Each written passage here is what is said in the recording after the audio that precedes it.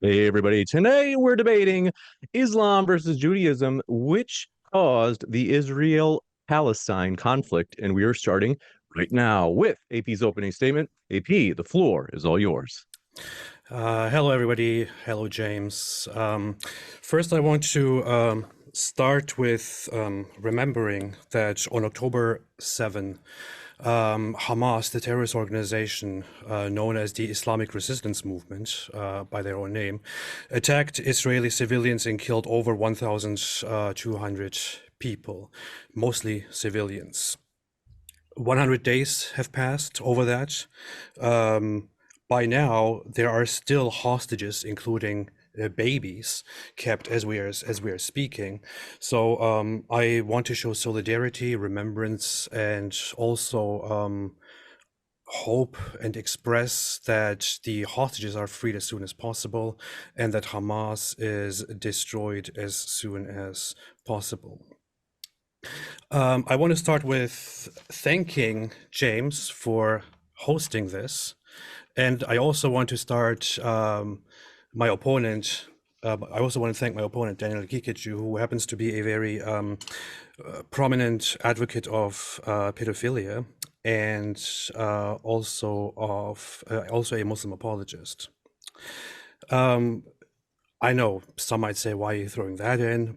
Isn't that kind of poisoning the well? But I have to say, it's not every time that you get to speak to somebody who says that a man might marry or can marry and have sex with a girl that is 7 years old, 6, 5, 4, 3, or possibly even under the circumstances, 11 months old.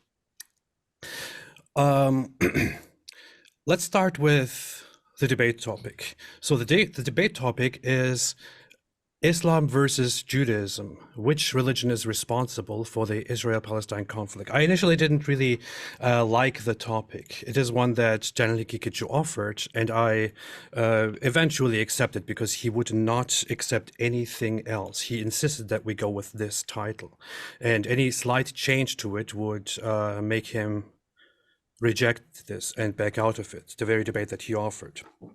Fine, I'm okay with that. Let's talk about Islam then. One side in this conflict, in the war that has been going on since October 7 now, is Hamas. The other side is Israel. Israel is a largely secular Jewish nation, country that is built on secular Jewish values, which makes very little reference to Judaism in its Declaration of Independence, in its basic laws, and even in the very foundation which forms modern Zionism, which is, for example, Theodor Herzl's article, Der Judenstaat, the Jewish state, or even his novel, which kind of puts it into a utopian, beautiful form, which is called The Old New Land. On the other hand, we have Hamas representing the Palestinians. Hamas is a terrorist organization that has engaged in suicide bombings, attacks on civilians deliberately, has justified those, and it is called the Islamic Resistance Movement. It is very clear from Hamas's own declarations, from its own covenant, its own charter, that its aim is to preserve and establish Islamic values and an Islamic state. In fact, Hamas leaders themselves make it very obvious that they want to establish Islam and lead with Islam. Sorry, I'm trying to share my screen here, but for some reason I don't get the right screen shared. It's kind of changed, isn't it? All right, here, okay.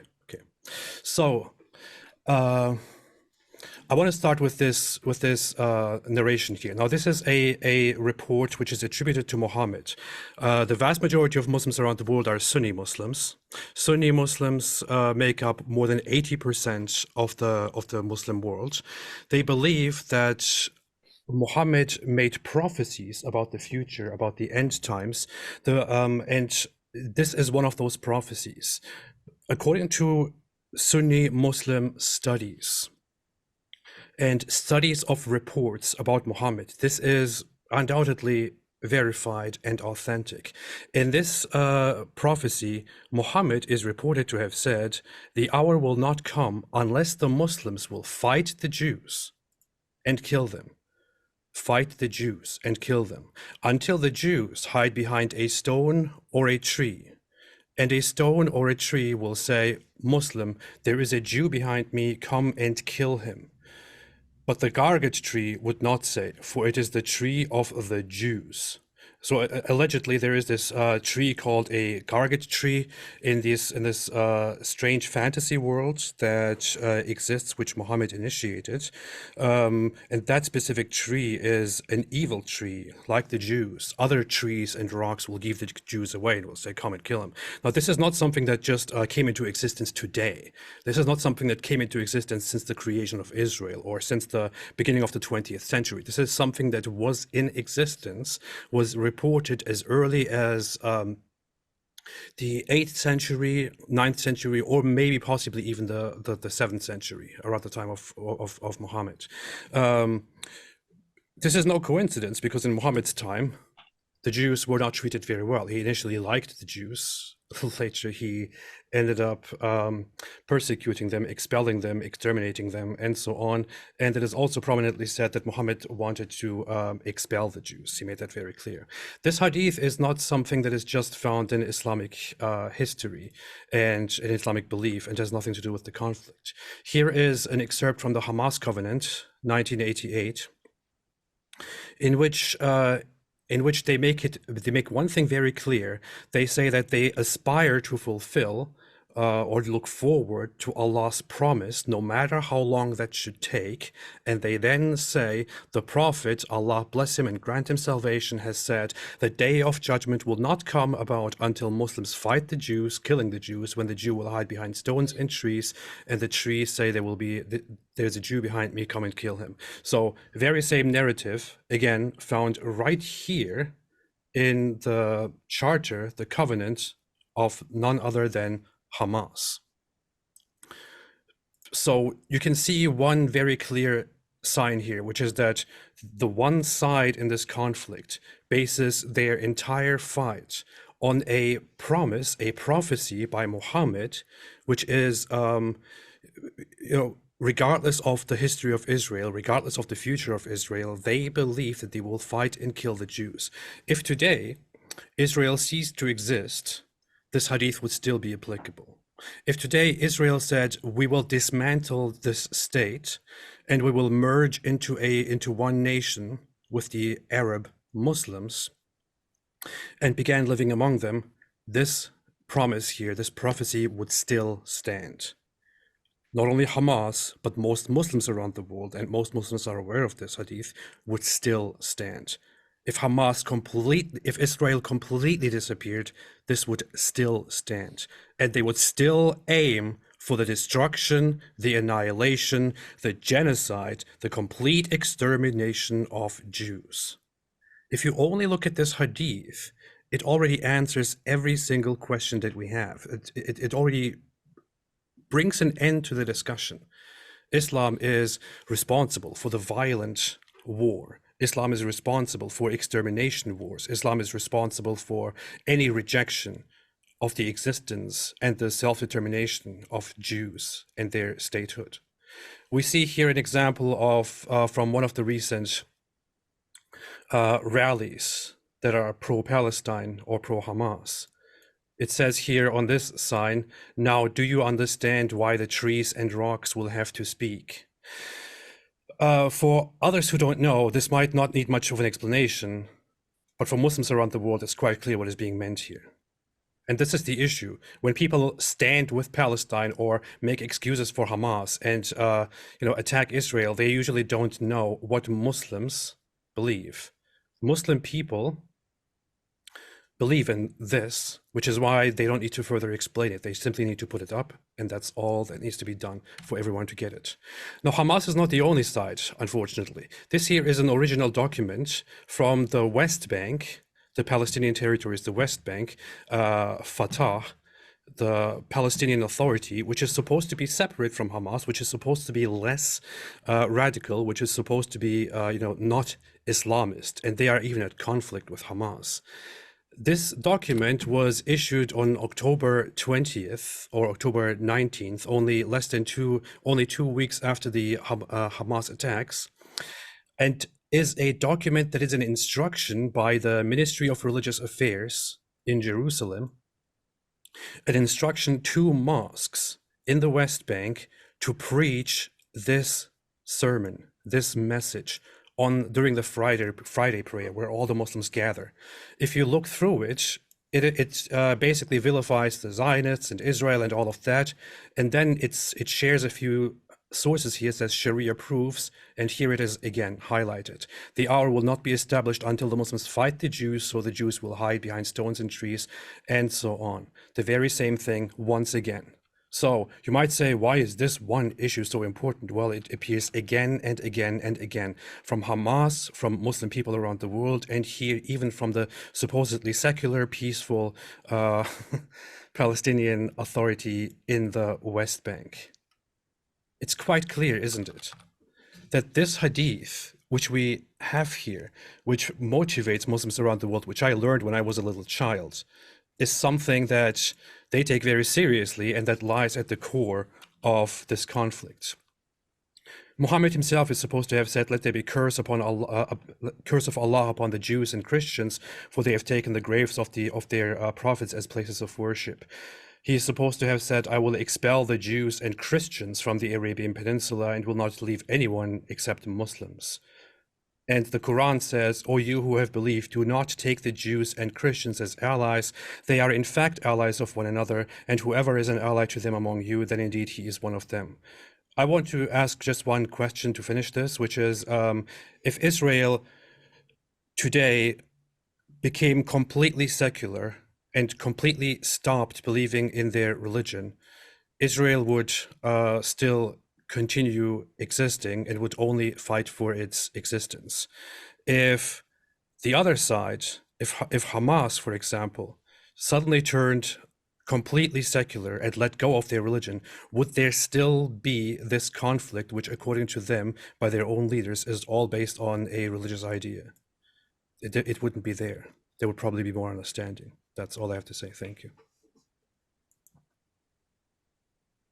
Thank you very much for that opening. We are going to kick it over to Daniel for his opening statement. But first, I want to say, folks, if it's your first time here at Modern Day Debate, I'm your host, James Coons. We are providing a neutral platform so that everybody can make their case on a level playing field. So if you haven't yet, hit that subscribe button as we have many more debates coming up. And with that, Daniel, thanks for being with us. The floor is all yours.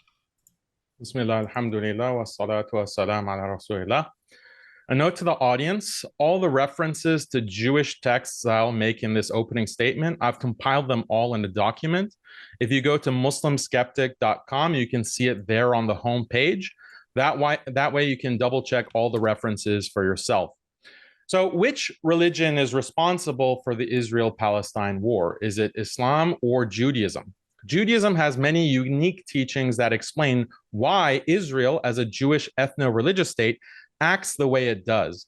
There are many Jewish teachings that we can discuss, but for the sake of time, let's just go over the three most racist, most genocidal, most disgusting teachings within the Jewish religion. First, Judaism teaches that Jews are a superior race and non-Jews are not even human. The basis of this is the Torah, Deuteronomy chapter 7, which says, "Ye shall destroy their altars and break down their images and cut down their groves and burn their graven images with fire. For thou art a holy people unto the Lord thy God. The Lord thy God hath chosen thee to be a special people unto himself above all people that are upon the face of the earth." The Talmud further teaches that non-Jews are not to be regarded as humans or treated as such. Only Jews are human. In the Babylonian Talmud, Bava Metzia 114b, we read, quote, "Jewish people are called man, but Gentiles are not called man." The Talmud also teaches that all non-Jews are akin to dangerous animals, or more specifically, snakes. Hence, all non-Jews should be killed. The Talmud states, "Kill the best of Gentiles, smash the head of the best of snakes. Other Jewish religious texts, like the Zohar and other Kabbalistic writings, hold that Jews are semi-divine, and in some cases can even be worshipped by non-Jews. More specifically, they have divine souls that are connected to God. By contrast, non-Jews lack souls connected to God. As a result, they're literally subhuman animals. The notion that non-Jews are animals is also reflected in Jewish law. For instance, if an adult male Jew rapes a non-Jewish girl as young as 3 years old, the girl is to be executed. This is because, according to Jewish law, when a Jew has sex with an animal, that animal must be put to death. Since the raped non-Jew child is like an animal, she is likewise put to death. This rule is mentioned in the Mishnah Torah by Maimonides, who's considered by Jews to be the greatest legal scholar of the Torah. Maimonides writes, if a Jewish male enters into relations with a Gentile woman, when he does so intentionally, she should be executed. She's executed because she caused a Jew to be involved in an unseemly transgression, as is the law with regard to an animal. This applies regardless of whether the Gentile woman was a minor of 3 years of age or an adult, whether she was single or married. It applies even if the Jew was a minor of 9 years old, she is executed, end quote. Teaching that non-Jews are animals and can be raped and discarded is the very definition of dehumanization, yet this is a core teaching of Judaism. Now, moving on to the second category, Judaism preaches a sacred system of racial apartheid law. Obviously, many religions, including Christianity and Islam, have rules which give preference to their own believers over non-believers. But Judaism takes this to an outrageous, almost comically evil degree. First of all, Judaism has a sacred command to kill all the world's idolaters and destroy all the world's religions. In the Mishnah Torah, Maimonides clearly and famously states that Jews have a religious obligation to wage war against idolaters across the world and kill them if they do not cease their idolatry. Maimonides writes, quote, we may not draw up a covenant with idolaters which will establish peace between them and us and yet allow them to worship idols, as Deuteronomy states. Do not establish a covenant with them. Rather, they must renounce their idol worship or be slain. It is forbidden to have mercy upon them, as Deuteronomy states. Do not be gracious to them. End quote. Modern rabbis teach this point as well. For example, in a viral video clip, Rabbi Yosef Mizrahi says that 2 billion Christians and 4 billion Chinese, Indians, and Japanese do not deserve to live because they are idol worshippers. So according to Judaism, idol worshippers do not deserve to live. But what about killing non-idol worshippers? According to Jewish law, it is sinful for a Jew to kill a non-Jew, but there is no legal penalty for directly killing non-Jews. Why? Because the Talmud says, kill the best of Gentiles, smash the head of the best of snakes. Jewish academic Israel Shahak describes this Jewish law in his book, Jewish History, Jewish Religion, The Weight of 3,000 Years. He says, quote, a Jew who murders a Gentile is guilty only of a sin against the laws of heaven, not punishable by a court. To cause indirectly the sin of a Gentile is no sin at all. One of the most important commentators on the Shulchan Aruch explains that when it comes to a Gentile, one must not lift one's hand to harm him, but one may harm him indirectly. For example, by removing a ladder after he has fallen into a crevice. There is no prohibition on that because it was done directly. It was not done directly. According to Jewish law, Jews are also allowed to steal from non-Jews if the Jews are in a position of power. Again, Shahak describes this. Quote, rabbinical authorities differ among themselves as to the precise details of the circumstances under which a Jew may rob a Gentile, but the whole debate is concerned only with the relative power of Jews and Gentiles rather than with universal considerations of justice and humanity. This may explain why so very few rabbis have protested against the robbery of Palestinian property in Israel. It was backed by overwhelming Jewish power, end quote. Shahak also explains how Jews are not allowed to give gifts to non-Jews. They can only give gifts to non-Jewish business partners as a sort of investment, but non-business gifts to non-Jews is prohibited. Jews are not allowed to give charity to non-Jewish beggars either. Jewish law says give charity only to Jewish beggars, but never give to non-Jewish beggars unless the non-Jews start getting suspicious, then it's allowed to order in order to protect Jews from backlash. Jewish law allows Jews to exploit non-Jews in business through usury, loan sharking, taking advantage of mistaken calculations, and price gouging. Many Jewish authorities, including Maimonides, teach that it is best not to charge fellow Jews interest on loans, but it's mandatory to charge as much interest as possible on loans to non-Jews. A similar double standard exists for fraud. Defrauding Jews is a grave violation in Jewish law, but defrauding non-Jews is permissible in many circumstances, as taught in the Talmud, the Mishnah Torah, and many other authoritative Jewish texts. Moving on to the third category, Jewish law sanctions violent conquest, genocide, and rape as a weapon of war. Traditional Judaism holds that there are two types of war: permitted wars, or milchamet reshut, or divinely commanded wars, milchamet mitzvah. In permitted wars, the Jewish ruler is permitted to conquer other peoples, take their lands, and enslave them. If he's able to, the Jewish ruler may conquer the entire world in this way. In divinely commanded wars, Jews are commanded to genocide particular peoples. They must intentionally kill them, including all men, women, children, and infants. This is religiously sanctioned genocide, and it's what we've seen throughout the history of the terror state of Israel up until today. Divinely commanded wars are of three types: wars of self-defense, wars of genocide, and global wars against idolatry. I've already mentioned the global wars against idolatry and the Jewish obligation to just genocide all idolaters of the world. Excuse me. In so-called wars of self-defense, these occur when Jews are attacked. In these wars, Jews are permitted to intentionally kill men, women, and children. Conventional rules of war found in other religions, like sparing women and children and the elderly, do not apply. In the third type of divinely commanded war, Jews are commanded to genocide particular peoples. They must intentionally kill them, including all men, women, and children. There are two groups of that Jews are commanded to genocide. The first group consists of the 7 nations inhabiting the land of Israel, as mentioned in the Torah. Jews are obligated to genocide this group so as to take their land. The second group Jews are commanded to genocide are Amalekites, or Amalek.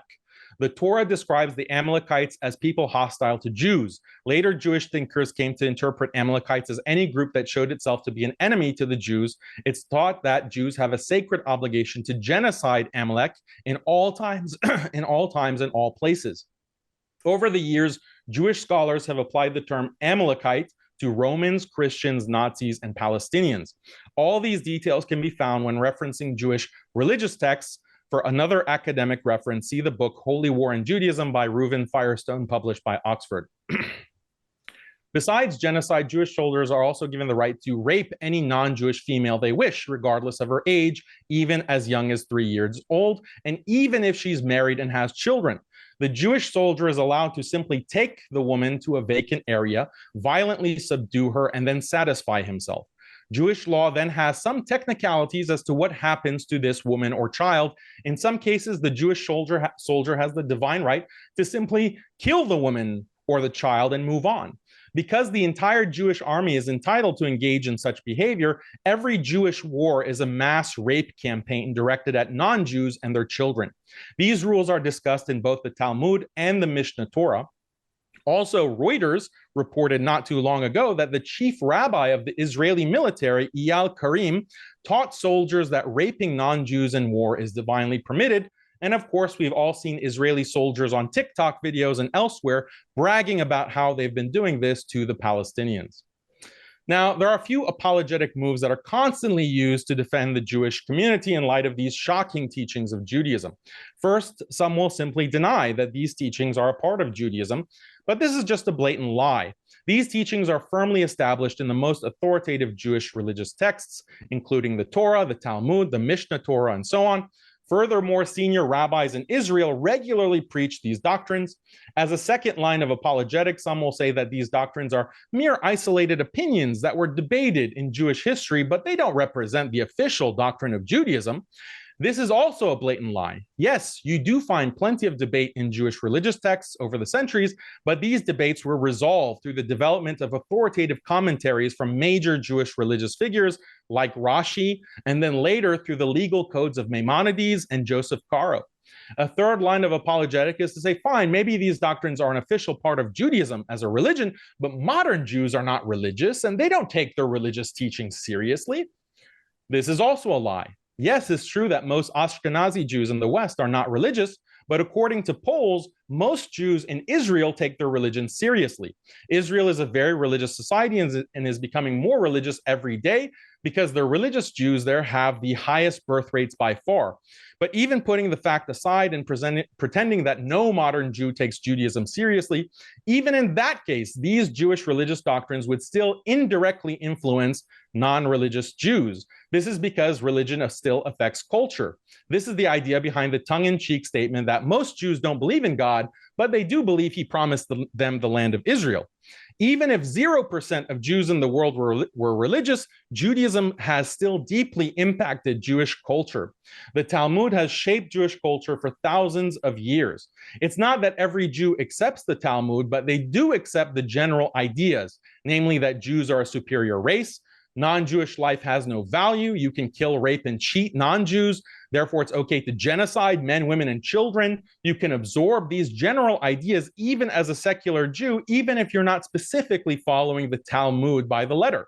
And this is why we see what we see in Palestine. This is why supposedly non-religious Jewish soldiers in Israel are right now engaging in genocide, mass rape, and some of the worst atrocities humanity has ever seen, atrocities and war crimes that are now being tried literally in The Hague. And polls show that most Jews in the US and Israel approve of the genocide, mass rape, and mass murder of children that's being perpetrated by the Israeli military. This is all due to Talmudic teachings that have deeply influenced Jewish culture.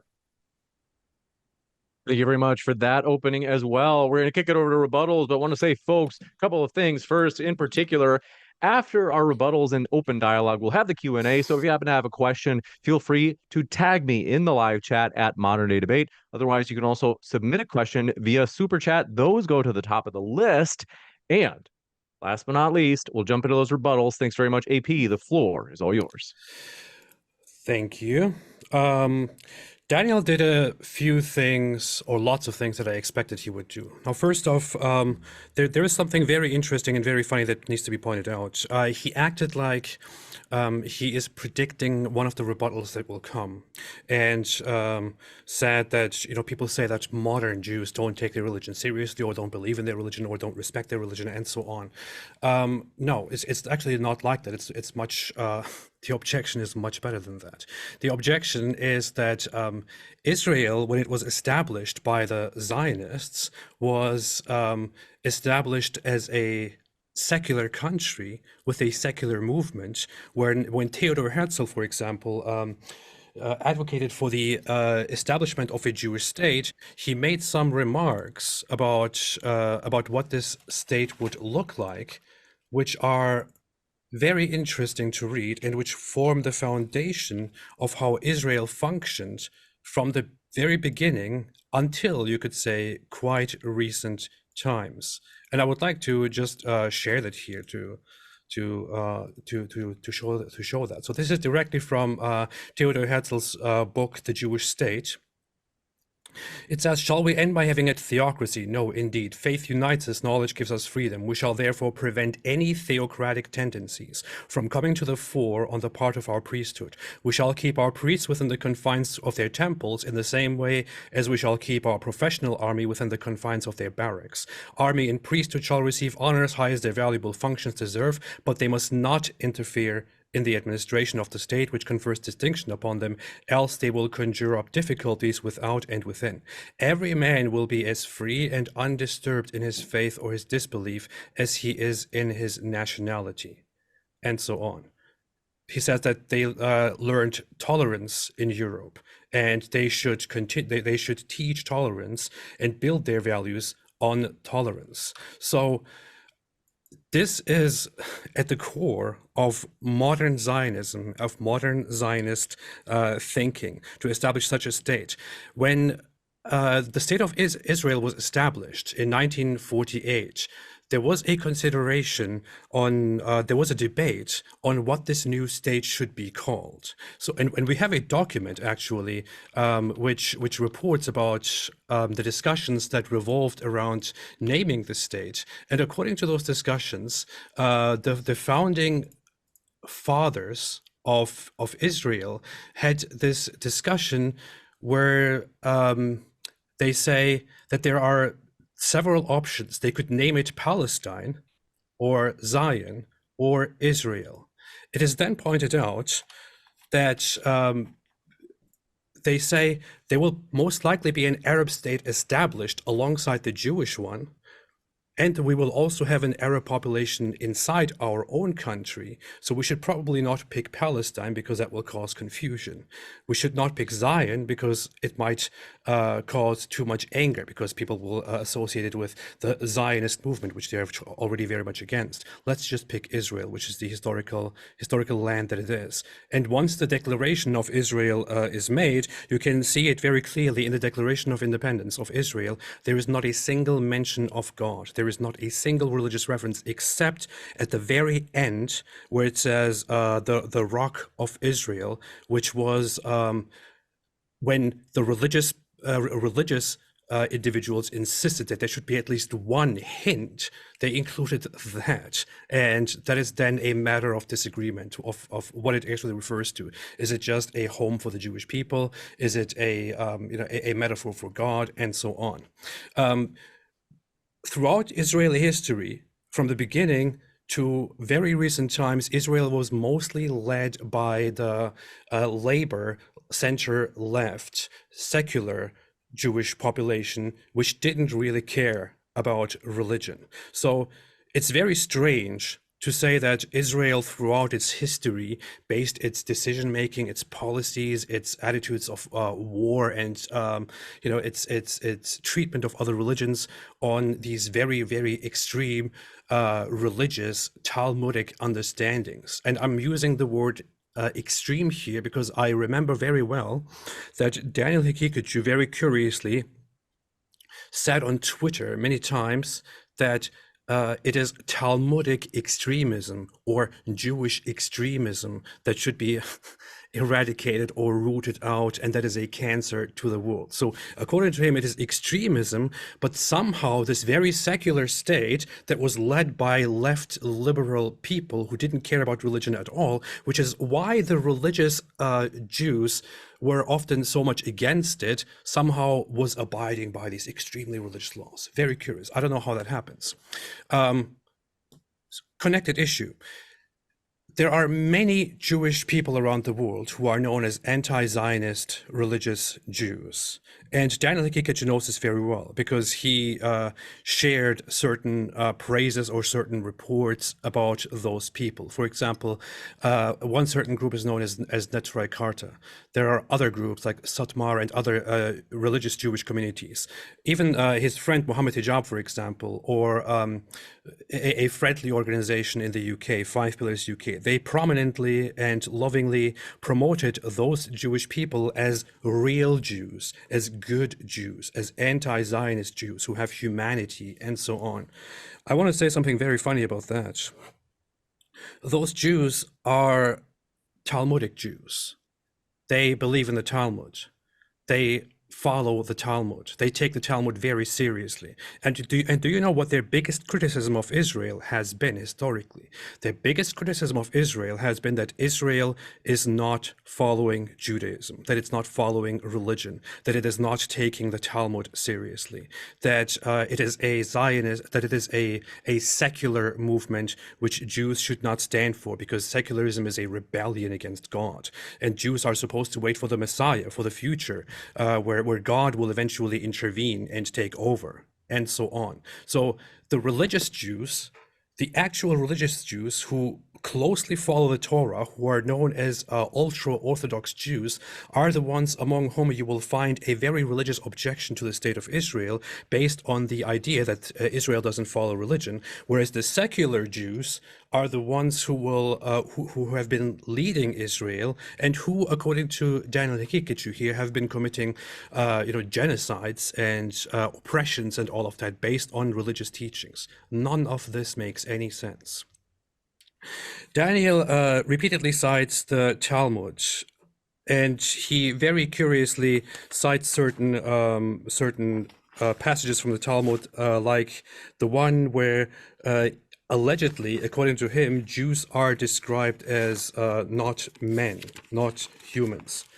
It's very, very interesting that Daniel Haqiqatjou would do something weird as this, because the passage in question there talks about burying people and visiting graves, and then references a certain biblical passage where then there is a discussion about whether Jews may, visit the grave at a certain time or not, and they reference the Bible where it says, "You, my people, are men," and they then say it seems to refer to Jews only, so they are the ones who are called men here, not non-Jews. So this ruling should probably not apply to non-Jews. So the entire passage is about semantics. It is not about whether Jews are humans or not, and non-Jews are humans or not. And any basic understanding of a simple text would give you that conclusion very easily. Any question directed at any rabbi in history will easily give you that conclusion. They will easily give you that response. In fact, you can find it everywhere.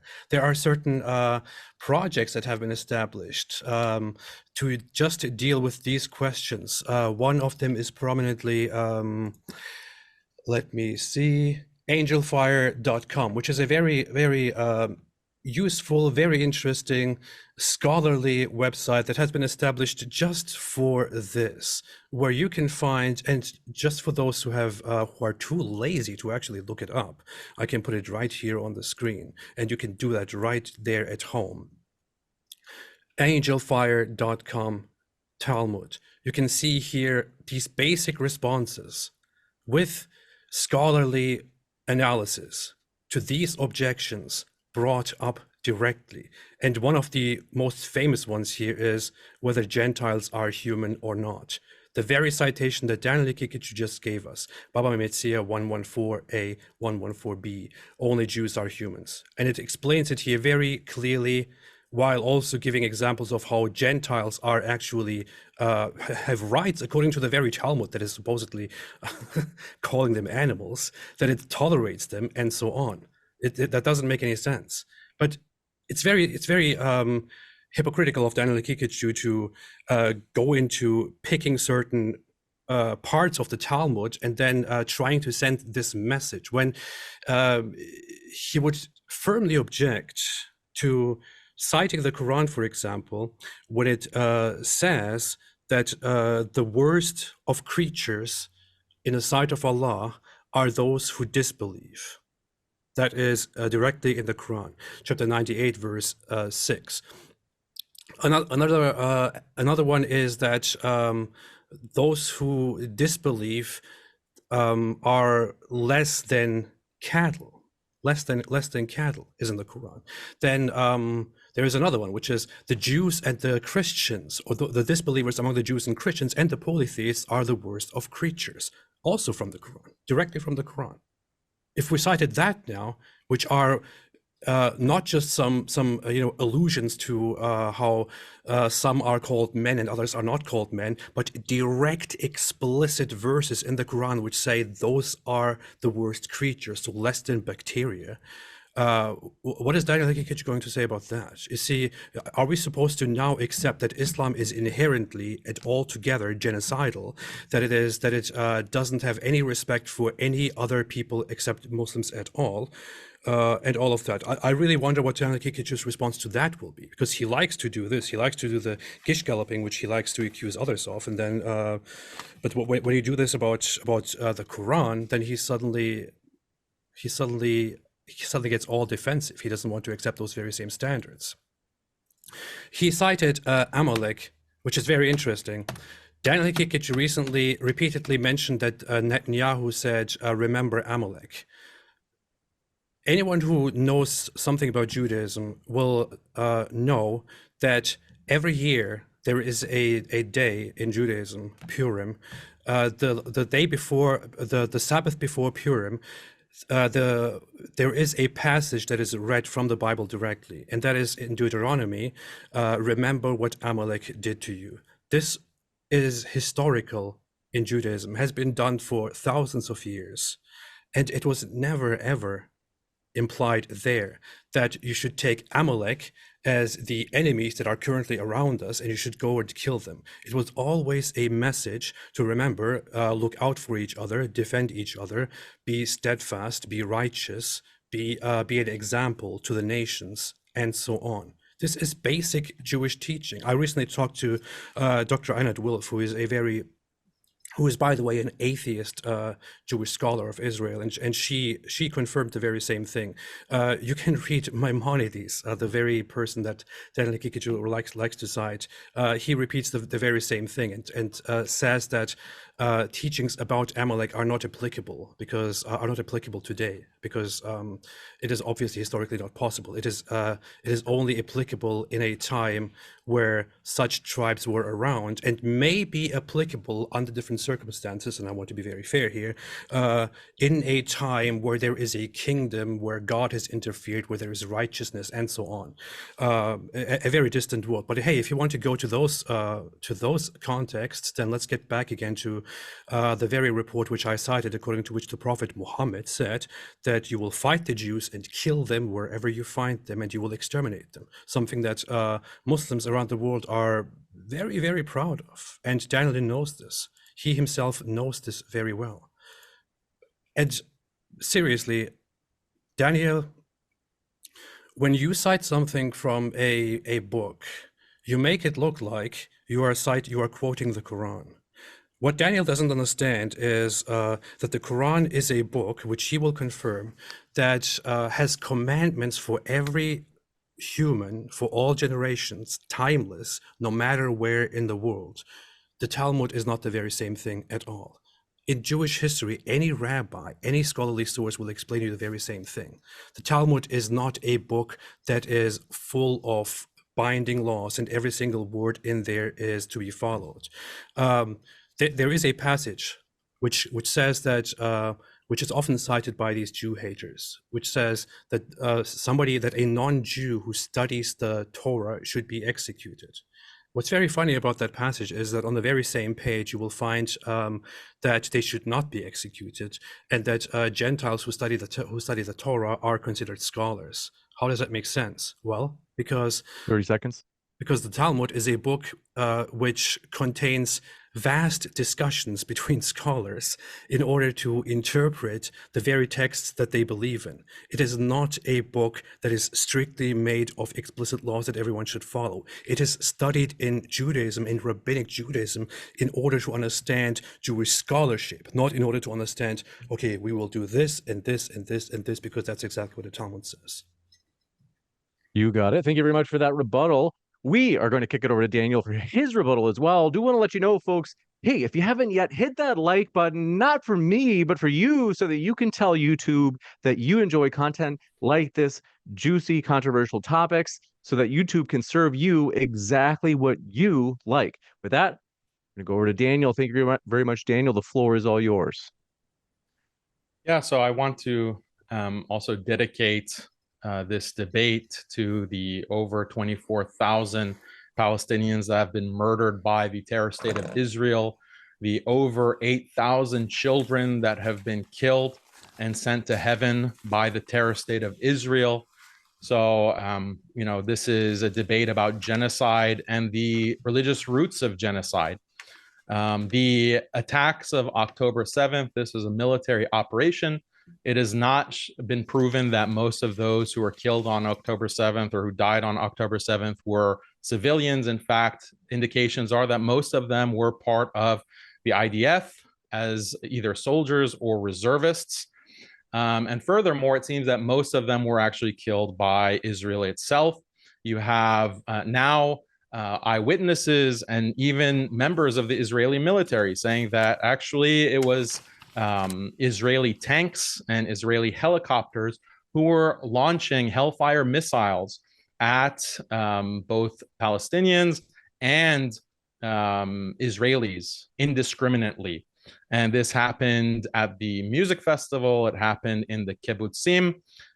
So many testimonies from Israeli witnesses themselves who are testifying to this and saying that Israel was operating. In fact, it was reported by Ynet, one of the biggest and most important sites from Israel, that the Hannibal directive was invoked by Israeli military personnel.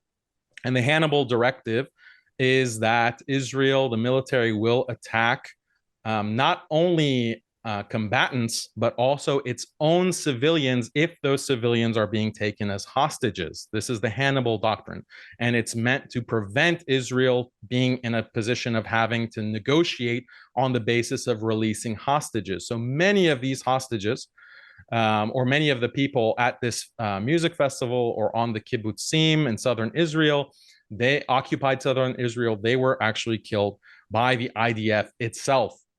And there are many reports that prove this, whereas reports that Palestinians were beheading 40 babies and were just mutilating pregnant women. None of this has been established by forensics. Even my debate opponent was one of the ones who spread this myth of 40 dead beheaded babies. Turned out to be complete atrocity propaganda, lies that the Israeli military and the Israeli state has been pushing. Now, to go to the arguments that my opponent made regarding the hadith, his entire argument about what's happening in Israel is on the basis of one hadith, and is the hadith regarding the gharqad tree.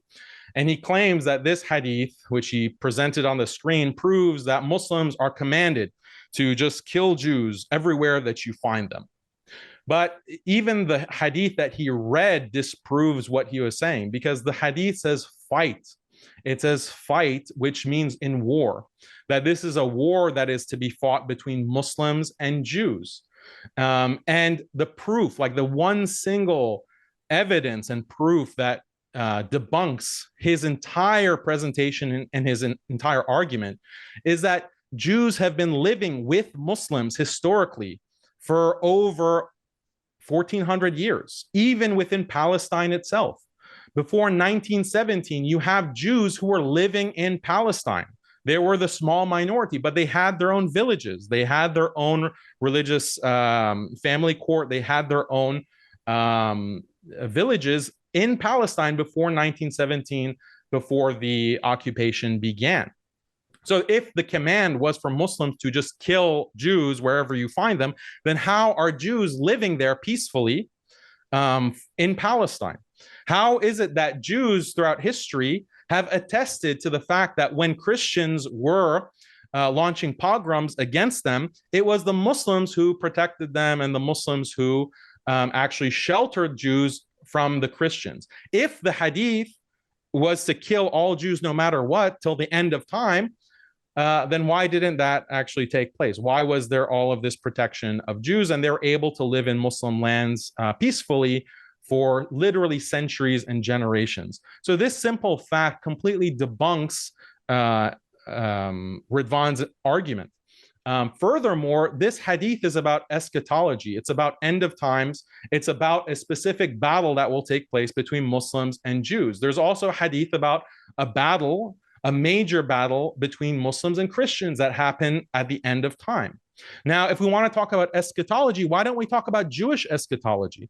Why don't we talk about how in the Mishnah Torah and the Talmud and other authoritative Jewish texts, the end of times comes with the Messiah, the Jewish Messiah, who comes to eradicate all religions, kill all idolaters, kill all Christians, basically, and force them to give up Christianity, destroys the Vatican, destroys every place of worship from other religions. This is within Jewish eschatology. And within the Talmud, we also read, and I'll give you the reference right now, that each Jew in the age to come will have 2,800 slaves, 2,800 non-Jewish slaves. This is what Judaism teaches about the end of times, and you can read that directly in the Talmud. And the reference is Shabbat 32b. Anyone who is vigilant in performing the mitzvah of ritual fringes merits that 2,800 slaves will serve him in the world to come. So these are texts that I wonder what Ridvan thinks about and whether he will condemn them or not, because in his rebuttal, he hasn't condemned any of these texts. He hasn't condemned any of these Jewish teachings, which I find very fascinating. Now, let me get to some of his other claims here. He made a claim about the Hamas charter. So let's read that. If you go to the Jewish Virtual Library, and I put a link, again, go to muslimskeptic.com, and you have on the homepage all of the references that I'm using. And I've linked the Hamas Covenant from the Jewish Virtual Library. And this is from 1988. And I'll quote in section F, followers of other religions, the Islamic resistance movement, meaning Hamas, is a humanistic movement. Article 31 says the Islamic resistance movement, meaning Hamas, is a humanistic movement. It takes care of human rights and is guided by Islamic tolerance when dealing with the followers of other religions. It does not antagonize any one of them, except if it's antagonized by it or stands in the way to hamper its moves and wastes its efforts. Under the wing of Islam, it's possible for the followers of the three religions, Islam, Christianity, and Judaism, to coexist in peace and quiet with each other. Peace and quiet would not be possible except under the wing of Islam. Past and present history are the best witness to that. It is the duty of the followers of other religions to stop disputing the sovereignty of Islam in this region, because the day these followers should take over, there will be nothing but carnage, displacement, and terror. So this is from Hamas. This is their 1988 covenant, their charter. You can go read it. Then they had another updated charter in 2017, a revised covenant. And it says here in the section, the Zionist Project, you can also find it in the Jewish Virtual Library.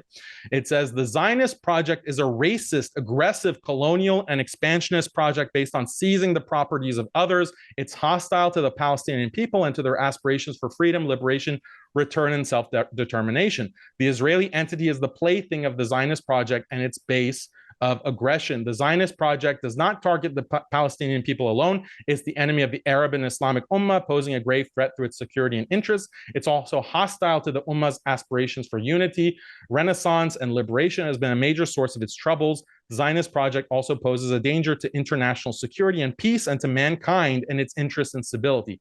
Hamas affirms that its conflict is with the Zionist Project, not with the Jews, because of their religion. Hamas does not wage a struggle against the Jews because they're Jewish, but wages a struggle against the Zionists who occupy Palestine. Yet it is the Zionists who constantly identify Judaism and the Jews with their own colonial project and illegal entity. Hamas rejects the persecution of any human being or the undermining of his or her rights on nationalist, religious, or sectarian grounds. Hamas is of the view that the Jewish problem, anti-Semitism, and the persecution of the Jews are phenomena fundamentally linked to European history and not to the history of the Arabs and the Muslims or their heritage. The Zionist movement, which was able with the help of Western powers to occupy Palestine, is the most dangerous form of settlement occupation, which has already disappeared from much of the world and must disappear from Palestine. So this is what the actual Hamas charter says. So quite different from the Hasbara propaganda that my opponent recited for you. He also mentioned that Israel was originally secular in nature, but this is contradictory by Theodore Herzl and other founders of the Israeli state, like Ben-Gurion, who explicitly wanted to establish a Jewish state, a Jewish ethno-state. How can you be an unbiased state, an unbiased secular state, if you are going to be designed as a Jewish ethno-state? This makes no sense. And when you actually look at the laws that are on the books within Israel, the apartheid is clear that no, it is not a secular state in the sense that all religion and all races are equal. No, in fact, there's a preference given to Jews, Jewish Israelis. If you're Arab, if you're Palestinian, if you're non-Jewish, then you are discriminated against in this massive apartheid state. And there are reports that we can look at with Human Rights Watch, with Amnesty International. Even former President Jimmy Carter has described Israel as the apartheid state and written a book about it. So the objections or rebuttal of Ridvan are exactly as expected. He is claiming that Jews are not really religious, they're secular. This is an objection that my opening statement anticipated. It's not just if Jewish people say, I'm religious Jew, it's about the culture, the influence of the Talmud on the culture of Jews in Israel and outside of Israel. He also mentioned anti-Zionist Jews. So this is like a small marginal percentage. Only 5% of Jews are anti-Zionist. The vast majority of Jews support Israel, and they support Jewish dominance in Israel as an ethno-state. He mentions an angel fire site or whatever that is. That's just an apologetic site. You have so many sites that say, oh, Islam is peace. There's no such thing as jihad in Islam, and all of these apologetics. And I, as an objective person, will point out, and I have pointed out in my debates, that these are just apologetics that are not authentic to the actual religious teachings. Jews and Christians have analogs of this as well, and they have websites. And this is what the opponent, Ridvan, is pointing to. So what? You know, he doesn't accept if someone comes and debates him and says, oh, Islam is peace. He doesn't just accept that. He says, oh, this is apologetics. Let's look at the hadith. Let's look at the Quran. I'm doing the same thing. I'm saying these sites are just pure apologetics. When we actually look at the texts, we can see exactly the claims that I'm making about Judaism's racism, superiority complex, etc. It's violence, rape as a weapon of war. I didn't cite one text. So my opponent says that, well, this one Talmudic passage about non-Jews not being human, oh, you're reading this out of context. Really? It's not just one passage in the Talmud, it's multiple passages. What about the passage in the Jerusalem Talmud about kill even the best of Gentiles? You didn't address that. Comparing Gentiles to snakes, kill the best of snakes. You didn't address that. What's the context there? What about killing a non-Jew who has been raped, a 3-year-old non-Jew? I referenced the Mishnah Torah. I referenced the Shulchan Aruch. I mentioned all of these authoritative religious texts. You haven't addressed any of them. The fact this idea of racial superiority is not limited to one passage of the Talmud. It's an overall concept that is repeated by many rabbis, many religious authorities, past and present. A little hand wave and, oh, this is out of context. That's really weak. That's really weak. You got it. The Mishnah Torah says that the authoritative rule is that a non-Jew who studies the Talmud is to be killed. So just to correct one of the things that my opponent mentioned, also to correct one thing that he mentioned, he said Amalek is something that is not actually relevant. Yes, it is. When Benjamin Netanyahu references Amalek and says, don't forget Amalek in reference to the Palestinians, it is relevant. It is relevant. When members of the Israeli Knesset, when members of the IDF are singing about the only mitzvah that we will follow is the mitzvah to kill Amalek, they're singing this like on TikTok, IDF soldiers are singing this, that means that is relevant. Also, your claims about me supporting pedophilia, this is garbage. This is, if you want to look at pedophilia, look at what the Talmud says about marriage to a 3-year-old, including sexual intercourse. And I cited some of that. We can cite that more of those passages in the open dialogue, but that you have completely misrepresented my views, but we can talk about more in the open dialogue. We'll jump into the open dialogue. Just a couple of quick housekeeping things. Folks, if you didn't notice, at the top of the chat is a poll. What is at the cause of the Israel-Palestine conflict? It's already got 1,300 votes. So if you haven't yet, The options are Islam, Judaism, neither, or both. So do check out that poll that's here at the Modern Day Debate live chat here on YouTube, and you can put your vote in there. We're going to jump into the open dialogue. I got to say, gentlemen, if you could do me a favor, the biggest thing is you just want to make sure you have equal time and that there's minimal interrupting. A little bit, we can let it slide. We don't want to be too structured, but at the same time, if I have to, I got to jump in and put us into 1 or 2 minute segment responses. So if we want to keep that more organic discussion, please do me a favor. Work with me here. All right, gentlemen, thanks so much. The floor is all yours. So I want to just clarify with Ridwan. Do you condemn these teachings of Judaism? Do you condemn them? Like, are we on the same page? Do you condemn those teachings of the Torah? You just finished your rebuttal. It would be probably, nice. It's open dialogue. We can, both of us can talk. Do you condemn? I know. Do you condemn the teaching? Do you condemn those teachings? It's a simple question. It's a simple question. Do you condemn what the Talmud says about non-Jews? Do you condemn the raping of 3-year-olds? It doesn't say rape 3-year-olds. Yes, it does. You want me to read the Mishnah Torah again? This is not a cross-examination section.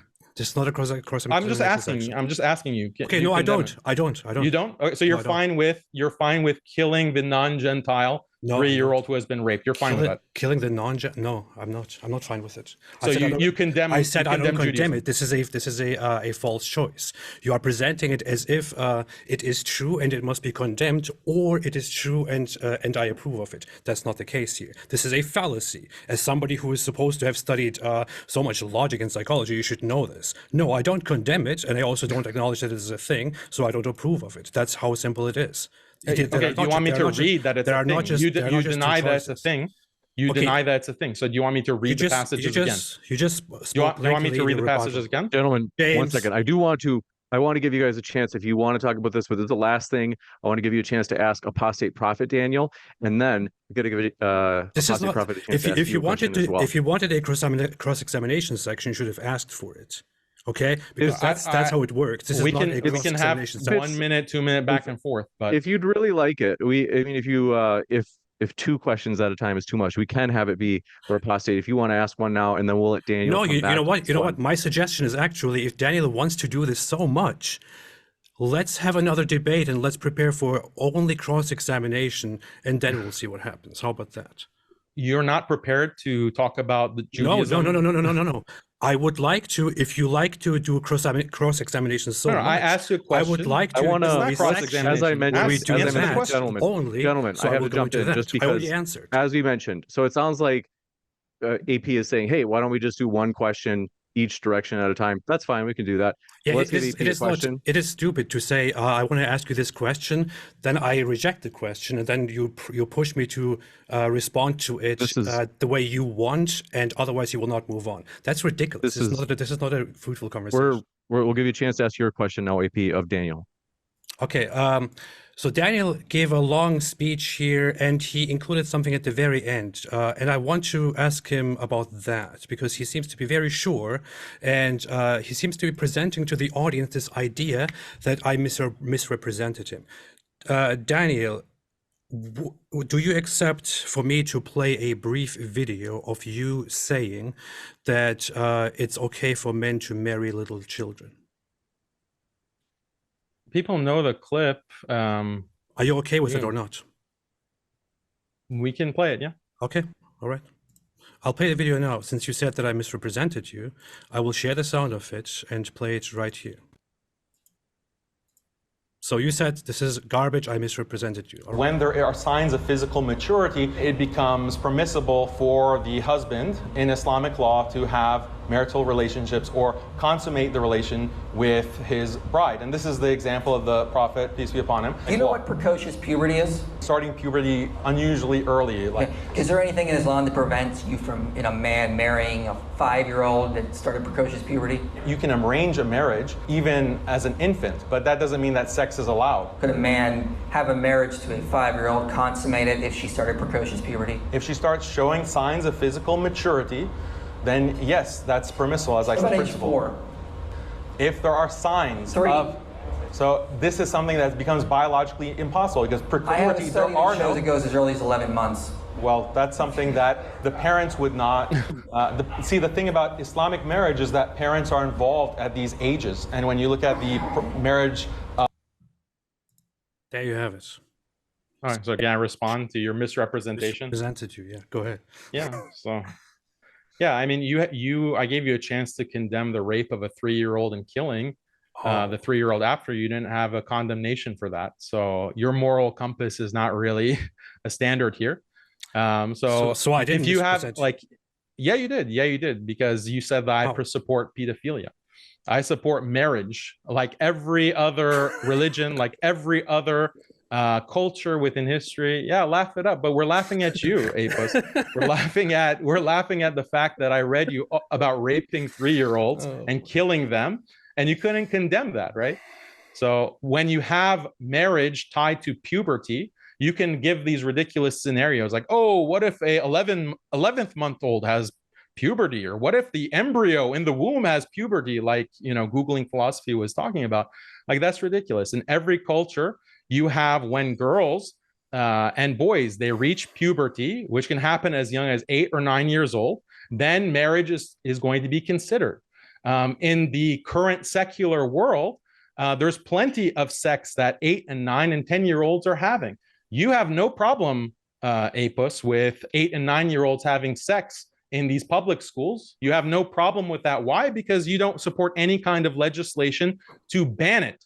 So that kind of sex is happening because it's natural when you reach puberty to start desiring for that kind of behavior. Islam and traditional religions regulate that, including Judaism. Judaism doesn't have like an anti-minor marriage stance. It's actually the most extreme in allowing marriage to happen and sex to happen without any regard to puberty.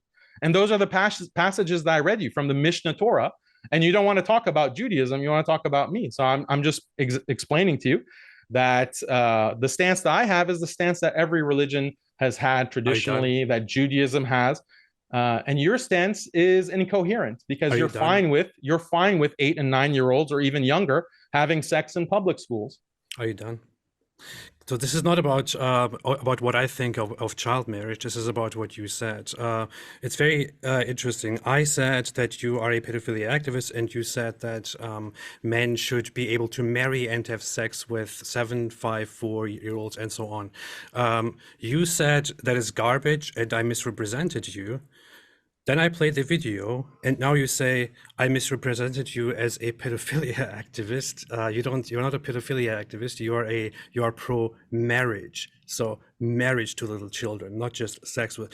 That doesn't even make any sense. And I even explicitly said you allow, or you think it's okay for men to marry and have sex with little children. So here is just a clear example of that. This is not about the discussion on pedophilia. This is there's a hypothetical presented. There's a hypothetical presented. Stop interrupting me. I just let you speak. I said hypothetical. That's the misrepresentation. Okay, hypothetically having sex with 4-year-old children. Good, fantastic. Thank you. Wow. Who have reached puberty, which is a physical impossibility. Yeah. What's your point?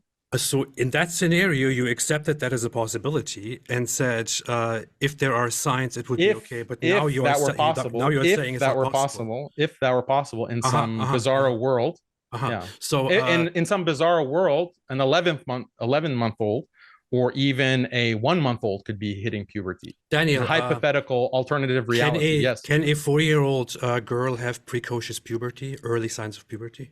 I don't know of any cases of that. You confirmed it right there in your debate with Inspiring Philosophy. No, I confirmed precocious puberty.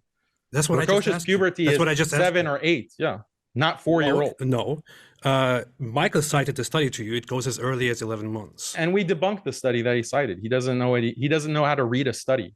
So we had a medical doctor sit and debunk his nonsense. Daniel, I don't want to go too far. This just is because like the topic that I promised everybody today is on the war in particular. So I do want to redirect us back. I mean, everybody has seen what Daniel denies, and then we can clearly see him saying that. Well, we just saw you deny the rape of a 3-year-old in the Mishnah Torah. We have to go back, gentlemen. I hate to do this, but no, we're talking about Judaism. This is the law within Judaism, and it's tied to what the IDF is doing in Palestine right now. They're raping children. Do you have evidence of them raping children? Yeah, their own statements. This own statement of the IDF making TikTok videos, soldiers saying that, yeah, I raped a 14-year-old and killed her, you know. Do you have so happy about that. Do you have evidence of the IDF raping children? Can you provide evidence of the IDF their raping statements, children? yeah, their own testimony. Their own testimony. Where do you have? Can you present the evidence? I don't have the screen share. Good. Okay, fantastic. Yeah, but we can. People will post the TikTok. I retweeted it. I thought so. Yeah. You said that I shared. You said my opponent shared the propaganda of 40 beheaded babies. Can you show me where exactly, or can you tell me where exactly and when exactly I said that Hamas beheaded 40 babies? Yeah, happy to share that with you right now. Okay, go ahead. Give me 1 second.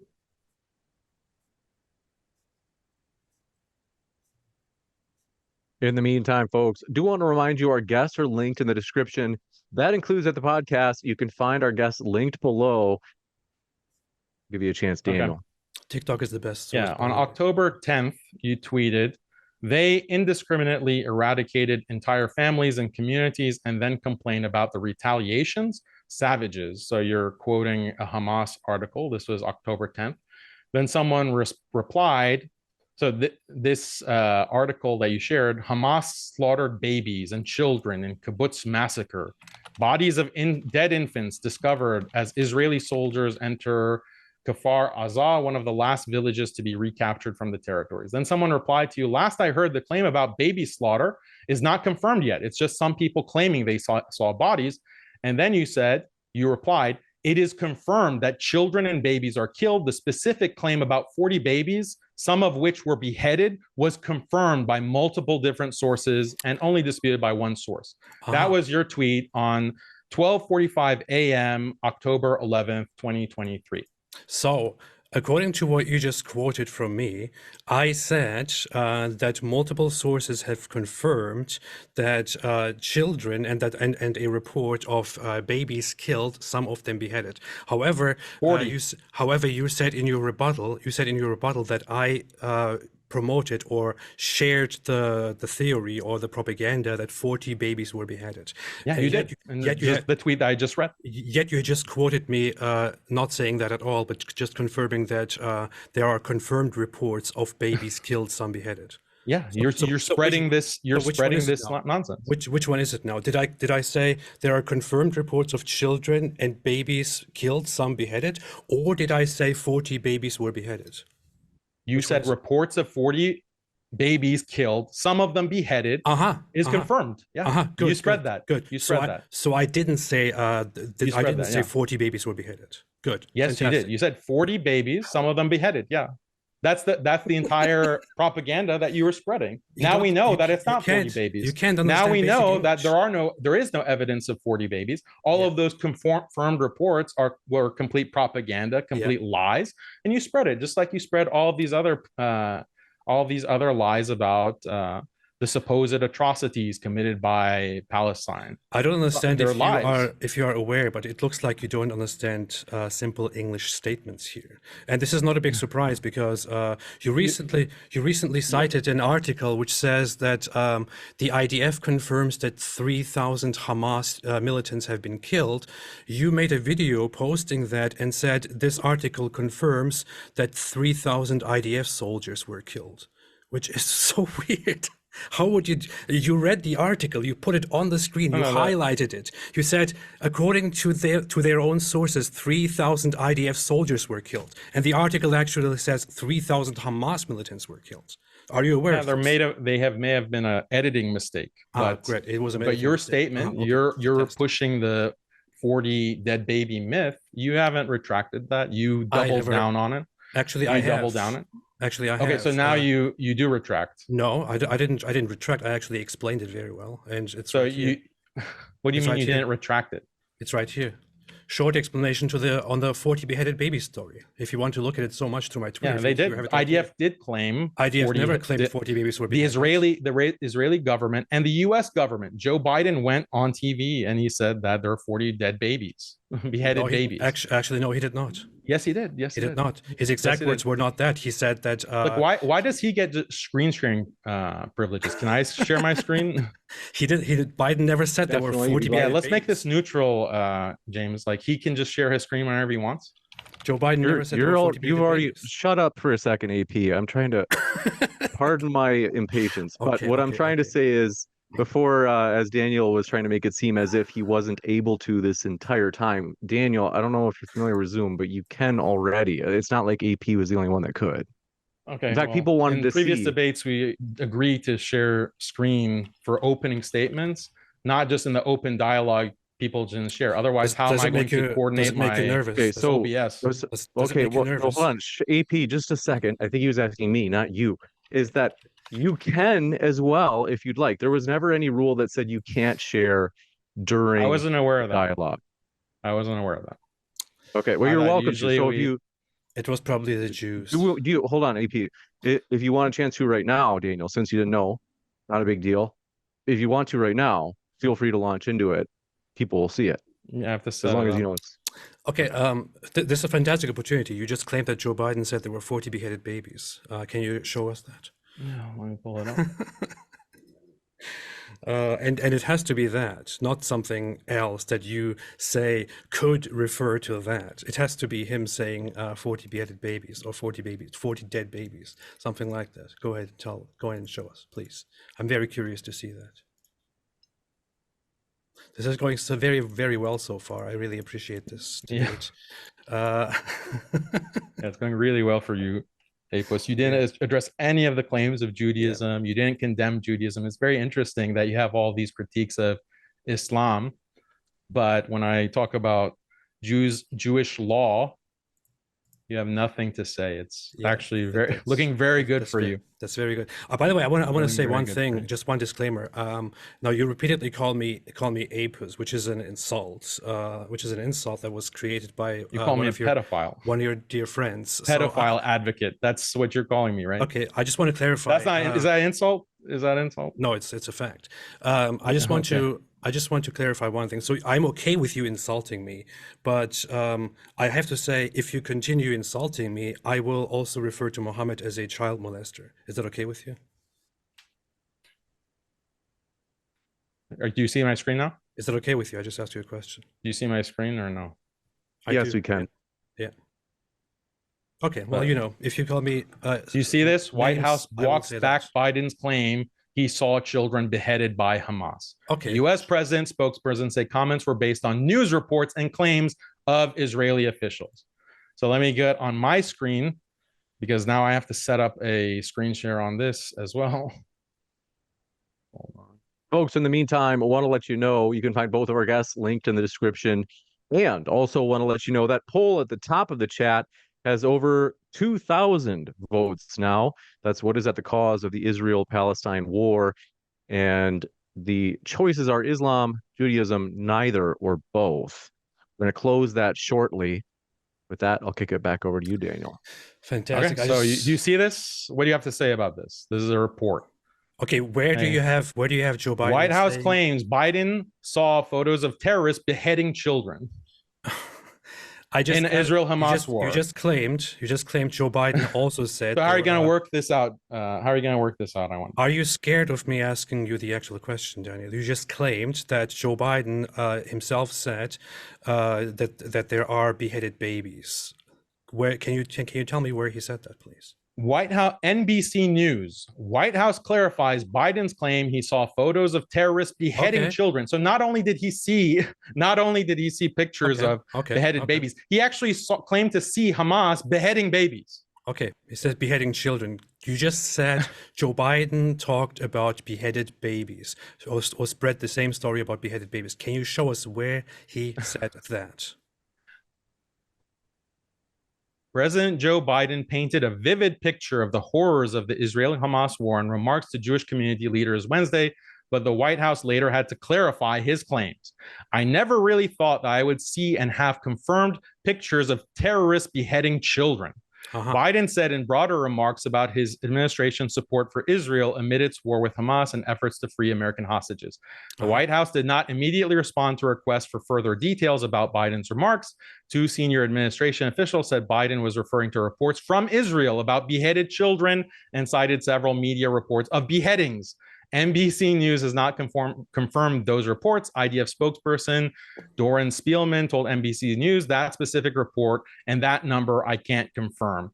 And a spokesperson for Netanyahu said Wednesday that toddlers and babies were found in Kfar Aza, a kibbutz in southern Israel, with their heads decapitated after Hamas's attack over the weekend. But where are the 40 babies? So where did Joe Biden say that he said that he saw babies? Beheaded children? So your entire rebuttal to this is that no, he said children. He didn't say babies.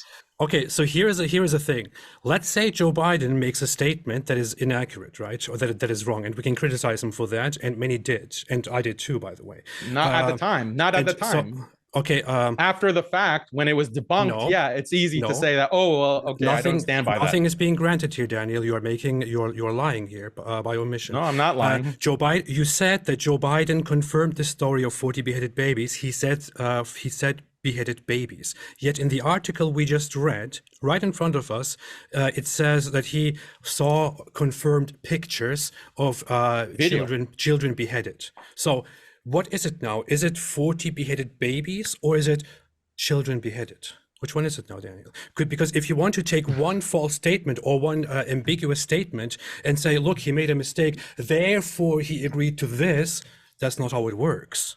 That's not how anything works. Yeah, you're right. You got me. I said yes, I did. I said babies instead of children. Yeah, yes, it was great. I did. Really big own there. It was a gotcha moment. Thank you for the demonstration. I indeed got you. Yeah. You further claimed that the IDF, that most of the civilians that died in Israel were killed by the IDF, didn't you? I said there are some reports that a lot of the ones who are killed in Israel were killed by the IDF. You want me to pull up those reports? I'm pretty sure you said mostly killed by the IDF. Let's pull up the sources. Do you not stand by that now, or what? Yeah, let's pull up the sources so I can. Can you tell us which source that is? Yeah, I'm gonna pull it. Hold on. Is it going to be Electronic Intifada? No, it's gonna be Ynet. Hoods News. Are you aware of Ynet? Yes, I am. Does it say that most is that Hamas source too? No. Is that Hamas source or not? No. Does it say most civilians were killed by IDF? Let's open the source. Okay. And read it. Okay, go ahead.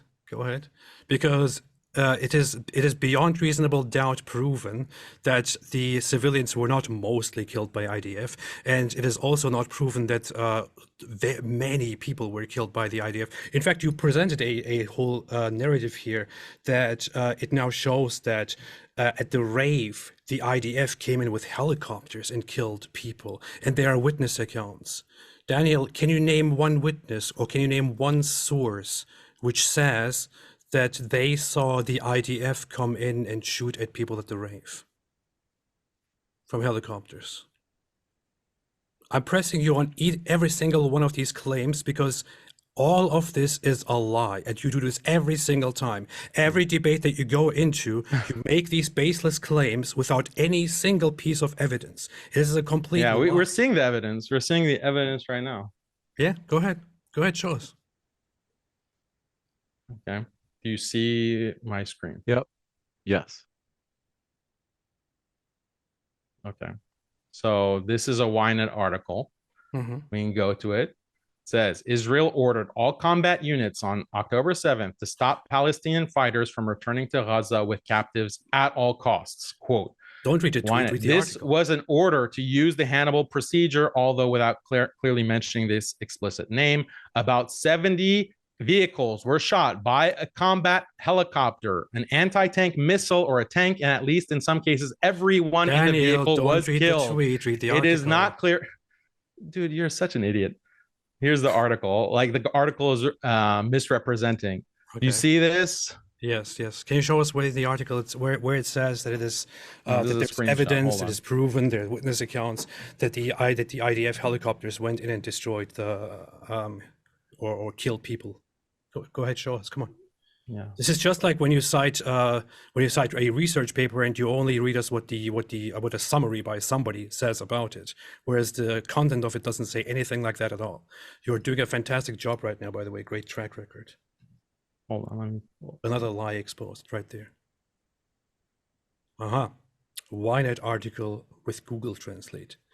Let's see what it says. You know Hebrew? You want to read the Hebrew? No. Let's go ahead and see what it says. You never really read this, did you? On the morning of October 7th, several impressive episodes of heroism and sacrifice were reported in the history of the country, but also a long series of failures, malfunctions, and chaos in the army. The 7 days investigation that will be published tomorrow outlines the first hours of Black Sabbath, a command system that failed almost completely and was completely blinded. Fighters who, due to a lack of communication, had to direct aid from the air using the cell phone. Marines who brought fighters into battle with weapons without intentions or ceramic vests. Old and unadapted orders that are pasted by copy, paste, and sent to the field, blah, blah, blah. All right. Where is it? Come on, Daniel. Come on. You made a big claim. Show us. Where is it? Where is the evidence? Go ahead, show us. One of the revelations revealed, just hold on, clown. One of the revelations revealed in the investigation is that at midnight on October 7th, the IDF ordered all of its combat units in practice to use the Hannibal procedure. Although without clearly mentioning this explicit name, the order was to stop at all costs, quote, any attempt by Hamas terrorists to return to Gaza. That is despite the fear that some of them have abductees. It is estimated that about 1,000 terrorists and infiltrators were killed in the area between the Otaf settlements and the Gaza Strip. It's not clear at this time how many abductees were killed due to the activation of this command. So they're not clear on how many abductees. And this was like a month after. This article is from what date? Do you know what this is talking about, Daniel? Yeah, it's talking about the Hannibal directive, which is the directive within the IDF to kill so you just told us any that, potential terrorists and Israeli captives indiscriminately. That's the Hannibal directive. Okay. You want us to look that up as well? Can you show us where in this article it mentions that this was at the Nova Festival? That was the question, because that was the claim. Come on. It's talking about October 7th, so it's not limited to the Nova Festival. Where does it mention the Nova Festival? That was your claim. No, I said on October 7th. You said Nova Festival. It's not just, I said the Nova Festival and the kibbutzim. Do you know what kibbutz is? Yes, I actually do know. Okay, do you know? Well, I mentioned both of them, didn't I? And I didn't say that this source is saying only the Nova Festival. So you do not. So you don't agree. Your line of questioning. So you don't agree. I've established everything that you asked me to establish. Daniel. So now it's my turn to ask. Do you know what this article is? Do you know what this article is? Yeah, we read it. We read it clearly. The article is talking about vehicles that passed the border and went into the Gaza Strip. Yeah, that's where the conflict was. That's where the casualties supposedly happened. On the border. Yeah. It's talking about on the border. Where do you think? Hold on one second. Hold on one second. To prevent them from coming back. You have no idea what you're reading. Yeah. We just read it. We just read it. Or I should say your passion. So what I have to do is really quick. I just want to jump in just to be sure, because there's so much speaking over here that I just want to be sure that everybody's able to hear both of you one at a time, though. So go ahead. I think that you were saying, Apostate Prophet, that there was something going on in the article, and then I think something to the effect of, Daniel, you were saying just at the border. I want to give you guys a chance. First, AP, if I got that right, and then we'll go to Daniel. Yeah, his claim was that it is confirmed that helicopters came in and killed people at the Nova Festival. No such evidence exists. It's nowhere. The article is talking about how Israel attacked vehicles which crossed the border. It says very clearly there to prevent them from coming back, where excessive force may have been used, which may imply the Hannibal directive. It never says that was actually the order given. So fantastic. The article says Daniel. Explicitly that the order was given. The Hannibal directive was given. That's what we just read. Everyone saw it on the screen. We just read it there. It's saying that it is implied, although it wasn't explicitly mentioned. This is like the most pro-Israel website, and it's saying that this is the directive that was given. The actual directive is to kill any potential captives. So they fired indiscriminately and they blew away 70 vehicles. And they're not sure how many actually had Hamas and how many actually had Israelis. The article said that we just read. And where did they do that? Were they shooting inside Israel or southern Israel, where all of October 7th, all the attack happened in southern Israel? It was at the festival. It was at the kibbutzim. You're like this type of trying to exonerate the IDF on the basis of these technicalities. You know, I commend you on that. That's a very Israeli tactic, but it's also ridiculous. Like, people are seeing the article right there. Yeah. Look at this article, another article. Yeah, another article here. By the way, to clarify this, the Hannibal Directive doesn't exist anymore. It was a directive in the past, which is then why did they invoke it? Why does this article from a month ago talk about it? Which is why the article that we just read, which Daniel Haqiqatjou himself put on, directly says that an order was given which is, implies the Hannibal Directive. It never says that the Hannibal Directive was specifically ordered, because it can't be ordered because it is no longer officially a thing. So the same thing that was applied. The article is meant. What is the Hannibal Directive? The article is about. What does the article mean? What does the article mean that it was implied?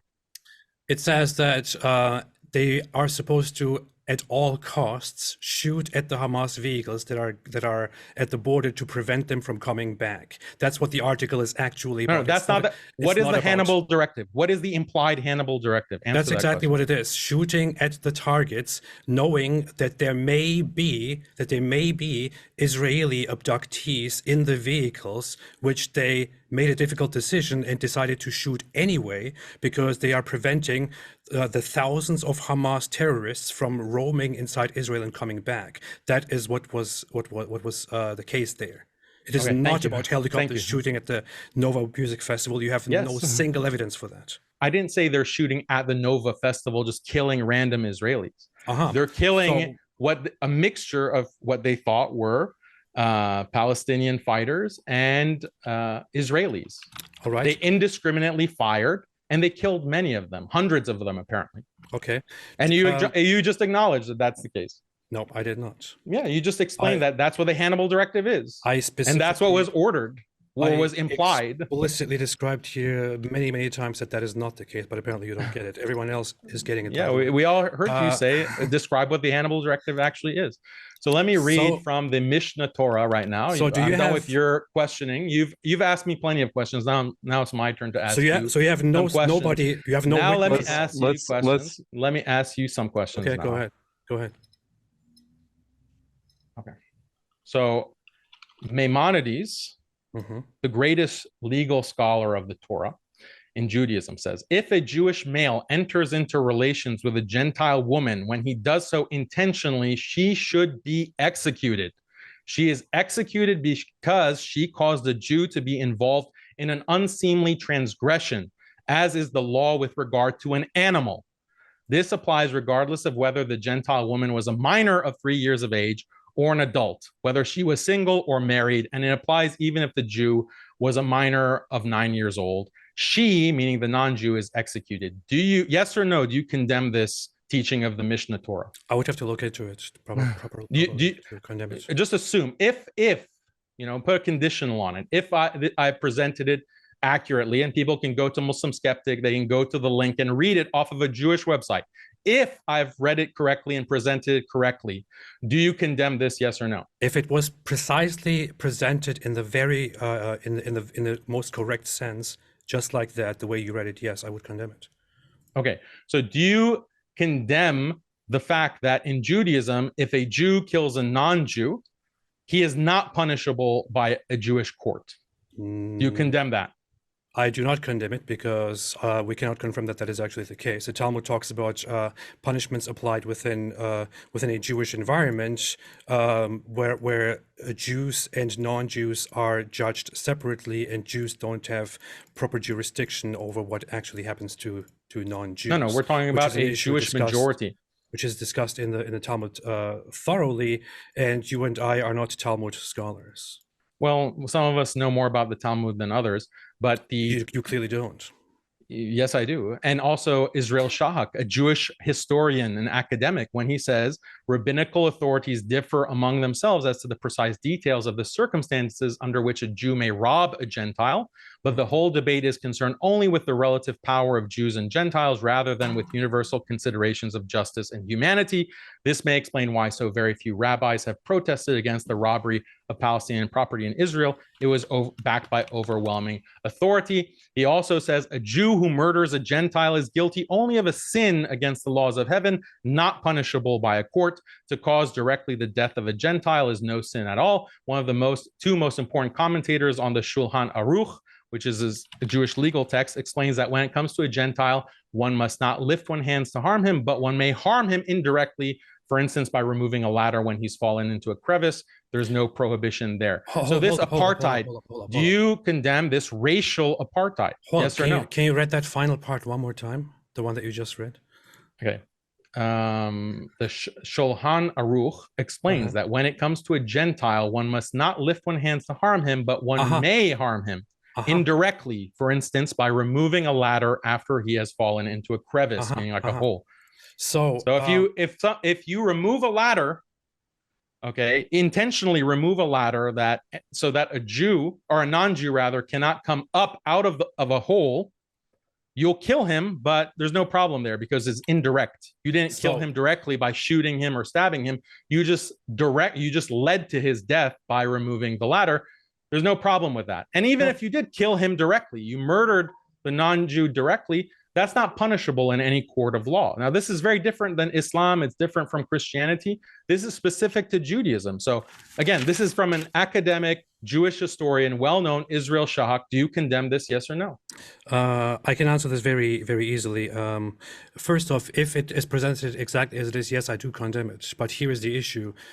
You just read us a passage from a Jewish text, 16th century, by the way, on Jewish law, which says clearly that you may not directly lift your hand and cause harm on Gentiles, but you may do it indirectly, while at the same time during this whole debate, you are saying that they are following their Talmud by going after, Palestinians or non-Jews and directly targeting and massacring them.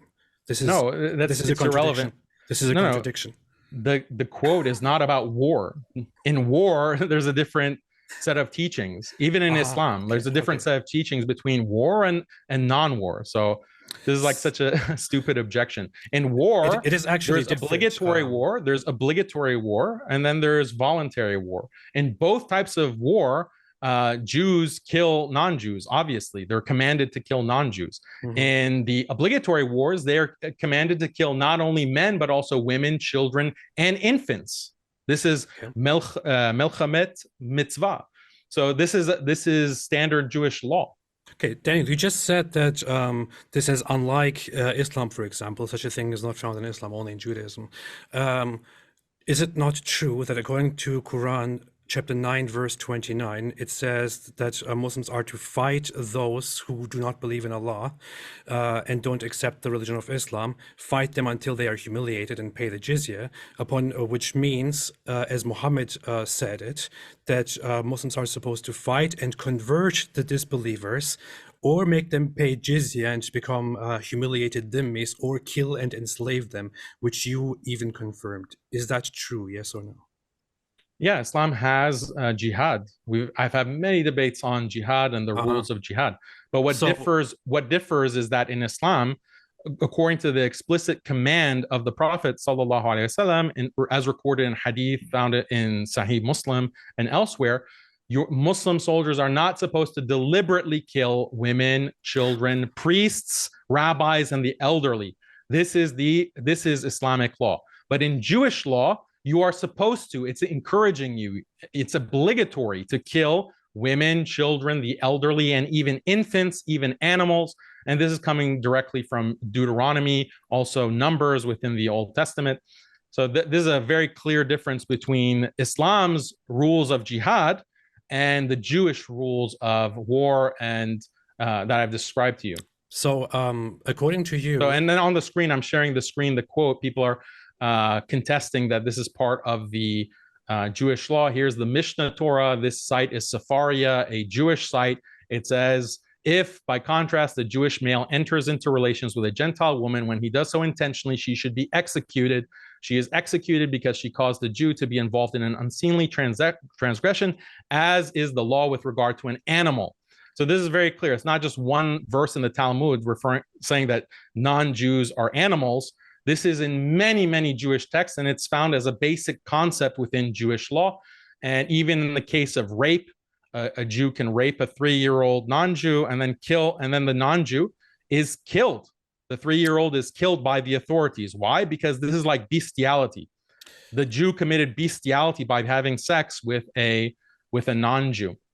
Mm-hmm. So this is the type of religion that you're defending. Nowhere does it say that. Nowhere does it say that. Nowhere does it say that. I'm showing you this on the screen right now on this Jewish website. This is the Mishnah Torah chapter, forbidden intercourse 12.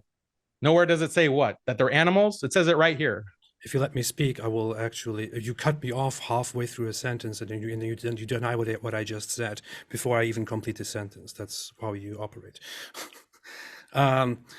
It is not allowable in Judaism to rape Gentiles or to rape anybody. That's not what the passage says. That's not what anything says. You made the very same claim about the rabbi, the grand rabbi of the IDF, Eyal Karim. You said that he said that the soldiers are allowed to rape their opponents. This has been debunked thoroughly. In fact, the very same rabbi. The very same year, I think a week after he published that supposed article, he clarified lots of people misunderstood this as condoning rape. I must clarify, under no circumstances is rape allowed. You can even find this. I mean, you often just post a Wikipedia article and highlight it on your Twitter page. Just go on Eyal Karim's Wikipedia article. You can find it right there. You can find it right there where he says it is clarified that he says rape is never permissible. Yeah, after he got in trouble, for his remarks and went viral, then he clarified. But his original statement was that the soldiers can rape. That was his original teaching and his original statement. And then when he got in trouble, then he changed his story. So go to Reuters, if that's not an authoritative enough source for you. Rabbi Colonel Eyal Karim, Israeli military chief rabbi designate, is seen in this handout picture, blah, blah, blah. Israel's military has nominated a new chief rabbi who seemed to imply in a past religious commentary that its soldiers are allowed to rape non-Jewish women in wartime. He implied it. This is like implying the Hannibal directive, implying, oh yeah, just murder all of these potential Israeli hostages because we don't want to negotiate with terrorists. Like this, these are everything is implication. I actually read I'm reading a statement right here, which is not from long after. It is from the very same time when he made that statement. He says, obviously, in our times, when the world has advanced to a level of morality in which one does not marry captives, one must not perform this act, which is also entirely against the army's values and orders. Because in the very article that was so controversial, he was talking about taking captives in wartime in ancient Israel. That's what it was about. And I don't know why you have a problem with this, considering that you are okay with sex slavery, including if the girls taken captive are 4 years old, which is your own statement.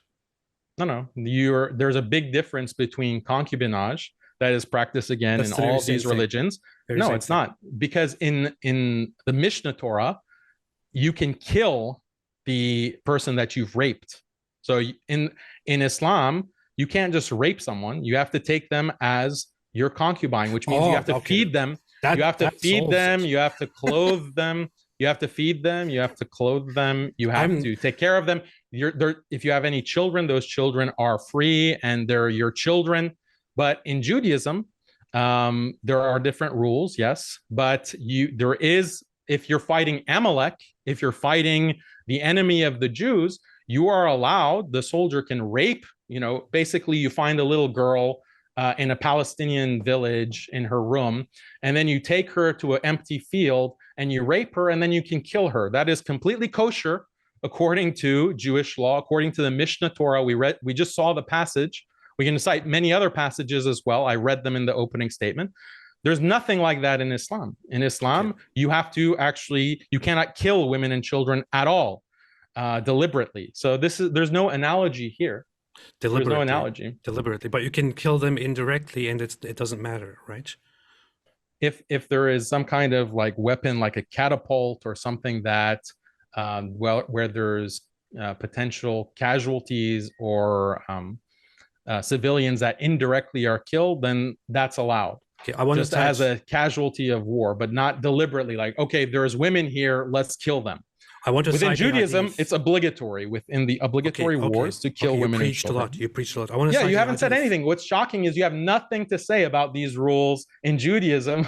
You have no condemnation. You have no question about these kinds of rules. You just accept it. You're an apologist for genocide, basically. I literally talked about this right now. It's very funny. Your objection to calling you a pedophilia activist was that I misrepresented you because you are not a pedophilia activist. You advocate for child marriage, and now you're saying Islam is different because in Islam there is no child rape. There's only there is no raping of captives. There's only marriage and taking care of captives while raping them.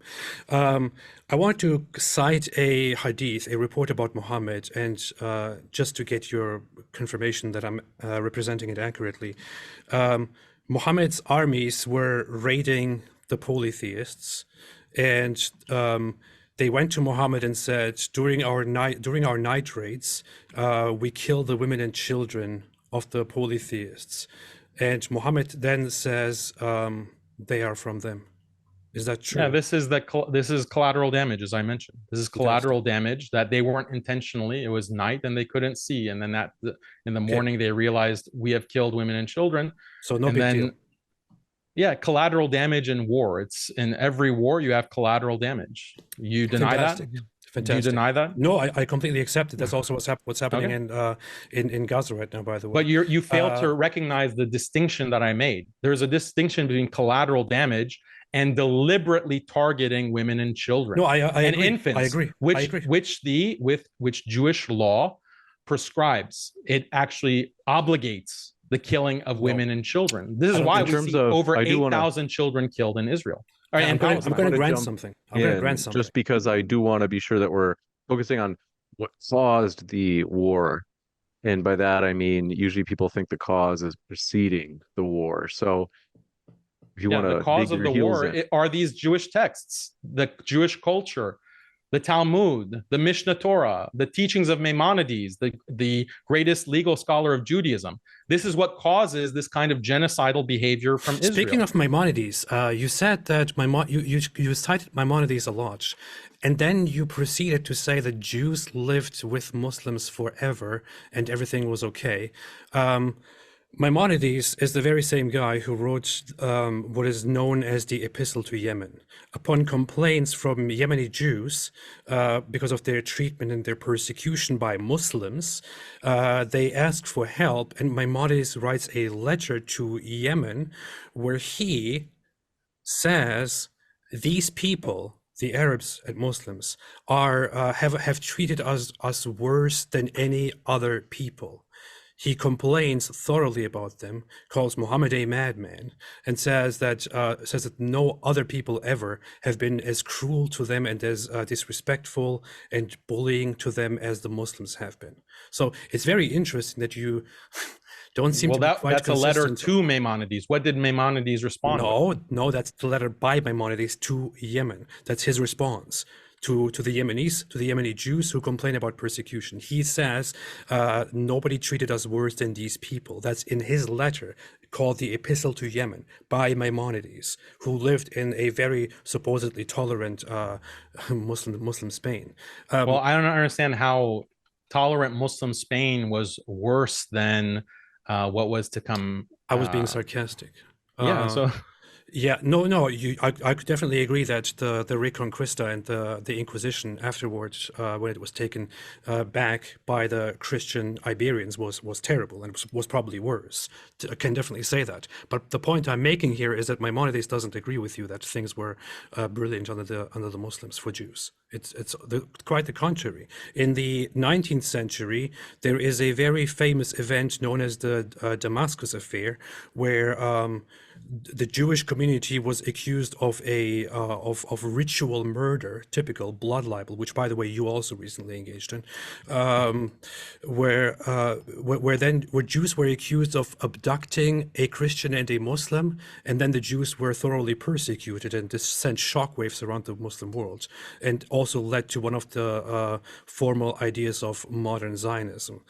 And the whole point of your argument was that Islam wants to kill all Jews and exterminate them.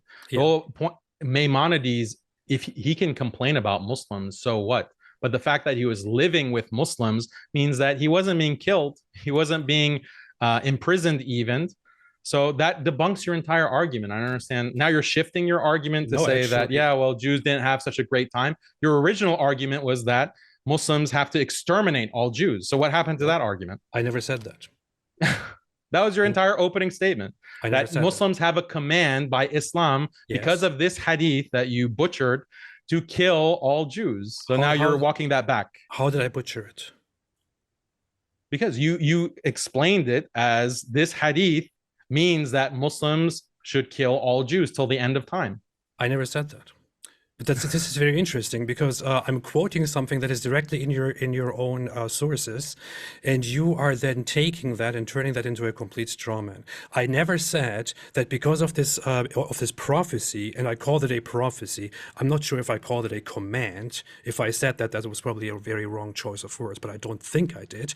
I said this is a prophecy that Muslims believe in, and Muslims believe that in the future, before the end comes, they will fight and they will kill the Jews. This is what they believe in. I never said that Muslims take that as a command to kill Jews wherever they find them. That's not the message at all. How is it explanatory? Like, how does it explain this current war? Well, very, very simply, I, for example, as a child, grew up learning that the day of judgment might be very soon, the events might be very soon. This is, by the way, a thought that Muslims had forever. Muslims in the 7th century, 8th, 9th, 10th, 11th century, and so on, always thought it might be very imminent. Muslims have the idea that the events might derail very soon, and toward that time, they will fight and kill the Jews. So it is quite expectable that the hatred between Jews and Muslims would derail and go toward such a conflict, which is why it is inherent in Islam for Muslims to always have a hostility against their ultimate enemy, the Jews, which is why Hamas... Where does it say that Jews are their ultimate enemy? Where does that even come from? That's just my conclusion here right now when I say that they are taught by Muhammad that they will fight and kill the Jews. Hamas, how do you draw that conclusion? Like that's the thing that I'm disputing. How do you? That's the final big enemy, the big mentioned. No, that's false. Okay. There's also which group is the biggest religious group that is mentioned in the prophecies of the end time Christians as the ones that will be fought Christians entirely? Christians. Malhama Kubra. Is there any hadith that says you will fight and kill the Christians and exterminate all of them? No, not exterminate all of them, but you'll fight the Christians and you will the fight the Christians. Battle. Yeah, you will fight the Christians. Yeah, that hadith that you cited is also about fighting the Jews. You will fight Christians. This is not about fighting the Jews. This is understood as it's literally fighting. You read the hadith. It says fighting. You will fight the Jews. You will fight the Jews. They will hide behind rocks and trees, and you will even rocks and trees will say there is a Jew behind me. Come and kill him. There is no because in that battle they'll lose. There's no hadith. They'll lose. According to Jewish eschatology, you and anyone who's alive when the Messiah comes will be a slave to the Jews. Okay. Each Jew will have 2,800 slaves. Okay, and great. The non-Jews that aren't killed, of course. So when Maimonides complains about, the Muslims aren't being nice to me or whatever you claim in those epistles from Yemen, being a Jew living under Muslim rule is much better than being a Muslim or a Christian living under Jewish rule, because according to Jewish rule, the idolaters have to be killed. There can be no religion other than Judaism. So if you're a Muslim, you have to abandon your religion. If you're a Christian, you either abandon Christianity or die, you're put to death. Mosques are destroyed. Churches are destroyed. These are all things that are found in Jewish law. In Islam, there's nothing like this. Muslims can live as people of the book. I mean, Jews and Christians can live as people of the book. As under second-class Muslim law. citizens who pay protection Better than being money. killed. Better than being killed Protection. under Jewish law, but you have nothing to say about that. You have No, nothing to say about Jewish this is law. You actually- have nothing to say about those will say passages something. that I read. I will say something, Go ahead. Daniel. So it's very interesting. Your logic here is that I cited this hadith and say that therefore Islam is responsible for the hostilities. You say that doesn't make sense because in Muslim rule Jews lived even as second-class citizens, but they lived. However, you then go on and say that Israel in its history is based on Judaism and has the goal of exterminating non-Jews. By your very own logic, by your very own rebuttal, that is complete nonsense, because Israel as a country has an Arab population of 20%, most of which are Muslims. They are growing.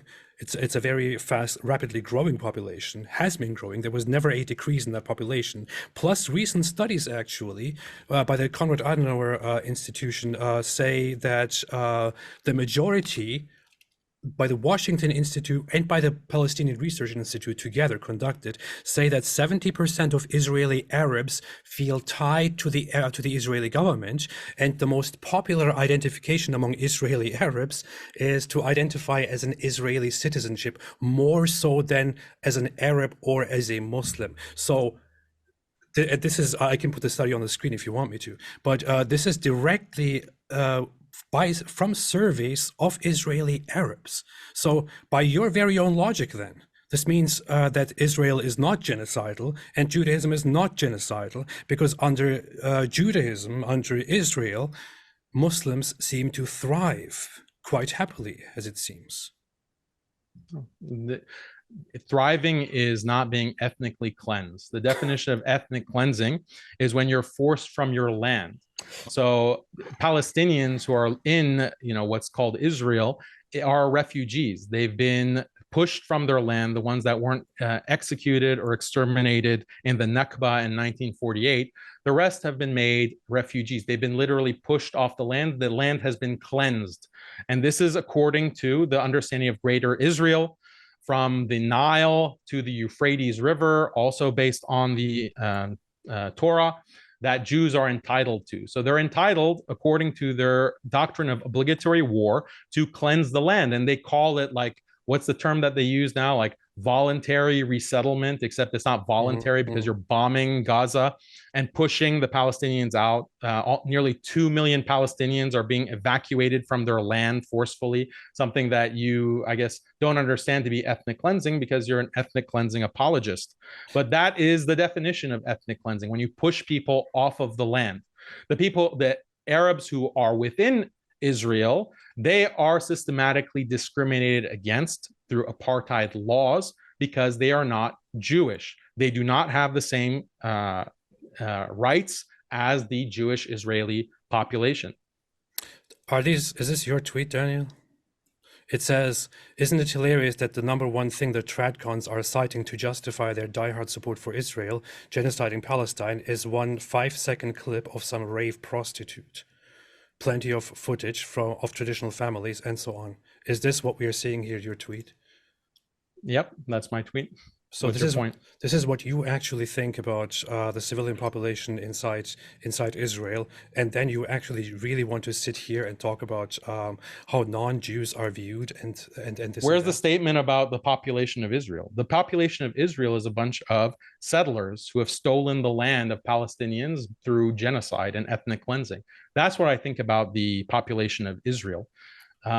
So this is what you think about the population of Israel. So the population of Israel, because they are settlers, you have no regard for them at all. And if they are brutally abducted and killed when they have nothing to do with the conflict at all, just the reports actually was that Hamas was taking this person to a hospital after she was injured by Israeli fire. That's the report according to Hamas propagandists.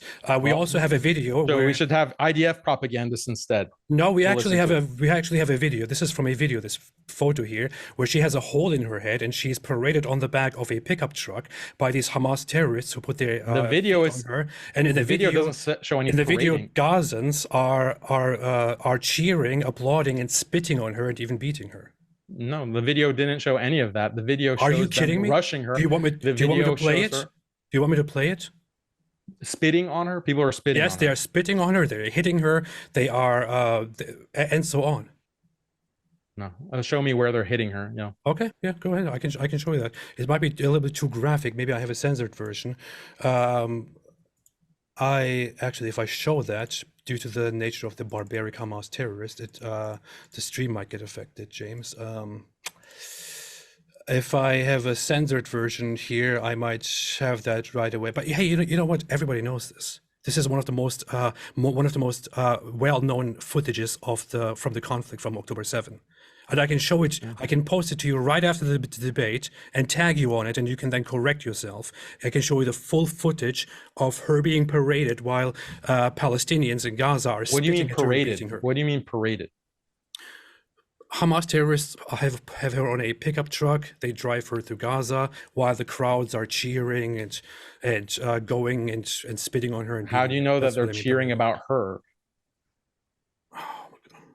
Yeah, I mean, this is your loose. Wow. These are your loose arguments. This is all implication. There, you have no evidence that she was actually killed or hit. I don't think she died at that moment. Who actually shot her? You're the one who said that there's a Hannibal directive that was implied. So it could have been actually the IDF who shot her and maimed her. She was put in the truck to be taken to a hospital for medical attention. But the crowd was actually there to cheer on the vehicle because they this vehicle is so they were hitting her and spitting on her. Those are the claims that you made. So yeah, yes. If there's a video, I'm open to you showing it, AP, especially let me know, did you find the censored version?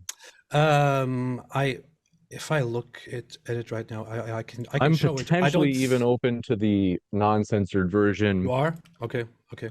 But if you have a censored, it's probably a little bit safer. Yeah. I mean, it's probably going to get zapped anyway. Or you can just send me. You can send me the video and I'll watch it. And I'll be happy to say if there's any. They're hitting her and And we even have footage of Hamas killing women and an adolescent directly on camera, which you also previously. Well, the IDF has women conscripts, so we are talking about civilians. We're talking about civilians, not about. How do you know there are civilians, not plainclothes? Because they're coming out of a civilian vehicle at a kibbutz and are then chased by Hamas, and then plenty of settlers are reservists within the IDF that live in the kibbutzim. Ah, good. In Turkey, where I lived for quite a while, every Turkish citizen is required to go to every Turkish man is required to go to the military. So that means everyone in Turkey, every man in Turkey is a good target to kill if someone wants to resist some oppression in Turkey. That's the logic here. Good, fantastic. Yeah, if Turkey occupied another people and started genociding them, ethnically cleansing them, depriving them of food and water, then yeah, that would be So James, or that would be a reason for that occupied people to attack Turkish men. Yeah. Okay, here we have it. Here we have it. Okay. Let's see. Allahu Akbar! Allahu Akbar! Allahu Akbar!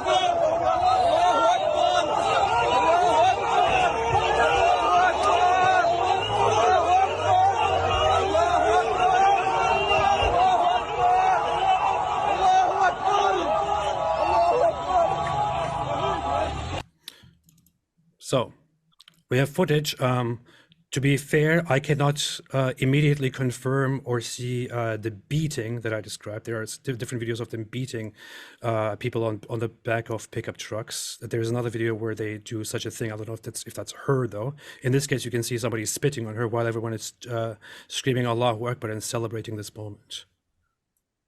Yeah, I see the spitting, so that's objectionable. But I still don't see parading as you described. I didn't see any beating. You don't think that is parading? No, I thought they just returned from their operation, and then people are saying Allahu Akbar. Yeah, well, why are they saying Allahu Akbar in response to that? Because they are happy that she's being taken to a hospital? Yeah. They're taking, like, this was the operation because of 75 years of genocide and occupation and killing of Palestinian women and children and infants, poisoning them, starving them. They have this operation in order to survive. That's what October 7th was. And part of this operation was to take these prisoners of war They took 200, I think, over 100 prisoners of war to be used to bargain for their lives. That's what Palestinians have to do. Meanwhile, there are 6,000 Palestinians in dungeons within Israel, many of them under the age of 15, who are holed up. No one calls them hostages. No one calls them victims. But over 6,000 Palestinians holed up in Israel for years. And some of them are killed. A lot of them are raped. A lot of reports of rape happening in these dungeons in Israel. We don't hear any tears or crying from you or your kind. So let's get this straight. Hamas is transporting a woman whom they took from the Nova Music Festival, who has a hole in her head.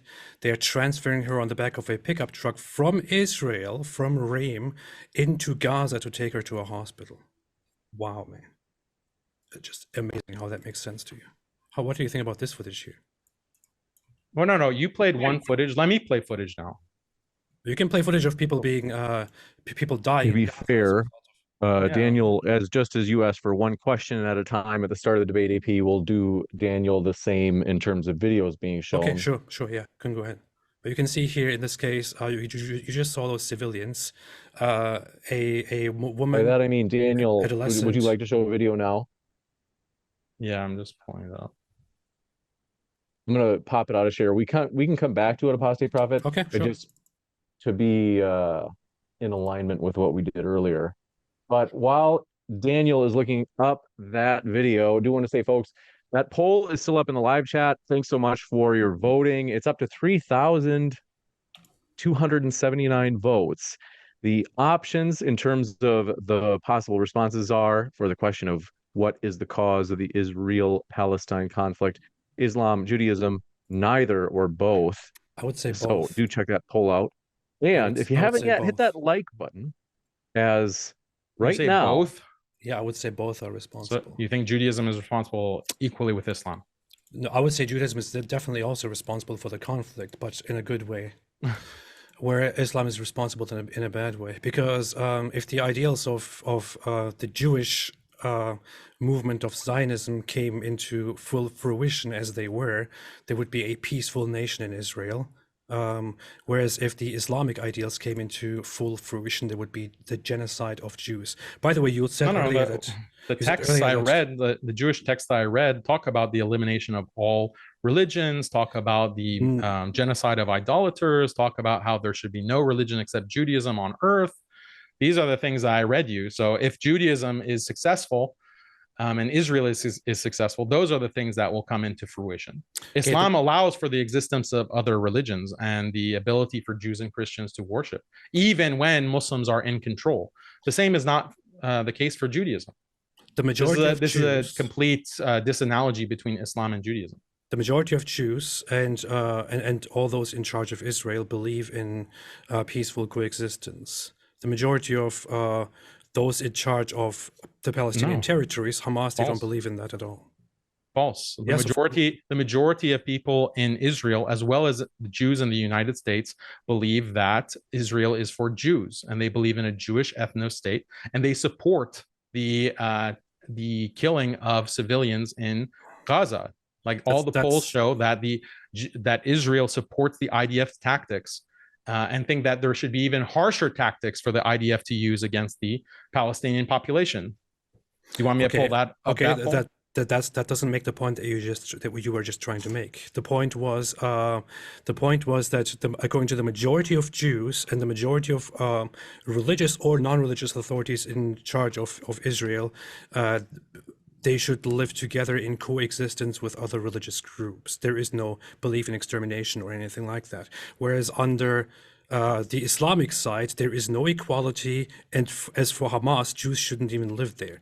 You also misrepresented that, by the way. We have so many statements by Hamas, including as recent as 2018, saying that their goal is to exterminate the filth of Jews. This is what Hamas believes in. I read you the Hamas charter. I read exactly what the Hamas charter said. Yeah, you read the Hamas charter saying that they want All the you Jews said gone. is that they And, cited a hadith, and that hadith means exterminate all Jews, which I debunked. I can cite to you the Hamas leaders and what they have said for over the decades, right here, if you want me to.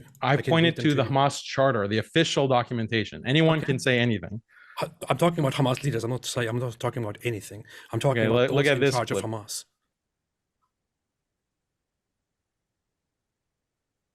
We don't hear anything. Oh, they can't hear. What you might have to do is, Hold on.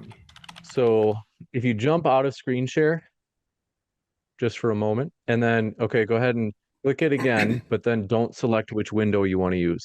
So you Just don't want wait. to play a clip from today's conflict. You want to play a clip from which is talking about 1948. If I knew that you wanted to So if talk you- about the history of the conflict, then I would have Just to be sure. loved to discuss that with you. Yeah, we're talking about the entire conflict. Yeah, this what led to the conflict. That is what we're talking about. So if you hit share and then once the page comes up to select your window, there should be a little box it. at the bottom. It says share your audio as well. Okay, can you hear it now? השתוללו בטנטורה ים השונות. טנטורה היה כפר עשיר, בתים יפים, גרים כמו אירופאים, אתה יודע, וגם אנשים היו לבושות ויפה, וזה באמת היה כפר... אחד אנס שם איזה ילדה בת 16, משהו כזה. אתה מבין? אבל זה מכוער מאוד, היה לנו בחור אחד ונפטר, הוא היה פרא אדם, הוא לקח פשוט מאוד, ורצח אותם בתוך המכלאות. בתוך המכלאות, הם היו במכלאות, אתה יודע, חוטי ברזל כאלה, עגולים כאלה, אספו כל הגברים. הם יושבים שם, כולם, על הרצפה, ובא מישהו ולוקח תת מקלע ומתחיל זה, מחליף מחסנית, מה אתה חושב זה? אבל אנחנו לא היינו כאלה. הוא היה יוצא דופן, הבחור הזה, כן, מה שהוא עשה. והשתיקו את הדבר הזה, והיו חבר'ה שלקחו את הלוויורים ורדפו אחרי חבר'ה ושרפו אותם. זה היה משהו זוועתי, וזה אסור לספר, אני לא אדבר על זה, כי זה יכול להיות סקנדל שלם מהעניין הזה. אני לא רוצה לדבר על זה, וזהו. ב3-4 חודשים הראשונים הייתי רוצח. מה זה אומר? Okay, that's quite a long video. בזמן קרב, אם מישהו הרים ידיים, משהו כזה. לא לקחתי שבויים. זה Quite a long video. Do you know, do you want to explain to the audience what this is describing actually? זה, עם ידיים למעלה, אז באותו יום הייתי רואה אותי, הייתי קוצר את כולם, עד כדי כך.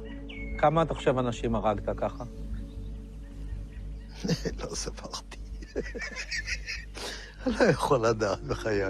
היה לי מקלע עם 250 כדורים. Okay, we get the point. Can we get into what this is about?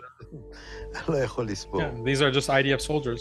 Yeah, and what are they describing? Talking about massacring school children. Which event is this describing? Laughing about massacring school children. There were so many massacres that can you Israel tell us the engaged context in. about this? Yeah, these are IDF soldiers who were engaged in massacring and raping children and girls in the villages that they've raided throughout the history of Israel. No, when was that? Which event were they describing?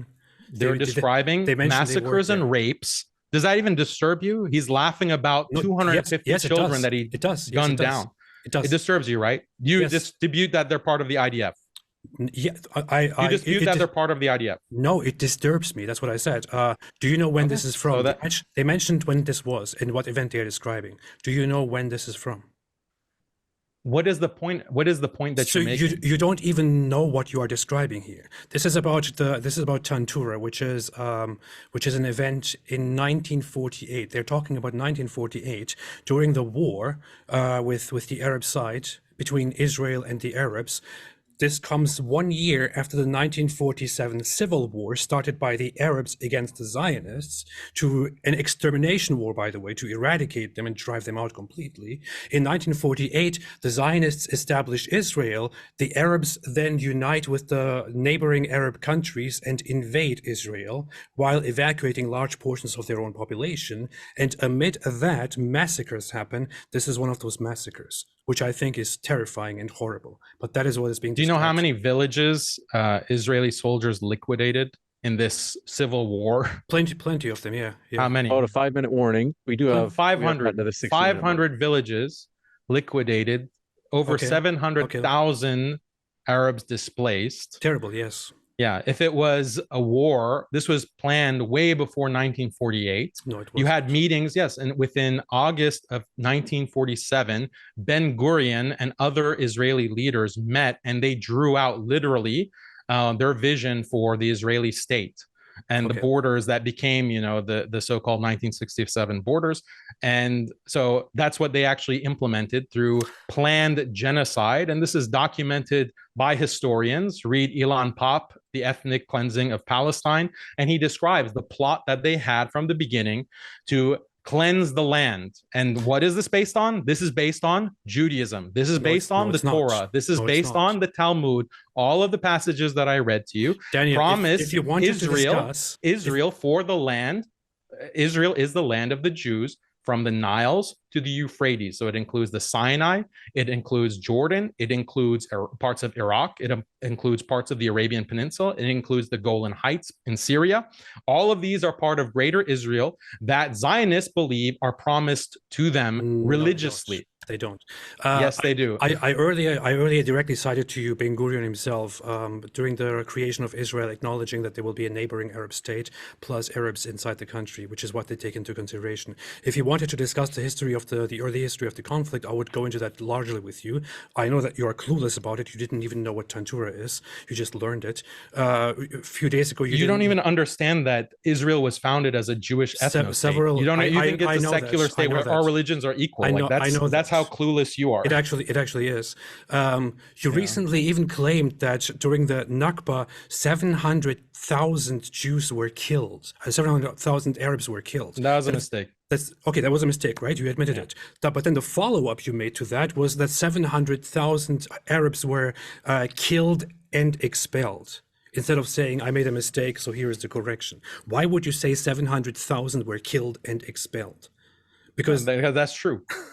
Because the amount of people killed there are like is between 5,000 and 15,000 or something like that.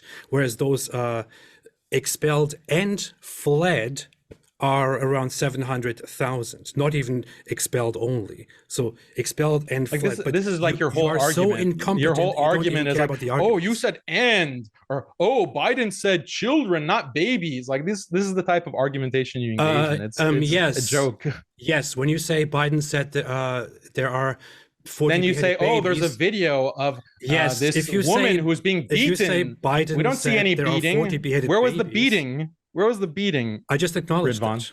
Are you so dishonest that you won't even acknowledge that I said, okay, I can't see any beating here, but the spitting is there. It was literally myself pointing that out at first when we watched the video. I have the decency to correct myself and to point that out. You didn't correct yourself when I showed the news articles about Biden. You didn't correct yourself when I pointed the Israeli news article about the Hannibal Directive. Because you were wrong. Didn't correct yourself on any. You didn't correct yourself on the Mishnah Torah referring to non-Jews as animals. You haven't corrected yourself on any of these. Because you were wrong. I showed it on the screen. I showed exactly what I claimed on the screen. Okay, your quibbling is, oh, babies versus children. Well, there are other articles that say Biden referred to the beheading of babies. Okay, yeah, you can read articles or tweets. We have the actual quote. Children is by the definition anyone who is under the age of 18. Babies is 1 to 2 years or 3 years old by a stretch. And you think you can say Biden said 40 babies were beheaded, then you can just quote him as saying confirmed reports of beheaded children, and that somehow means the same thing to you. Are you insane? Yeah, and your tweet was also about babies. Your tweet was also about 40 babies, some of whom were beheaded. Yes, confirmed. That's what I said. Confirmed reports of 40 babies, some of whom were beheaded. That's what I said. Which turned out to be complete myth and fabrication. Yeah, I said that's the confirmed report, and I later made a whole tweet clarifying what exactly happened and how there is misinformation within it and so on. You could have seen that if you had the decency to actually look for proper information, because you don't care about information. You don't care about the truth. We saw everything that I said was backed up by this screen share. Yeah, great. Everyone has seen that. Everyone has fantastically seen that right here. Yeah, and again, I encourage everyone to go to muslimskeptic.com, where you can read the Jewish texts that talk about how they're the superior race, how non-Jews are animals, they're subhuman. Within the Zohar, it even talks about Gentiles as being satanic, having a satanic soul. Like, this is the difference between Islam and, like you mentioned, how in the Quran it talks about how the non-believers we still have are the not worst seen of any creatures. evidence at all of your big claim, which you ran with in your rebuttal from the very beginning, which was that that the IDF killed most of the civilians, or many civilians, including at the Nova Festival. We still have nothing about that at all. I asked you for evidence, you never provided it. Yeah, I did. I provided evidence that there is not confirmed. Even the IDF, even the Israeli military has not confirmed what was the proportion of civilians to IDF soldiers. The article that we just read, that I pulled up on the screen, said it. So your claim is the IDF killed most of the civilians, or many of the civilians, and that can be backed up by saying the IDF has not confirmed the proportion of those killed by the IDF and those killed by Hamas. So I don't have the citation on hand, but the fact that the IDF did target 70 vehicles and hit them with missiles, and they don't know how many of the dead, which were burnt to a crisp, were IDF soldiers or civilians, that is evidence that a huge proportion was killed by the IDF, arguably the majority. It can't be confirmed. Wow. This is the thing. It can't be confirmed because the bodies were burnt to a crisp with the Hellfire missiles that Israel launched, and using the Hannibal Directive against their own civilians. Where were those cars destroyed? Were they at the Nova Music Festival, or were they at the border of Gaza? Some of them were at the festival. They were not. No, they were not. Yeah. I asked you for evidence for that, and there is no single evidence you can provide because that's completely made up. Fine, I can concede they weren't at that festival. The IDF murdered them in some other place. So that means your claims about the IDF killing people at the Nova Music Festival are completely baseless. No. I didn't say you're saying that the destroyed vehicles were not at the festival. So I'm saying nobody. I'm saying the IDF didn't kill anybody at the festival. There is no single evidence, no single witness saying anything like that. This is just like when you say that the tunnels in New York City were actually child sacrifice, sex trafficking tunnels. I didn't say that. Where did I say that? Where did I say that? Okay, maybe it's not child. Okay. Let's see. Where did I say that? Let's see what you said. Okay, let me bring this up. Let's see what you said. Your tweet about the tunnels is, now I know for sure that these Talmudic tunnels were for child trafficking. These are your words about the New York City tunnels, where students of the Haredi Jewish community, against the authorities of their own religious school, built a tunnel to expand their temple.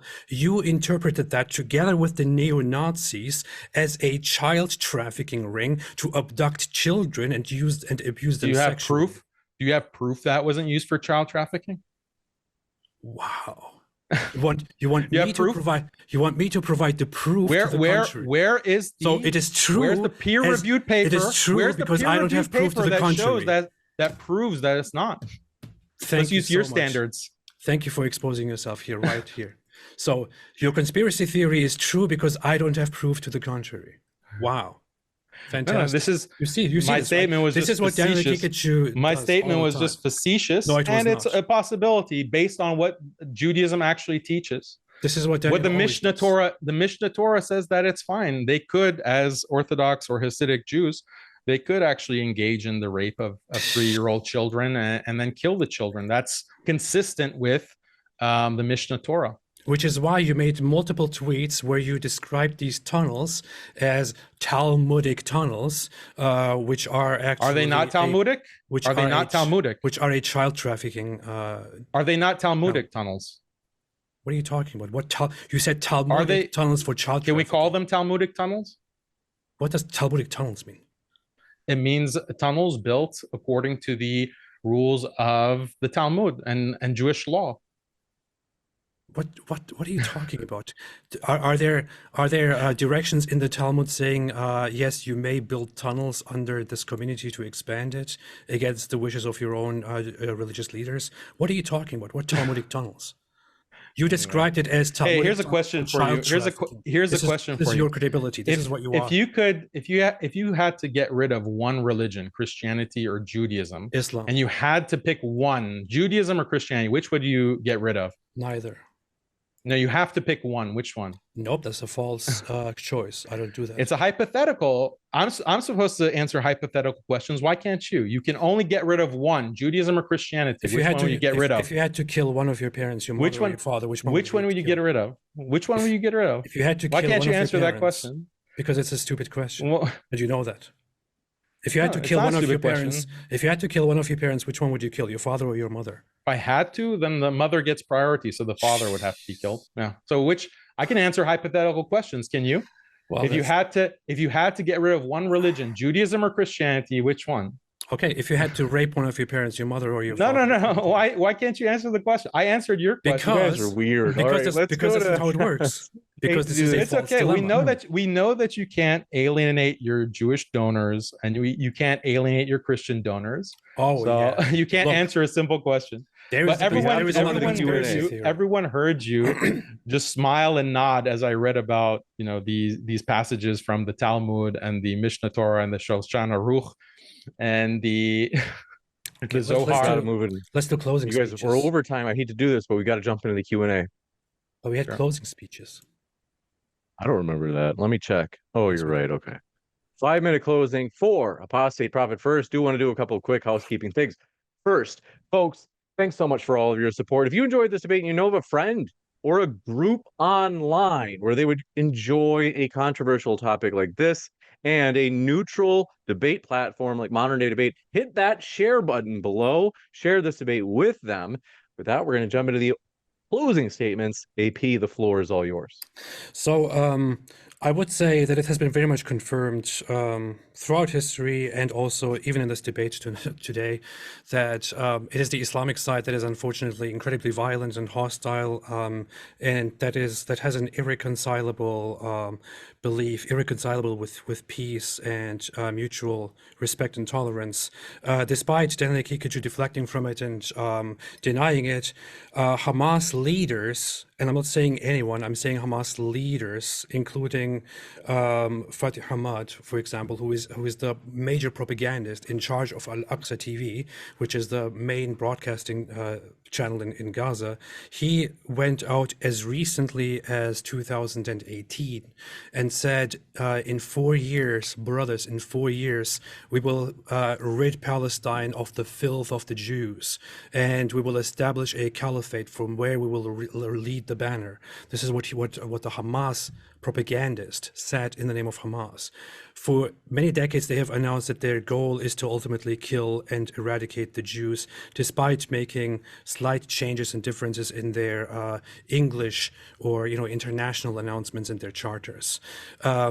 Unfortunately, Daniel sat here today creating lie after lie after lie, making allegations without being able to back them up. He said that IDF mostly killed the Israeli civilians. He had no evidence for that. He said they killed civilians at the Nova Festival. He had no evidence for that.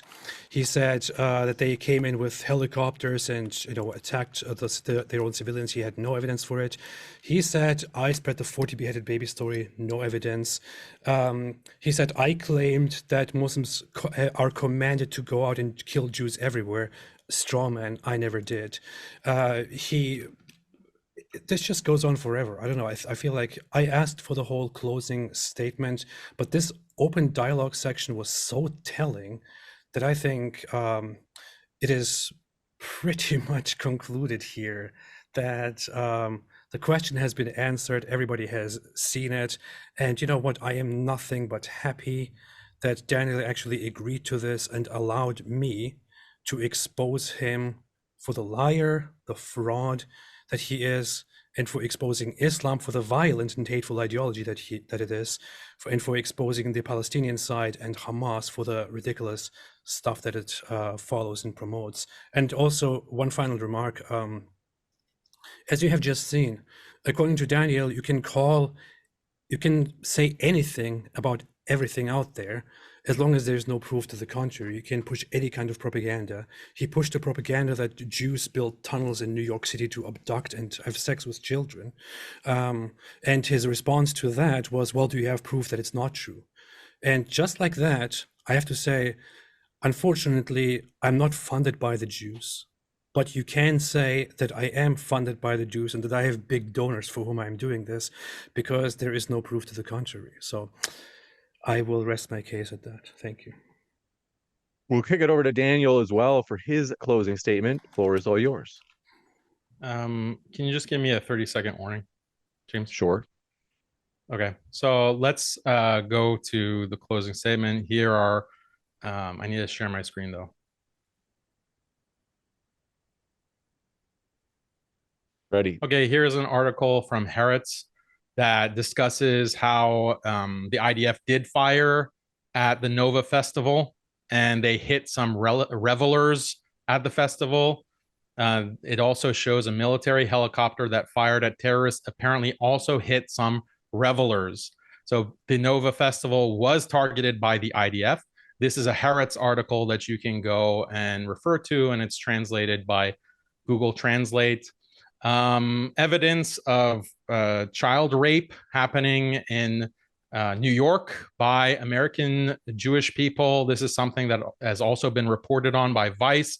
The child rape assembly line that talks about how about 50% of Hasidic Jewish boys have been the victims of rape by rabbis and other elder men within their community. Examples of IDF actually raping Palestinians. There are so many reports, we can't even show them all within a whole 2 hours. But here is just one example. Here's another example: field executions, torture, and threats of rape. In Gaza, Israel army replicates the crimes committed by Zionist gangs in 1948. So all of this is par for the course for Israel. And the whole point of my argument was to say that these are not just random acts of atrocities that are committed. This is actually based on the Jewish religion. And I pointed out three main doctrines of the Jewish religion that creates these kinds of atrocities and this hatred for human life, or non-Jewish human life, actually.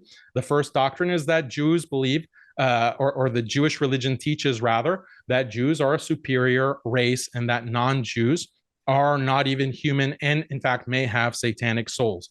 This is not found in Islam. In Islam, if people are described as being the worst of creation, it's based on their own actions and their choices that makes them evil or makes them bad.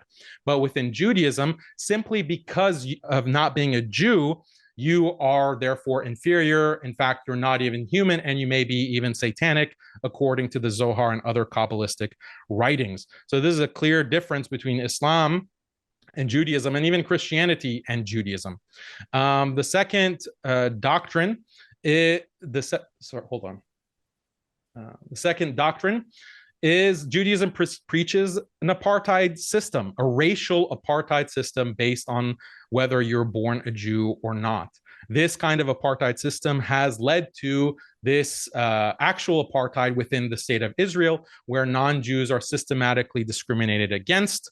There was a big controversy when it was revealed that the Israeli government was literally sterilizing Ethiopians within Israel against their will. So Ethiopians who have no clue of what they're being given by the Israeli government in terms of medication, it turns out that the Israeli government was sterilizing them. And this was reported in The Guardian.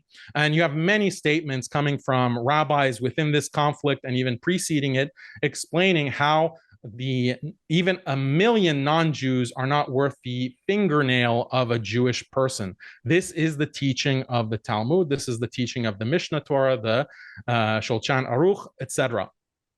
And the third doctrine within Judaism that we discussed is that Jewish law sanctions genocide, the killing of men, women, and children and infants. It sanctions rape as a weapon of war.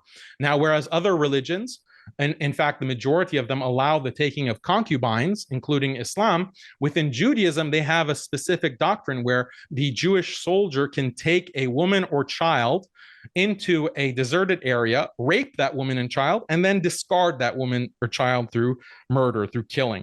This is sanctioned within Judaism, and we see many examples of soldiers who have engaged in this practice because they believe that they're religiously allowed to do so. There is no such teaching within Islam, and there are no confirmed reports of any type of this behavior within October 7th or thereafter on the part of Palestinians. So this is the difference between Islam and Judaism, and this is why Judaism is definitely the source, even for non-religious Jews, people who say that, well, Daniel is only teaching us about Judaism, but that doesn't say anything about what Israel does. The majority of Israel is religious. The majority of Israel are Torah practicing Jews, or they believe that the Torah and the Talmud are valid. This is the difference. With that, we're going to jump into... This was a little bit strange because he basically acted like it's an opening and presented new evidence as if he was making, preparing stuff again, which, by the way, is debunked. We're going to jump into the Q&A. If the open study is debunked... Yeah, we don't need an extra comment from you. You do have a chance. If there's something in the Q&A that's related, you can say whatever you guys want, since you guys have been off topic so much anyway. But want to say, folks, thanks so much for your questions. Just a couple of quick things. First, this channel has memberships. If you are in the live chat right now or ever, and you're like, oh, James, the slow mode, really? Because we turn on the slow mode to make sure it's not going too fast, to make sure people are staying reasonably within the YouTube terms of service. You're like, James, come on. I just want to send as many messages as fast as I can with a membership of just 99 cents. Any membership level, even just 99 cents a month, you can get past you could say the slow mode. You'll have immunity to it. So highly encourage you, check out those channel memberships. Now we're going to jump into these questions. Thanks so much for your question. This one coming in from, and we've got a lot of these guys, so if you can do me a favor and keep your responses as pithy as possible and only occasionally rebut the other, as these questions are generally addressed to one person. We're going to jump into it. Born Again Stefan, thanks so much, says Muslim skeptic is oh wait, last question to Daniel and Apostate Prophet. You guys want the questions, like all questions, like Jerry Springer, or you want to keep this a little bit more formal? What does that mean? Yeah, like... By Jerry Springer, I mean like the insults. Like if they say, look at Apostate Prophet's stupid face. Like, do you want me to read that? Yeah, go ahead. I don't care. Okay, you got it. I mean, I made that one up. But this one coming in from, they said, Muslim skeptic, is Hamas a terrorist organization? So Hamas is designated a terrorist organization, I believe, by 35 or 37 countries. The majority of countries do not designate Hamas a terrorist organization. The UN actually did not agree to characterize Hamas or designate them as a terrorist organization. So that is what the UN says, and that's why I go with. You got it. This one coming in from, do appreciate your question. Sar Faraz Ansari says, question to Daniel, if Israel's invasion of Palestine is oppression, what about all the invasions done by Muslims in the past? Can't Israel's mission be considered as Israel's offensive jihad? Yeah, so Judaism has offensive conquest within its doctrines, as we went over in the opening statement. Islam does as well, Christianity does as well, and liberalism and secularism are offensively based as well. That's what spreading freedom and democracy means, by force. But within the difference is that within Judaism, there is an element of genocide and extermination and wiping out other religions. And this is what makes Judaism particularly dangerous. And this is why we have to root out Jewish extremism and force Jews to abandon these teachings. Thankfully, there are some Jews who completely find these teachings disgusting, and they reject those aspects of Jewish culture that have internalized these racist, genocidal rules of Judaism. But unfortunately, there are majority of Jews who have these extremist beliefs.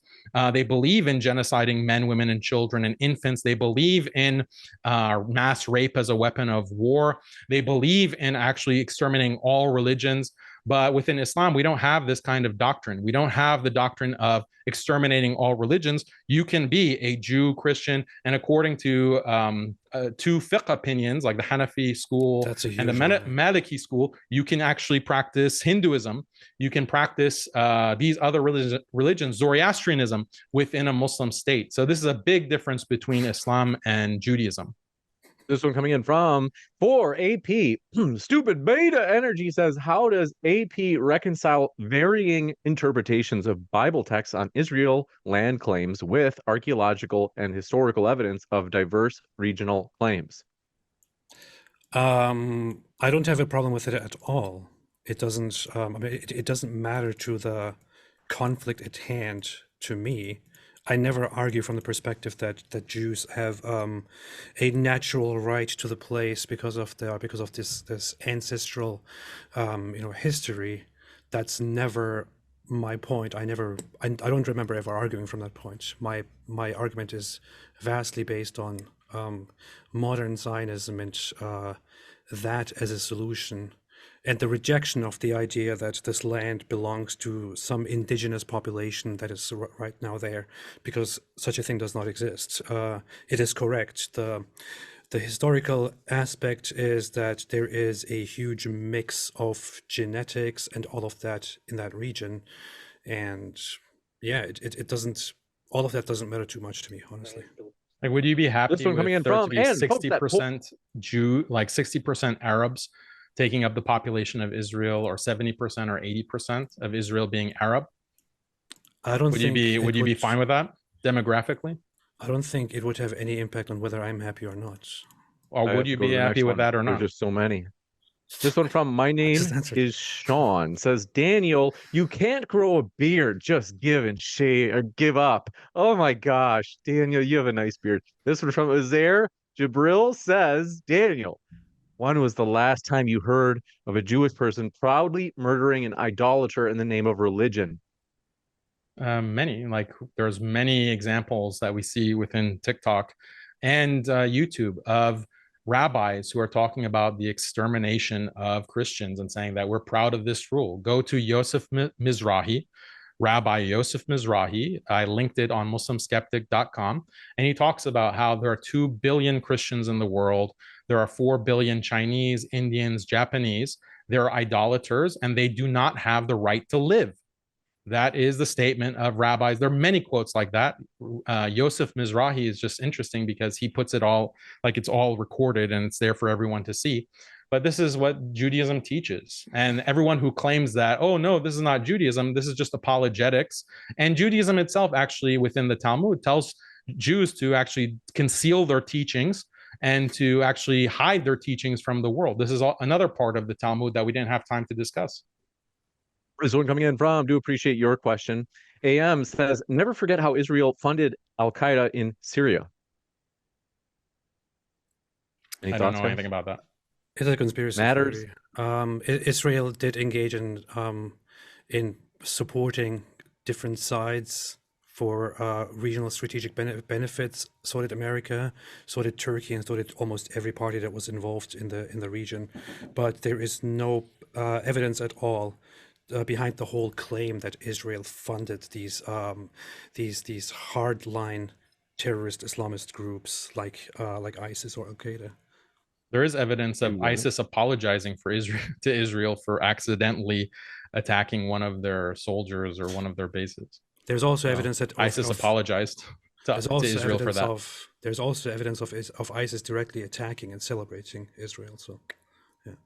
This one coming in from Matters Now says, Daniel, why are commenters on your website stating that they need to train their children to be armed and violent jihadists? Your notes for today. Commenters are saying that Muslims need to be ready for jihad. Yeah, that's something that every Muslim needs to be prepared to fight for their lives, because we're being killed in China by the Uyghurs are being genocided. We're being killed in Syria. We're being killed in Iraq. We're being killed in Israel, so-called Israel. We're being killed in Africa. Muslims are being killed and slaughtered around the world. So Muslims need to be able to defend themselves and protect themselves from this kind of mass slaughter that's taking place, while the international rules-based order looks on and pretends like it's not happening. So it's a good message. You got it. Only 3 likes away from 800 live, folks. Thanks for your support. Uzair Jabril says, Daniel, since the Talmud a record of conversations and folk tales, why do you think it is a primary source of halakha for Jews today? The Talmud is a primary source of halakha, of like laws and regulations and legal rulings. The Talmud is, but it's not the only source. There is also the Tanaim, different texts that are written between, basically the 0 CE and 200 CE. You have the Shulchan Aruch, which is a definitive commentary on, or a definitive legal manual that's derived from the Talmud. You have the Mishnah Torah, which is a definitive commentary on the Talmud. All of these texts together form Jewish law, and this has affected Jewish culture. So even secular Jews who say that they're not religious, they have been affected by these legal rulings in one way or another. And that's what affects Israel. It affects the IDF. They have head rabbis who are constantly teaching these things directly from the Talmud and other authoritative legal texts. You got it. Thank you very much for this question. Coming in from Yeshua the King says, why do Muslims only have these huge protests for Palestinians and don't have these same size marches for other oppressed Muslims or people? Hate Yahud much? They are very much united in their hate for Jews, and less united in their care for other Muslim populations when Jews are not at play. That's usually how it goes. And you're just not paying attention. There's massive marches that have taken place for Syria, for Yemen, for the Uyghurs. There's marches as well that take place. You're just not paying attention to them. And to be honest, has there been such a huge outrage, such a huge global movement for the civil war in Yemen, the massacres in Syria, even the Uyghur? But the claim in the question was that there's none. There's none. And I'm pointing out that yes, there are. Okay, the thing about Palestine, sure, yeah. the thing about Palestine is that their oppression is so over the top and so outrageous. The killing of Palestinians is so brutal and so outrageous that people are more outraged about Israel than in other places where it might not reach the same level of brutality. More people died in the Syrian and Yemen civil wars, each one of them, than in the entire conflict of Israel and the Palestinian Arabs. Also, I'm not sure that we can say that those conflicts are not directly due to Israel as well. Israel foments civil war in all of the Middle East, and this is described in historical documents. Go read the Yunon Plan, where Israel in 1980 sets out its plan to create civil war throughout the Middle East in order to weaken Israel's enemies. This is a historical fact. This is a part of Israel's foreign policy. That's not what the plan is. The plan that is what the plan is. That's the Yunon plan. Plan and I hate to do this, guys, but just because East and not otherwise we'll be here forever. Yeah. This one from Yeshua the King. So that last one, technically, to be fair, Daniel, if you want to have the last word, since the question was addressed to you, I don't want to gang up on you. So if you want the last word, you can. Otherwise, I got to go to the next one. Yeah, Yunon Plan is the plan that was adopted by Israel and the Mossad. And it's something, and this is why Israel is hated, because they're behind these kinds of civil wars, and their foreign policy is based on this. Global Islamophobia is coming from Israel. It's funded by Israel. All of the major Islamophobic organizations, the ones that even attack me, are funded by Zionist Jews. Like, this is a fact. No, it's not. This one coming in from, do appreciate your question. Yeshua the King says, why do Muslims only have these huge, we got that one. Thanks very much for yours. Stupid Horror Energy says, got that. says, how does Judaism reconcile the ethical and humanitarian concerns raised by the conflict with its religious and historical claims to the land? I think that's for you, AP. Can you repeat the question again? Yeah. This is from Stupid Beta Energy, says, how does Judaism reconcile the ethical and humanitarian concerns raised by the conflict with its religious and historical claims to the land? I don't understand what is there to reconcile to the historical claims, but I guess if you want to talk about the humanitarian concerns, I mean, it has always been, the narrative has always been that it is sad and unfortunate what is happening, and there are condemnations and worries about it going through the land all the time.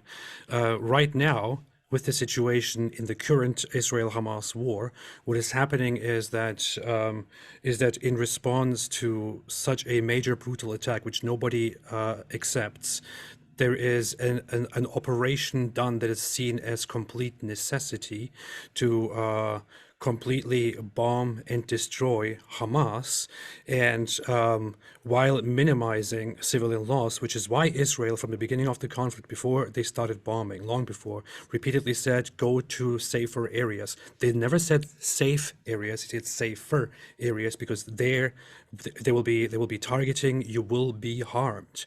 It is an unfortunate reality that in wars, civilians die, people die, and so on. But it is unfortunately also a reality that this war must take place because the other side is the one pushing it. Plus, it is also Hamas that explicitly and openly said by multiple of their representatives that it is not their responsibility to protect their own civilian population.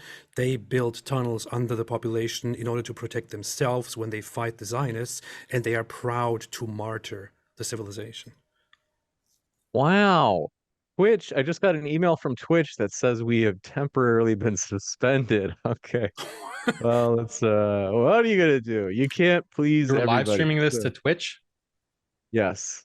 Oh, You know, I Probably like to because live of my- dangerously, Daniel. Yeah. Probably because This of one my- coming in from, do appreciate your question. Gabe's World says, serious question. How did Israel not see it? They knew. Is it true Israel knew that this was going to happen, AP, and that they let it happen to have a justification? So there is a lot of talk about the role of Israel, of the Israeli government in this, and I asked the very same question because I had the very same concerns. I asked the same question to certain to Israelis, to others, even to a guy who prominently is an Israeli advocate for Israel's survival and all of that. He also agreed and said there is a lot that needs to be talked about internally. Lots of people, the majority in Israel, think that the government failed horribly on October 7.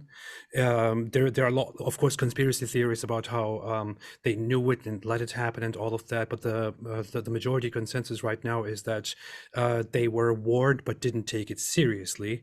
No matter what it is, I can't side with either of those things. No matter what it is, after this war is over, there will be a great reckoning, and the whole Netanyahu legacy will probably be over. You got it. This one coming in from, do appreciate it. Pointless Poppy says, I have to go to work, but thanks for being kind on the call screen the other day. And Daniel stopped being okay. I don't know who that is or who they were talking to. Yeshua the King says, Israel forces its citizens to enlist in the army. So if Muslims attack Israel, can they go after anyone 18 and older since they are reserves in civilian clothing? Yeah, I think that's a good question. That's a good question. Basically, they're all reservists. And you see pictures coming from Tel Aviv with, you know, these teenagers wearing automatic weapons and going to the mall, going to the coffee shop, you know, loaded, basically. So, you know, this is Israel's policy. So that's a really good question. This is a very interesting point that is always raised. We always see from Gaza that the civilian population, including mostly children, engage in violent protests and acts, that they are directly led to the war zone, to the border. And all the Palestinians, and all the Gazans especially, learn from a very young age that they're supposed to fight and kill the Jews. And this is not something that I'm making up. This is what they're directly broadcasting on their major TV channel. So, by that This is very what same Israelis are logic, teaching their kids. Israelis are teaching their kids No, the they're not. Talmud that non-Jews are not humans, not just Okay. Palestinians. Netanyahu is calling Palestinians Amalek, No, he's not. which means He's that not. they have to be exterminated. Yes, No, he's not. you're denying that Netanyahu has called them Amalek? No, I'm not denying that. I'm saying. Okay, I'm so saying he's that, called them Amalek, I'm saying. which I'm refers saying to that, the biblical he did people not that call Palestinians Jews are Amalek. required to exterminate. He did That not is call what Palestinians Amalek. I already went into this in the rebuttal. I don't know. he why didn't you're- call them Amalek. No, he said maybe he used Amalek metaphorically for Hamas, not for Did he use Palestinians. Amalek or not? Did he call them Amalek or not? Yes or no? He used Amalek. He didn't call Palestinians Amalek. Yes, he did. No, he did not. He said, in reference to the war, remember Amalek. Yeah, remember. Do what not Amalek- forget Amalek. No, What is he he's- referring to then? That's not what he said. He said, remember Yes, what he Amalek, did. what Amalek did to you. That's what he said. That is the reference. Because that is the historical reference. How is that relevant to traditionally the Palestinians then? used in Judaism, because Israel is at war with Hamas, not with the Palestinians altogether. Amalek Gotta jump refers to the forward. children as well, the women and children as well. So to use Amalek, even if he was only referring to Hamas, is talking about the women and children of Hamas as well. So this is Yeah, a well, women and genocidal statement by women and children- Netanyahu. Women and This is a children are participating in genocidal the statement Hamas by attacks, so, yeah. Netanyahu. It's a genocidal statement by the head rabbis of the IDF and Israel. They It's funny call how the you're- Palestinians Amalek. It's funny how you're Hate to do twisting this, this, because gentlemen. I'm saying by your logic, all Gazans are also legitimate targets, and then you are turning this around and basically confirming, well, No, yeah, no, I they're didn't say. doing it anyway. I didn't say like Israeli children are legitimate targets. I never said that. I said those who are I know. are part of the army over 18, and they're part of the army when they're conscripted, then and they're carrying around weapons. Who can say that they're civilians? By definition, they're not civilians. That was not the How question. is that? How is that analogous to That little was- children That was in not the Gaza? question. You were not asked whether they carry weapons. You were asked about. I got to give AP the about last how word. everyone is a reservist. Nobody mentioned them having weapons on them. I have to Yeah, go to the they're next part one. of This the matters military now. as I hate to do this, guys, reservists. but otherwise it'll go. Matters Now says I'm doing an after show open stage on Matters Now, the YouTube channel, to discuss this debate and what we think about both arguments. King Josiah of Judah says, Daniel, how can you complain about Israel killing kids? Sahih Muslim 1745b reads, J said to Muhammad, messenger of Allah, we killed the children of the polytheists during the night raids. He said they are from them.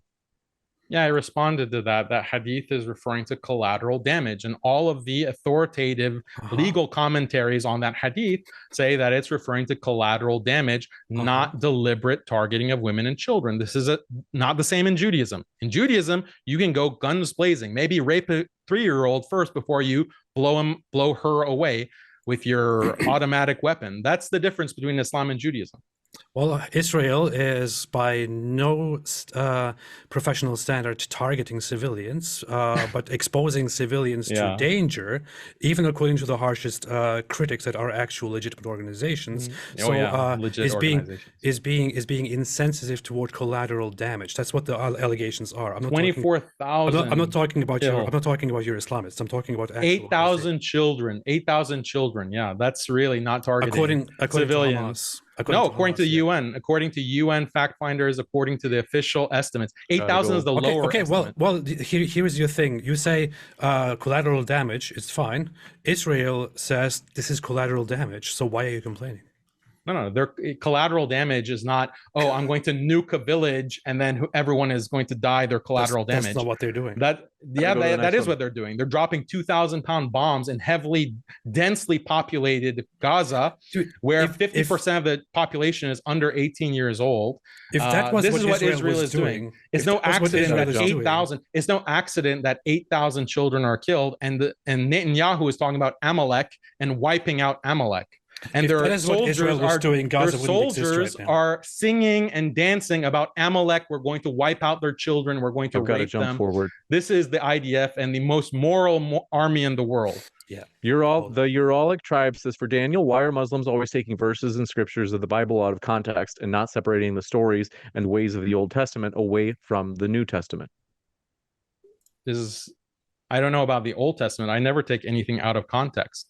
I cite the verses within this debate. I cited multiple sources, none of which AP could respond to. Ridvan couldn't respond to a single citation. When I did press him, he did condemn one passage within the Mishnah Torah, but everything else that I cited, he has nothing to say other than, oh, this is just out of context. I presented all of the context.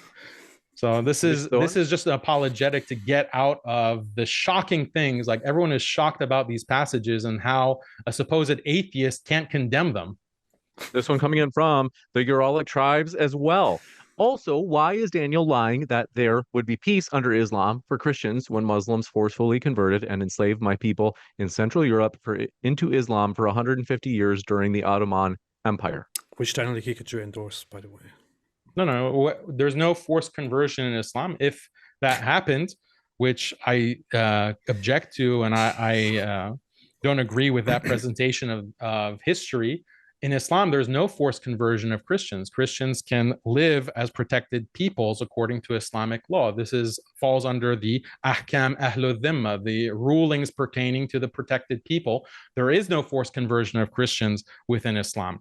Within Judaism, there is death penalty for Christians because they are considered idol worshippers, and their churches have to be destroyed. Their children and women have to be slaughtered because they're idol worshiping people. That's Judaism. This one coming in from, do appreciate it, Joshua Wooden says, look at Daniel's sources. He claims as inspiring philosophy. Mike Jones called out as a popular public figure, said he is slippery. Please, if I can't debate Nadir, then Daniel versus Nadir. Nadir, is that you? Okay, so, I don't know, whatever. If either of you want to respond, you can. Yeah, these are people that, like, Islam means peace, and Islam is exactly like 21st century secularism. Like, they're a joke, and there's no point in debating them.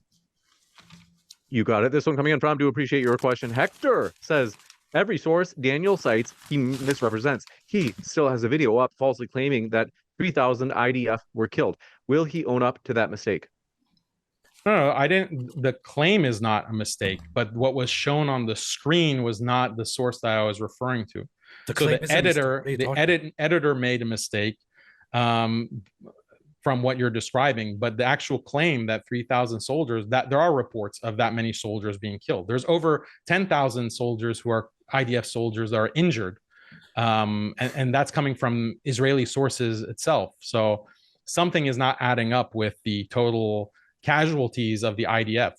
Daniel, the claim is a mistake. You can just own it and correct it instead of trying to dance around it. And the fact that you put on the screen a text that seemingly supports your claim but actually doesn't just gives everyone the impression that you're making that very specific claim, which is a false claim.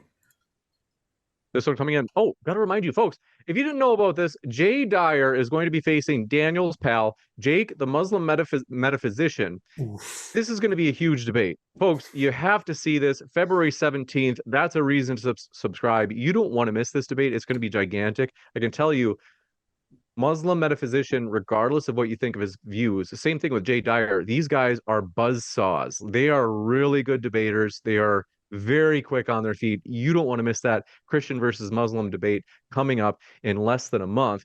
That's Jay Dyer versus Jake Muslim on Trinity versus Tawhid.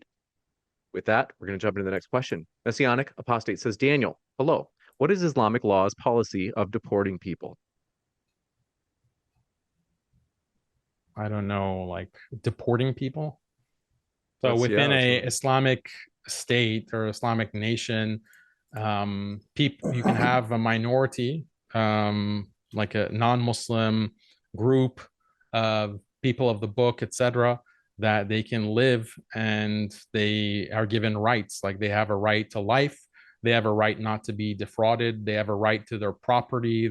These are all rights that Islam recognizes of non-Muslims that are within Islamic territories. Again, contrasted with Judaism, the non-Jews don't have any of these rights.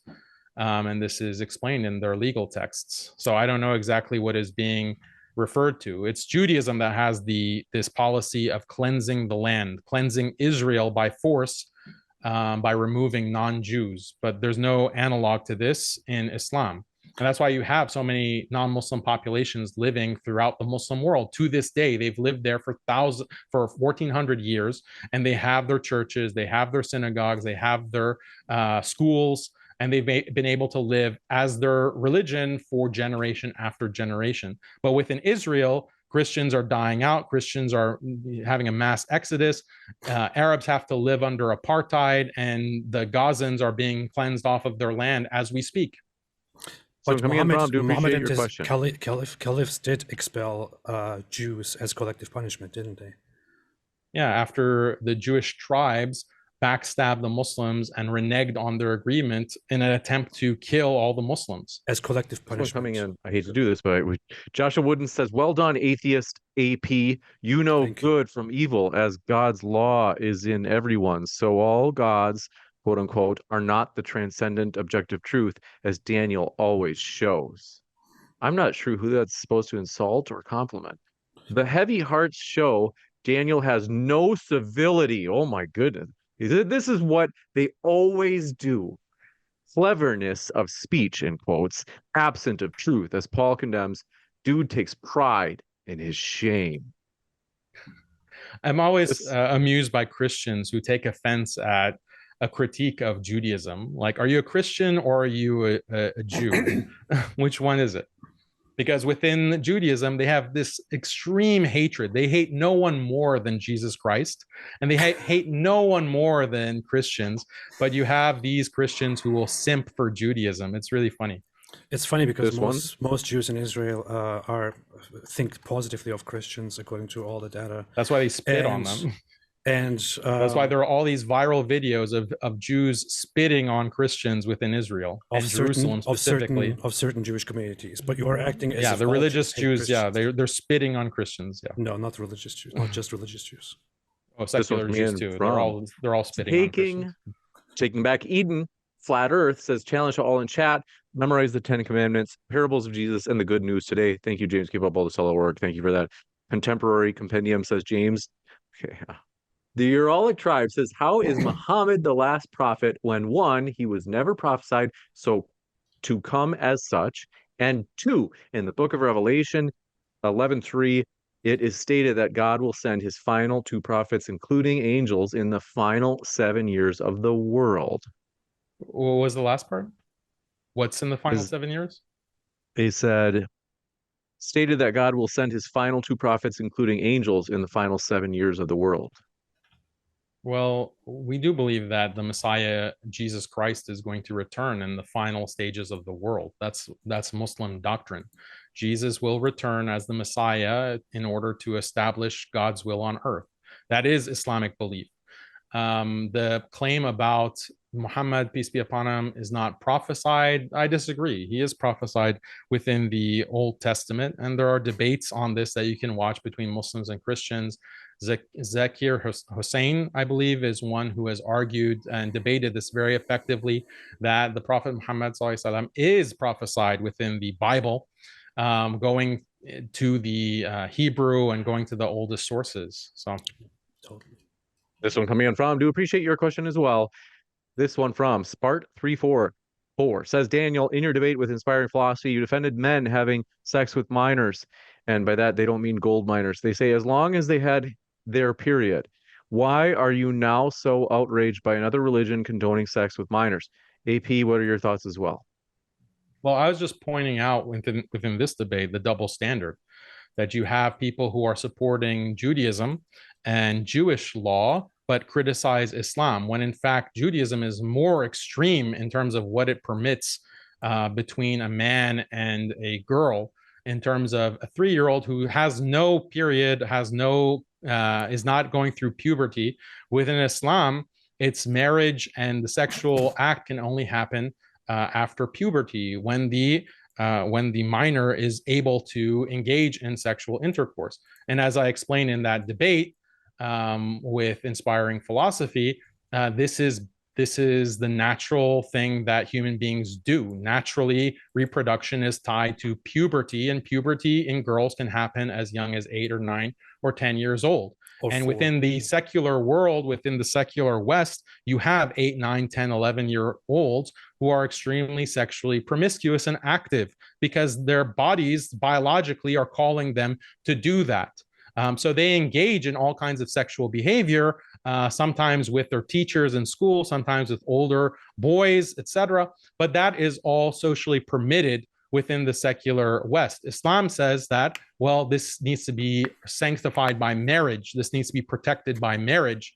But Islam provides the solution. You just want to argue against Islam without addressing the underlying problem or the underlying issue, which is biology, and that's universal. So from Taking Back Eden, Flatter says 10 Commandments / parables. They asked for my thoughts too on that. You're right. I have to say, I would always like to refer to the very beginning of our debate today when we talked about child marriage, and I showed the video of Daniel explaining that he would even be okay with 4-year-olds or 3-year-olds possibly getting married and penetrated. No. Clearly visible there. I did not say 3 or 4-year-olds. You played the video. Who said 4-year-olds? Who said 3-year-olds? You actually said 4-year-olds. Okay, people can watch the video. My thoughts are, if there was a big presence of Jews around the world, Jewish apologists who went out there and who promoted child marriage, I would condemn it and say this is disgusting, horrible. I can find it. I can find a lot of Muslim apologists like Daniel Haqiqatjou here who are insisting that you should be able to have sex with little girls. I showed you the Vice article that shows that 50% of these boys within Brooklyn are victims of rape. It has nothing to do with marriage. It has to do with rabbis who are sodomizing these little children. And that's like, this is the assembly line, I think, the child rape assembly line. This is what's happening in the Jewish community. I don't see you saying anything about that. This one coming in from, do appreciate your question. Taking Back Eden, Flat Earth says, Jesus solves the war. Thank you for that. Joshua Wooden says, propaganda is more than IDF and MAGA. What is the acronym for DAWA? And good job to Daniel in your famous what about ism? I don't know what that means, but we'll give you a chance to respond. I don't know what's whataboutism. The debate was about Judaism versus Islam. I actually brought texts from Judaism. I didn't see anything from Apostate Prophet other than that one hadith. And I debunked that in one sentence. So, whereas he hasn't addressed any of these texts except I forced him to say something about child rape. Thank God he was able to condemn that after me pushing him over and over again. But the other texts about non-Jews not being human, about mass rape being allowed within war, he didn't have anything to say about that, which is very surprising. I appreciate a lot that you started referring to me as AP or Apostate Prophet or by my name after I said that I would call Muhammad a child molester. I'm just happy that you're not having an anxiety attack right now. Good job, man. Jump to the next one. This one coming in from, do appreciate it. Joshua Wooden strikes again, says math is not popular. 1 Jewish nation, 15 million worldwide, 47 Islamic nations, and 1.6 billion worldwide. The Jews genocide? This math is not mathing. They're very bad at it. That's what. How is relative population proof that there's not a genocide taking place? Like, this is the stupidest argument I've ever heard. The Jews are very incompetent. Like, just because you have 2 billion Muslims, that means you can't genocide Muslims. You can't ethnically cleanse them. Is that the argument? This one coming in from, do appreciate your question. Uzair Jibril says, thank you for Daniel for wearing a tallit and kippah in support of the Jewish people. No, I don't wear that. This Hunter is Kufi. Says every future debate with Daniel needs a live fact checker. RSSID says, Daniel, you have done fact checked. I fact checked it all on the screen. Everyone saw all the facts were checked. I even because I knew that AP would bring this argument, in advance of the debate, prepared a document with all of the citations that I'd make in the debate that you can go to, fact check it yourself. Go and click on all the links to the Jewish websites and read all of the citations for yourself. I want you to do this. I encourage you to do this. Do it. I encourage So coming in from, do appreciate it. RS SID says, Daniel, you have a PhD in lying. Hector says, Daniel can show his screen. Just make sure he doesn't show his search history. Oh, okay. They say it's like I feel like we're all a bunch of 13-year-olds here. They say, although I did joke with Daniel, I made a joke at that earlier. So he says it'll probably say, okay, we're not going. Robin Webster says, I condemn the attacks on non-combatants and children on both sides. Daniel, do you condemn the actions by Hamas and any future terrorist attacks? And AP, what about you? Yeah, so if there was, the fact is that Hamas did not order the killing of women, children, and civilians. They did not order that explicitly. The targets were to only the IDF soldiers and to take prisoners of war. So if there was some intentional act to kill a woman and child, of course there were. What do you mean? If there was an intentional killing, then yeah, I don't condone that. That is contrary to Islamic law. But there's no evidence that actually took place, where Hamas says, let's go and slaughter these women and children deliberately, the ones that are not connected to the military. Let's go slaughter them. There's no evidence of this, and AP hasn't provided any evidence of that. So there's no reason for me to condemn. Now, if in the future, okay, there was any kind of action that violated Islamic law, of course, as a Muslim, I would condemn it. But what we need to be focusing on is Judaism's teachings, what its teachings of killing women, children, and infants, and how that has been taking place for 100 days with over 8,000 children murdered by this Israeli terror state. AP has not given a word of condemnation. He even jokes. He jokes about these dead children on his Twitter page. I don't. So this is the type of person that AP is. He finds genocide and ethnic cleansing funny. I can pull up the tweet. That's a lie. My thoughts on it are I never condoned it. I never liked it. I never joked about it. I think it is terrible. I expressed that many times. Contrary to Daniel Haqiqatjou's claim, there is abundant evidence beyond reasonable doubt that Hamas terrorists targeted and killed women and children. And there's even video footage, which Daniel Haqiqatjou himself must have seen, unless he's completely blind. If he hasn't seen it, I'm happy to show him, and then he can make his condemnations later. Yeah, show me where children were being killed. Okay, I will. Show me. Coming in from. I'll show you on Twitter. Because no one has seen children being killed. Marco says, James, blessing to you, brother, and all your channel stream. Thank you very much. Robin Webster says, Daniel, how much of Israel occupies Palestine? How much of Israel occupies Palestine? All of Israel is an occupation state. Thank you. See, there we have it. This is not just about stealing land or expansion. It's about the existence of Israel. That's what it is. The existence of Israel is predicated on genocide, cleansing the land of Palestinians. 500 villages were liquidated in the Nakba in 1948. Israel is founded upon genocide and ethnic cleansing. And that all from the very beginning.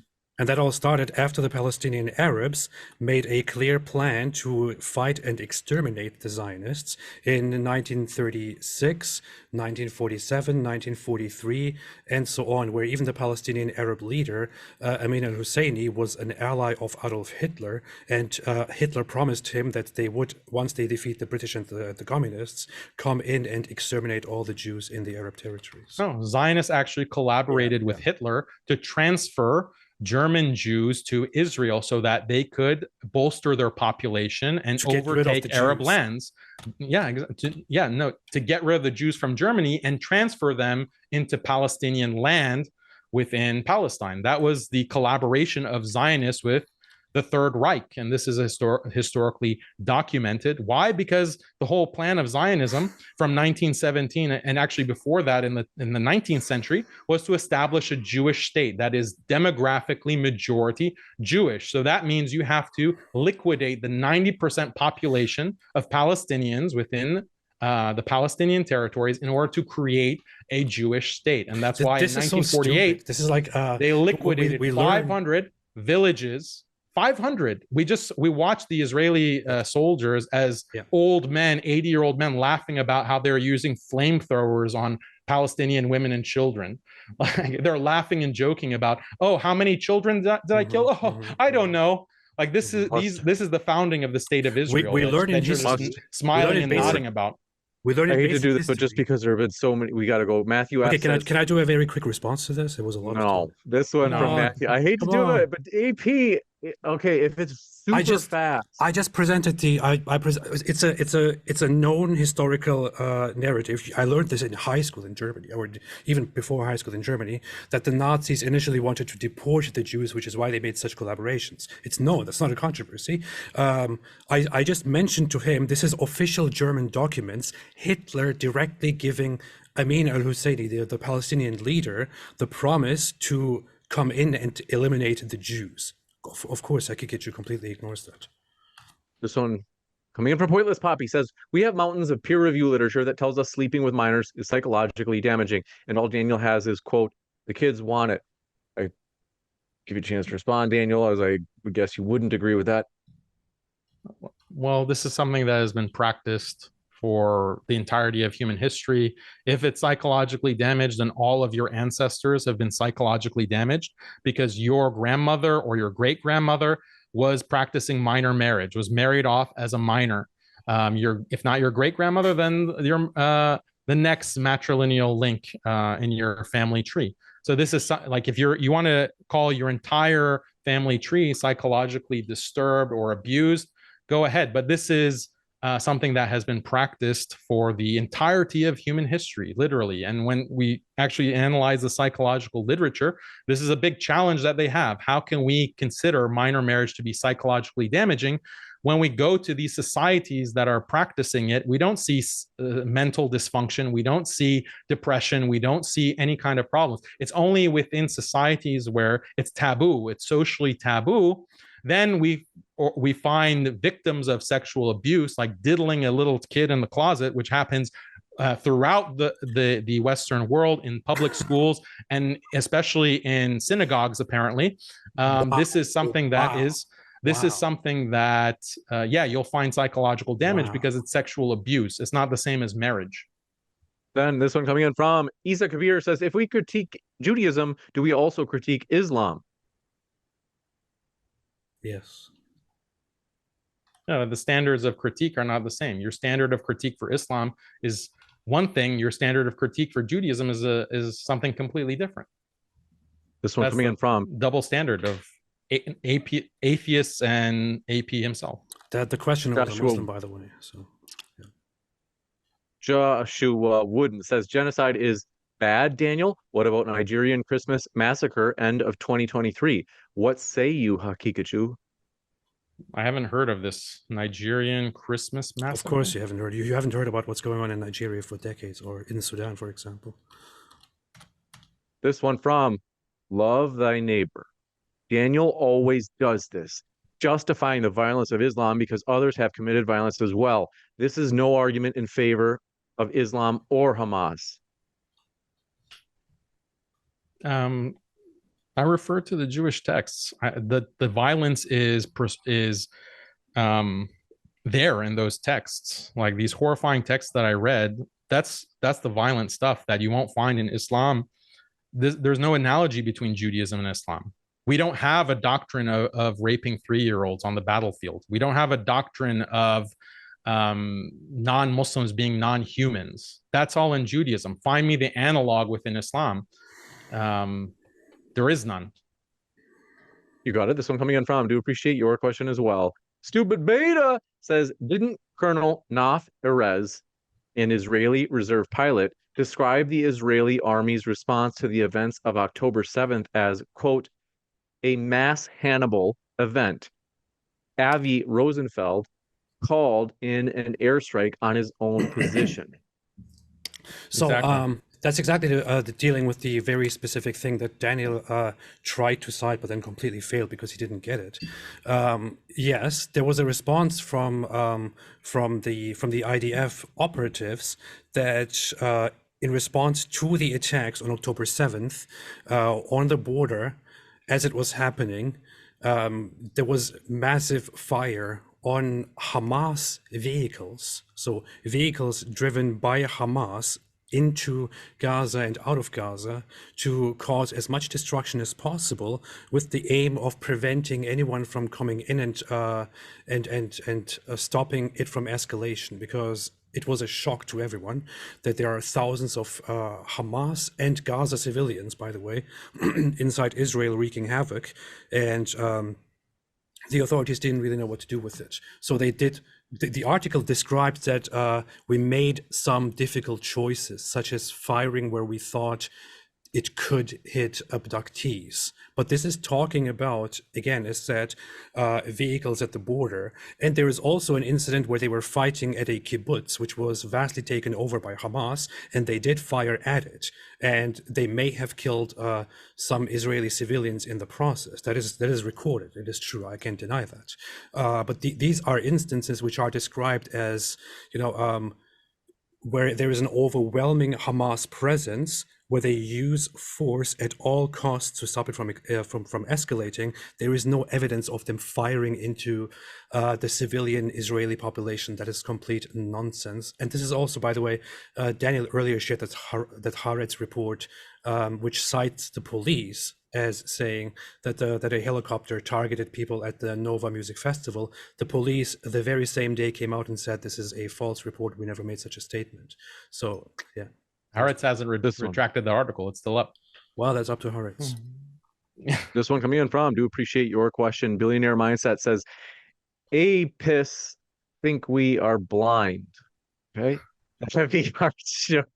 Okay. The heavy Apis, if you want to respond, you can. I got to give you a chance to address your new nickname here. It was funny. It's cool. Okay, thank you. This one from the Heavy Hearts Show says Muslim countries rejected every option for peace. I don't know. That's not historically factual.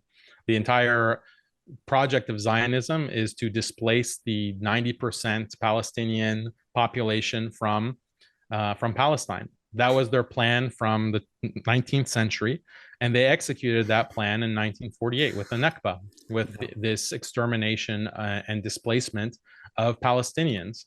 So where was the prospect of peace there? It was a aggression from the Zionists from the very beginning through forced demographic displacement. Like, imagine if Japan sent settlers into the United States and they started to expand, and they had a project. Okay, we don't have enough land in Japan. We want to take over the United States. So let's send all these Japanese to, I don't know, Washington, D.C., and start taking over more and more territory, use all kinds of deceptive and predatory practices, and use a foreign power. Like, imagine the British are helping the Japanese take over Washington, D.C., and push out the people who are living there.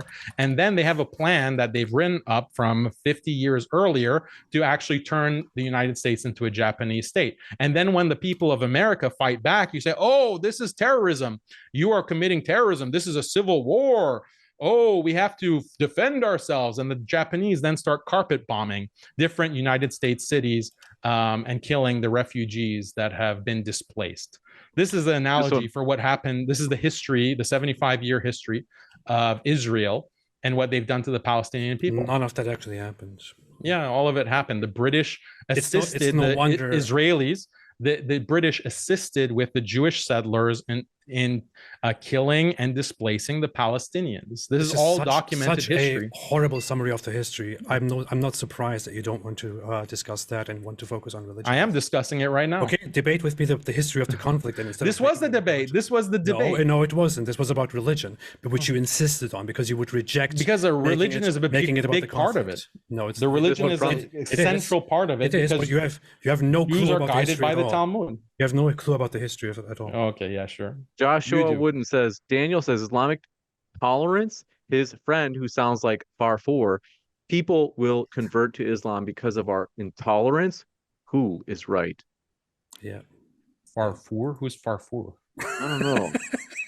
That's a cartoon. That's a children's TV character from the Gazan TV, Al-Aqsa TV, which tells kids that everything is to blame on the Jews and stuff. It's a funny character. This one based from on me. Billionaire Mindset says, Apis is trembling. Okay, let's see. Yahshua the King says, trembling. Al-Hidayah, Volume 2, page 144, says, slaying of the women and infant children of infidels is forbidden. If a person were to slay such, is not liable to a fine. Yeah, if it's collateral damage, but if someone is going and deliberately killing women and children, this is contrary to Islamic law, and they're liable for punishment. This one from Damage is Yeshua the fine. King as well. Says, reliance of the traveler, section 09.10 says, it is not permissible in jihad to kill women or children unless they are fighting against the Muslims. Yeah, so if they are a threat and they're taking up like a gun and shooting at the Muslims, then they become a legitimate target. Yigal, That's every legal system has that. American legal system has that. International law allows that. So if not just Islam. if a Gazan picks up I don't know bottles, knives, rocks, and attacks soldiers, for example, then it's okay for Israel to shoot at them. No, because it's not a credible threat. I mean, for the diaper force, it is like diaper force in Israel are scared crapless by children, like a little 5-year-old with a rock. And so they machine gun the Palestinian 5-year-old to go, oh, he threw a rock at me. He threw a rock at my tank. Therefore, I'm going to blow him away. That's like the Israeli logic. But for normal people, it's so funny that for normal human beings, you don't shoot a 5-year-old because he throws a rock. It's so funny that you always. Do you disagree? Do you disagree? No, I disagree with that. I agree. Okay, no, we're agreed. Everyone agrees. It's just the Israelis that don't agree. Nuan Walters, I didn't see your question. If you had one that you want to attach to that super chat, let me know. Yigal Gurovich says there were no cannons yet at the hands of 7th century Muslims for the excuse of collateral damage. Yeah, there are no hand cannons or cannons. No, but there was a menjanil, so it's a kind of primitive catapult. What Muhammad's forces did was to ride in there and to kill left and right. The excuse that technology existed. The excuse there is that it was night and they couldn't make out. No, the prophet knew about. Yeah. So the prophet knew about the menjanil, this catapult-like weapon that throws projectiles and can inadvertently kill non-combatants. That was known to the Prophet, peace be upon him, and to the Muslims. So this is why the legal texts within Islam, they acknowledge that collateral damage is possible, but deliberately targeting women and children is not. That's an eisegesis. That's not what the text is about. The text is about, the question there asked to Muhammad is about the night raids where they go in with horses or camels, sorry, and kill women and children because they can't differentiate them from men. This one the same coming in concept from of collateral damage. Do appreciate your question. Matters Now says 2,000 watching, a very visible debate. I love Jewish people. Thank you very much for that. And folks, I don't want to go into it now. We got to keep going with questions, but thank you. NBGS TV says, question for Daniel: were Israeli women sexually abused by Hamas and other jihadists on 10/7 and while still in captivity? There's no confirmed evidence of this, as stated by Haaretz. Like, there's no forensic evidence. There is just eyewitness testimony. Eyewitnesses claim that there was mass rape, that their women were beheaded, but the Israeli government has acknowledged that there's no forensic evidence that shows women have been being beheaded. There is no evidence of this. They claim that there was rape that has taken place on the basis of this eyewitness testimony. There's only like a handful of eyewitnesses who claim that there was mass rape, but there's actually no forensic evidence. And within Haaretz, you can go to their report that said there is no forensic evidence, and it's impossible to ever have forensic evidence that establishes that rape took place. Why? Because we disposed of the bodies and we destroyed all the evidence. That's what the Israeli government actually claims. All of the evidence that they have is just based on eyewitness testimony, eyewitnesses that are constantly changing their testimony. That's a lie. Everyone No, can it's not. confirm that this is a lie. Everyone can see in the New York Times report. You can see it in the Israeli Times report. You can see it. You can see it everywhere. Even Yeah, the New York Times even are the Haaretz using these report- eyewitnesses. Even the Haaretz report says that that what is missing at the moment is the forensic evidence, because it played no priority in collecting over 1,000 bodies and finding bodies everywhere, injured and alive, and analyzing them in the most immediate forensic analysis. What they do have is rescue teams, first responders, soldiers, security forces, witness testimonies, and even photos of remains confirm that beyond reasonable doubt, multiple instances of rape and otherwise sexual harassment took place. We even have a photo of a woman who was burned with her underwear removed on the ground after she was raped.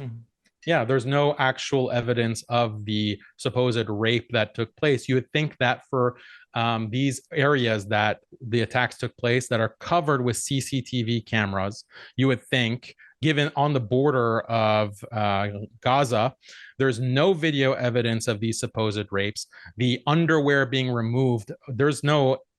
How do you know it was removed? How do you know that wasn't burned off? This is just a charred corpse, and you, based on that, you're saying, "Oh, this was a rape." You have seen it. This is a corpse, right? Have you seen it? I haven't seen any rape. No, I haven't seen any rape. Have you seen it? There's a charred corpse. Have you seen that charred corpse? I have not seen it. I've seen it described. Fantastic. This one coming in from. Yeah, but your description of it is not objective. Your objective of it is that the underwear was removed. How do you know it was removed by a person? It is confirmed. It's pretty much confirmed. How? Where? What's the proof that it's been removed by a person? She has no pants on. She has her whatever she has on is lifted, and she has no underwear. There is no trace of underwear at all. Okay, so the underwear was not removed. So you just so your own story keeps changing. You said that the underwear was removed, but then you say there was no trace of underwear. So how do you know there was underwear in the first place? Oh my God. This is all nonsense. There's an image claimed of a body that is in a state of undress. Yeah, when you're blown away by a hellfire missile, your clothes are not going to be on you in the same way that you are in the normal state. To take that and say, "Oh, this is proof.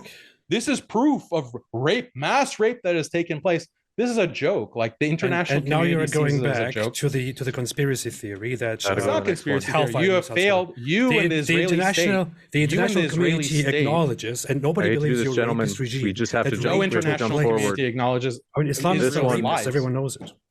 This one That's from why Jack Israel Johnson is being says, tried in the Hague for its crimes. Gentlemen, we've got to go to the next one. By They say, TikTok, please Israelis, ask IDF you are guys bragging son of about a rape. gun. We saw them. We saw the IDF Hamas bragging are about Bear rape. with me, guys. Hamas Jack Johnson says, please ask a apostate prophet says about the blood-sucking circumcision rituals Orthodox Jewish rabbis perform, since he is bent on calling Muslims homos. What are comos? Or is that chomo? Is that a bad word? I don't know. I'm not down with youth lingo. If that super chat is implying that I make such criticism about Islam, where I, for example, talk about Muhammad sucking the tongues of his grandsons and things like that, I usually don't do that. I usually don't engage in that kind of stuff. So the question was about the Jewish ritual. Do you condemn it? Have you not just heard James read the super chat in the context where it mentions that I do something about Islam like that, apparently, which is why there is a hypocrisy being called out? No, I don't do that. And when it comes to the Jewish version of that, I'm not entirely familiar with it. I don't have anything to say about it. No, there's no Islamic version of this. It's a Jewish ritual where a Jewish baby is circumcised. Why are you interrupting? The super chat just asked me. Yeah, why you condemn that. You said you don't know anything about it. So I'm describing it to you. I'm helping you out. Just asked me what I think about that, considering that I make such things about Islam. And I just clarify that I don't do such things about Islam, and I also don't have any thoughts on the Jewish part. That was the question, and I answered it. Why are you do criticize Islam? You do criticize Islam. Not based on such things. No, I don't. You just from did. In your own answer, you said that, the prophet sucked the tongue. This one from That's what you said, right? You take that as is that criticism of Islam or not? It's not criticism. I said I don't do any criticism based on that. But what do you think about the Jewish practice of a rabbi sucking the penis of a boy that he's just circumcised? I just answered the question. You don't have opinion about it. That's what you said. I don't know much about it. If It's a I would rabbi find it- sucking the I would penis of a find it baby weird. after he's been circumcised. We have to go to the next question. I would find it you condemn channel, that. if You this condemn that. channel isn't here tomorrow, folks, you know why, okay? We got to go to the next question. Yes, would Why find can't it why weird. can't he why can't have AP to- answer simple Gosh, questions? can you let me answer the damn question instead of yelling at me? I would condemn it if it was if it was something extremely weird. I find it very strange the way it is described. I don't know enough about it to comment on it, and I clarify that I also usually don't talk about Islam in such a sense at all. So it shouldn't be expected of me to be consistent and criticize Judaism. based on that, You've never because talked I about don't do that with circumcision Islam. in Islam. I talked about circumcision and how it's illogical. That's Okay, so you do completely different. criticize circumcision in Islam. Why don't you have an Must. opinion on circumcision in Judaism? Okay. I criticize killing in Islam. Therefore, I should have an opinion on all kinds of killing. And should Yeah, you criticize should. You Must should move be forward. consistent. You should be. You Yes, claim to Yeshua. be defending Judaism in this debate, but you haven't defended Judaism at all. Yeshua, That's the double standard that the super chat is pointing out. That's not what the debate They is say about. all Ghazali. It's not about Kitab, Judaism. All gentlemen. They say all Ghazali, Kitab, all Wiggins, Fasik says one may use a catapult against them when they are in a fortress, even if among them are women and children. That's why I refer to. Yeah. Unknown Killa 67 says, AP, you didn't read Kashmir Hadith, so you are fabricating the Quran. Fabricates you and debate hijab face to face. Stop using your wife as an excuse not to do so. I don't understand. Yazar Jabril what says, it's saying. Daniel, how do rabbis decide what Jewish law is? Do they just open the Talmud, grab a verse, and command their followers? According to Daniel Haqiqatjou, yes. No, I didn't say that.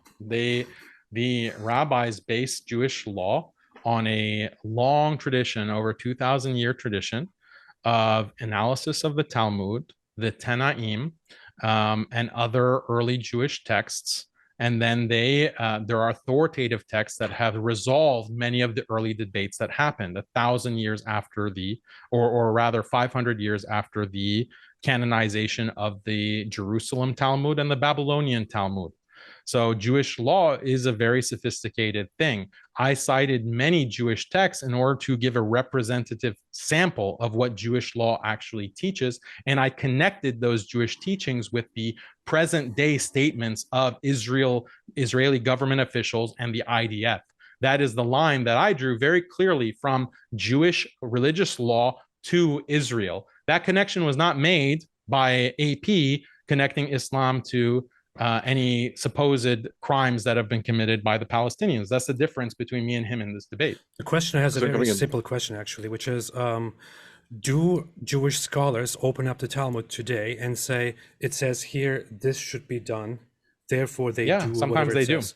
Sometimes but- they do, yeah. Sometimes they do. That's not mostly what they do, because that's not what the Talmud is. Yeah, That's when but we sometimes must they do move that. forward. Craig Hutchinson says, there is only one God, and that is Allah. Robin Webster says, Daniel, do you support a peaceful solution, Palestine statehood, and condemn all future attacks against Israel after agreement is reached? I support a just solution. I support justice. I support the right of return of Palestinians to the land that was taken from them through genocide and ethnic cleansing. you That's answer what the I question? support. Can you answer Yeah, the I question? support justice. I support justice. answer There's the no actual peace. question? There's no peace without justice. That's not the And question. they said, AP, That's I not want to the hear your question. chance. They said they want to is. hear from you, AP, as well. That was not the question. The question was Palestinian statehood, wasn't it? It was. So, okay, Daniel, would you accept a two-state solution? A peaceful two-state solution? No, I Okay, support great, thank justice, you. the right of the return of the Palestinians to the land that was stolen from them by the British Indeed. and the European Jews, the European Jewish Zionists. That's what I support. Fantastic. Then they also said, AP, they want to hear from you on that question. I think I would, if it worked out, I would support a two-state solution if a possible, if a good solution was to be found. At this point, I don't believe it is really possible. This one from not sure. Robin. Got that one. Love Thy Neighbor says, there are more than 5 million people in the Gaza. Where is the genocide? There aren't 5 million people in Gaza. It's less than 2 million people, and they are being forcefully expelled from northern Gaza. They've already been expelled from northern Gaza, and now they're being expelled from Gaza in its entirety. That's what Israel is pushing for these Palestinians in Gaza to be relocated to Egypt or to Jordan. Meanwhile, in the West Bank, where there is no Hamas, Israeli settlers continue to steal land, continue to push out and kill Palestinians in mass within the West Bank. And the United States policy is completely against this, and the UN is against this because it's illegal, according to international law, for Israel to be taking the West Bank and using settlers with guns to inch away the Palestinian land and basically ethnically cleanse them. So that's the reality. It's also illegal Joshua to Wooden eradicate says, Israel. I by hate the to do way, this, but so- we just have this one from Joshua Wooden says, Googling philosophy is a slander of Michael Jones that has read more books than everyone watching this has collectively read in our lives, including Daniel Haqiqatjou. And This me, one from I agree. Nuan Walters says, thanks to Googling AP. philosophy is basically the next Maimonides. We gotta go to the next one. Nuan Walters says, thanks to AP. And funny to tune in after 96 minutes and just by now finally realizing the answer to the question of the debate. DH is wearing it. I don't understand. Yeah. How are you wearing the answer? Natural born Swabian says, AP, doctor of sophistry and deception. And then the player one says, wait, which one? Okay, this one from player one says, question for Daniel. How long will you wait to share edited clips of this debate, or will you avoid sharing it completely again? When have I avoided sharing clips of a debate? All my debates are publicly accessible on my channel. This debate, I don't know if it can be on my channel, hopefully clips, but there's only one religion that you can't openly debate on YouTube or Twitch, apparently. So you can talk about Islam, you can look at Islamic religious sources, you can call Muslims pedophiles, you can call Muslims terrorists, no problem. You can have an entire career on YouTube based on that and not even be demonetized. But if you have one debate about this one particular religion, then they have to shut it down. It's unfortunate. It's true. Unfortunately, This on one YouTube, as you can see, it's impossible to debate Judaism. Yeah, exactly. Exactly as we are doing right now. Yeah, terrible. This one coming in from ES1002 says, Daniel, Mike Jones refuted your 3K IDF dead claim. The Mike Jones refuted what? Your claim that there were 3,000 IDF dead. Yeah, I mean, I'm not committed to that number. If it's not 3,000, it's 2,000, whatever, it doesn't matter. This one from King Josiah of Judah says, Quran 1, 2, and 57, 2, and 3, 189 mention Allah is the Lord of the world and has dominion over. But Quran 1940 says Allah will inherit the earth. How can someone inherit what they already own? Yeah, it's called metaphorical language. So inheriting the earth means that ultimately everything returns back to God, who is the owner of the universe. He's the owner and creator. There's nothing contradictory about those two statements.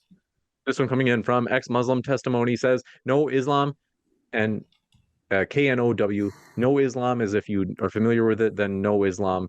And then they say no Islam.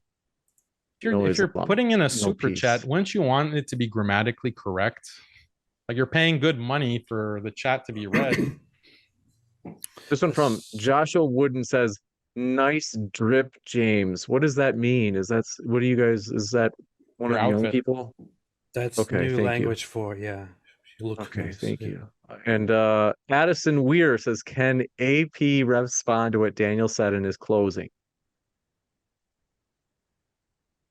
Oh, what are you talking about? I only made a note of two things, which is the Haaretz article. I can say that, so what Daniel Haqiqatjou brought up, a Haaretz article according to which a security officer said that there was a helicopter fire which may have impacted Israeli citizens, but they said this is an anonymous source. The very same day, the Times of Israel published an article from the police saying that this is completely false and condemned Haaretz for reporting fake news. So there is no report, there is no witness report of people actually describing a helicopter shooting at people. The other thing that I noted was him saying that that it is confirmed that Israel sterilizes Ethiopians, and that is just terrible terrible and, I don't know, terribly intentioned research by Daniel Haqiqatjou. Is it true or not? Because Is it true or not? Can you let me answer? The question is for me. Because the very same reporting goes to international organizations analyzing that claim and coming to the conclusion that it was a misunderstanding and was widely overblown. So it's actually concluded to be factually false. It's not false. They were given contraceptives and sterilized without their consent. It is false. It's not false. It is false because the initial report was that this is an Israeli policy, which is widespread. The final finding was that there was an instance where something like that took place, and which was condemned and stopped. And this is not an Israel thing. This was an instance of something happening and being overblown and blown out of proportion. No, it's with the Israeli Health Ministry. You can go to the Guardian article. I can show the screen right now. All Jews sterilize Ethiopians. I didn't say all Jews sterilize Ethiopians. That's I know. I'm being sarcastic right now to do what you do all the time. People can see for themselves. Yeah, and you can also have a follow-up Guardian report on that very report here. I can also. Yeah, it happened. Yeah, of course they're going to do damage control after it's reported in the Guardian. Ah, so you believe you're saying that? Oh, they explained afterwards that this was a terrible tragedy. What other country sterilizes black people? That's not what I said happened. Yeah, that is what you just said that happened. That's not what I said happened. I said it was blown out of proportion massively. It was How can you blow out of proportion the sterilizing of black people? It was assessed and turned out to be false. Blown out of proportion. What's false about it? There's no claim that this is false. Your logic is it is false. How did you find that article? Somebody shared it with you. Google it right now, and you will see articles saying that assessment came to the conclusion that it is not true, and it was blown out of proportion. Your idea here is I can make a claim, and if it's analyzed and a research comes to the conclusion or a study comes to the conclusion that it's false, then that means it's damage control. What kind of logic is this, man? Yeah, this one coming in from, do appreciate it. My name is Sean, says Ridvan, eat the Quran next time he calls you a slur. Player one says referencing Surah Al-Baqarah 242 is misleading, misrepresenting, or omitting information not considered lying in Islam. Apparently not. This one from Only Goats. Referring to. Only Goat says, Daniel, did you grow up on Al-Aqsa TV? I don't know what that is. My name is Sean. Says, question to Daniel, why can't you grow? He has a nice beard. Panzer of the Lake says, Daniel, didn't your prophet kill civilians? Not intentionally. Yes, he did. Harold Balder says, only civilians that committed crimes. Is that what you're referring to? Criminals, yeah. You mean collective punishment? He did, yeah. Harold Balder says, collective punishment to the Jewish tribes. Collective punishment, he did. For example, those tribes were involved with trying to exterminate Muslims. So collective punishment. So there is a plot supposedly that they were planning something against the Muslims, and what's the result of this? Going there and punishing the entire tribe. Fantastic. The entire tribe was involved. The entire tribe wasn't even killed. It was only the males above puberty. Those were the ones who were killed. Well, that solves it. Yeah. Punishment fits the crime. Yeah. Harold Balder says, Brother Daniel, what's your view on this verse? The messenger of Allah said, the eyes are the leather strap of the anus. So one who sleeps should perform ablution. I don't know what that means. It's a Sunan Abi Dawud 203, book 1, Hadith 203. Yeah, this is like a ridiculous translation. The idea is that it's not ridiculous. When you sleep, there is a chance that you pass wind. And when you pass wind, you have to redo your ritual ablution before you pray. So this is about purity. It's not this ridiculous thing. When you sleep, you are likely to pass wind, and therefore you have to redo your ablution before prayer. Like the fact that AP wants to make a big deal about this and laugh about it. I'm not making a big deal about it. No video about, you're laughing. You have videos with David laughing about this. The narrative but you have nothing funny. To say when you're presented with the Talmud. I'm glad you're watching our live streams. Non-Jews are not human. You have nothing to say about that, but you have a problem with redoing ritual ablution after passing wind. Like this is so hilarious. The double standards that you have. It's very nice that you're watching our live streams, but I'm not making a big deal out of this. I'm just laughing about how the narrative is told. That's it. Yeah, this one from Arabic. That's the problem. Lou Sazzle says, AP, why are you being slippery? Famo says, Google dancing Israelis on 9/11. Sunmorn says, I was led to believe there would be punch and pie. Shiba C says, a wise person once said, better to let people think you're stupid than to open your mouth and prove it. Congrats on the only thing you were able to prove today, Daniel. Wow. By the way, James, I only have like 5 minutes. Terrible. Okay, well then let me just try to jump to a There certain were no one. dancing Israelis on 9/11, by the way. Folks, if we don't get Yeah, to your there were. question, FBI report forgive proves it. me. This one from Jai G81 says, why are we debating this? Jews and Muslims believe in the same God. For the love of your God, please stop this war. Because unfortunately, Islam preaches that Jews are terrible and that they will be eventually exterminated. No, Judaism teaches that non-Jews are subhumans, that they're animals, and they should be genocided Yeah, or we raped established and that's then not true. genocided. We Yeah, we established this. established how the Mishnah Torah says it, how the This one. Shulchan Aruch says it, how the Talmud says it. We've established all of that. This one from Israel Advocacy Movement says, Daniel, there's almost 2 million words in the Talmud. You've clearly not even read 0.01% Wait, of it. why are you dodging the Should you really debate? Why are you dodging Israel advocacy? I challenged you to debate and you've dodged it on what Judaism says about Jesus Christ and about Christians. Why are you dodging my debate, Israel advocacy? Are you scared to debate what the Talmud and what Judaism says about Christianity and Jesus Christ and the Virgin Mary? Why are you scared to debate me? Stop cowering in a tunnel and come out and debate me on this. You see, This one coming. There's a reference again. So basically, what they were Daniel, saying was, I have to say, there's almost 2 million. Hold on one sec. I do want to just finish their question. They say almost 2 million words in the Talmud. You've clearly not even read 0.01% of it. So should you really be talking as an authority on its teachings after watching a couple of TikTok videos? Yeah, no, I cited, everyone saw the Talmud on the screen. Everyone saw the Mishnah Torah on the screen. I brought it up. Everyone saw these authoritative Jewish references on the screen. So you have a lot of explaining to do, Israel advocacy. Number one, stop running away from the debate. Why don't you man up and debate me on what Judaism says about Christianity, and then we'll take a deep dive into the Talmud. The thing is, yeah, maybe I've only read 0.1% of the Talmud. I've read enough. I've read enough. This one I from King. have to say, so today was a fantastic demonstration. I usually don't say this. I usually don't approach debates this way, but I know that this is Daniel approaches it.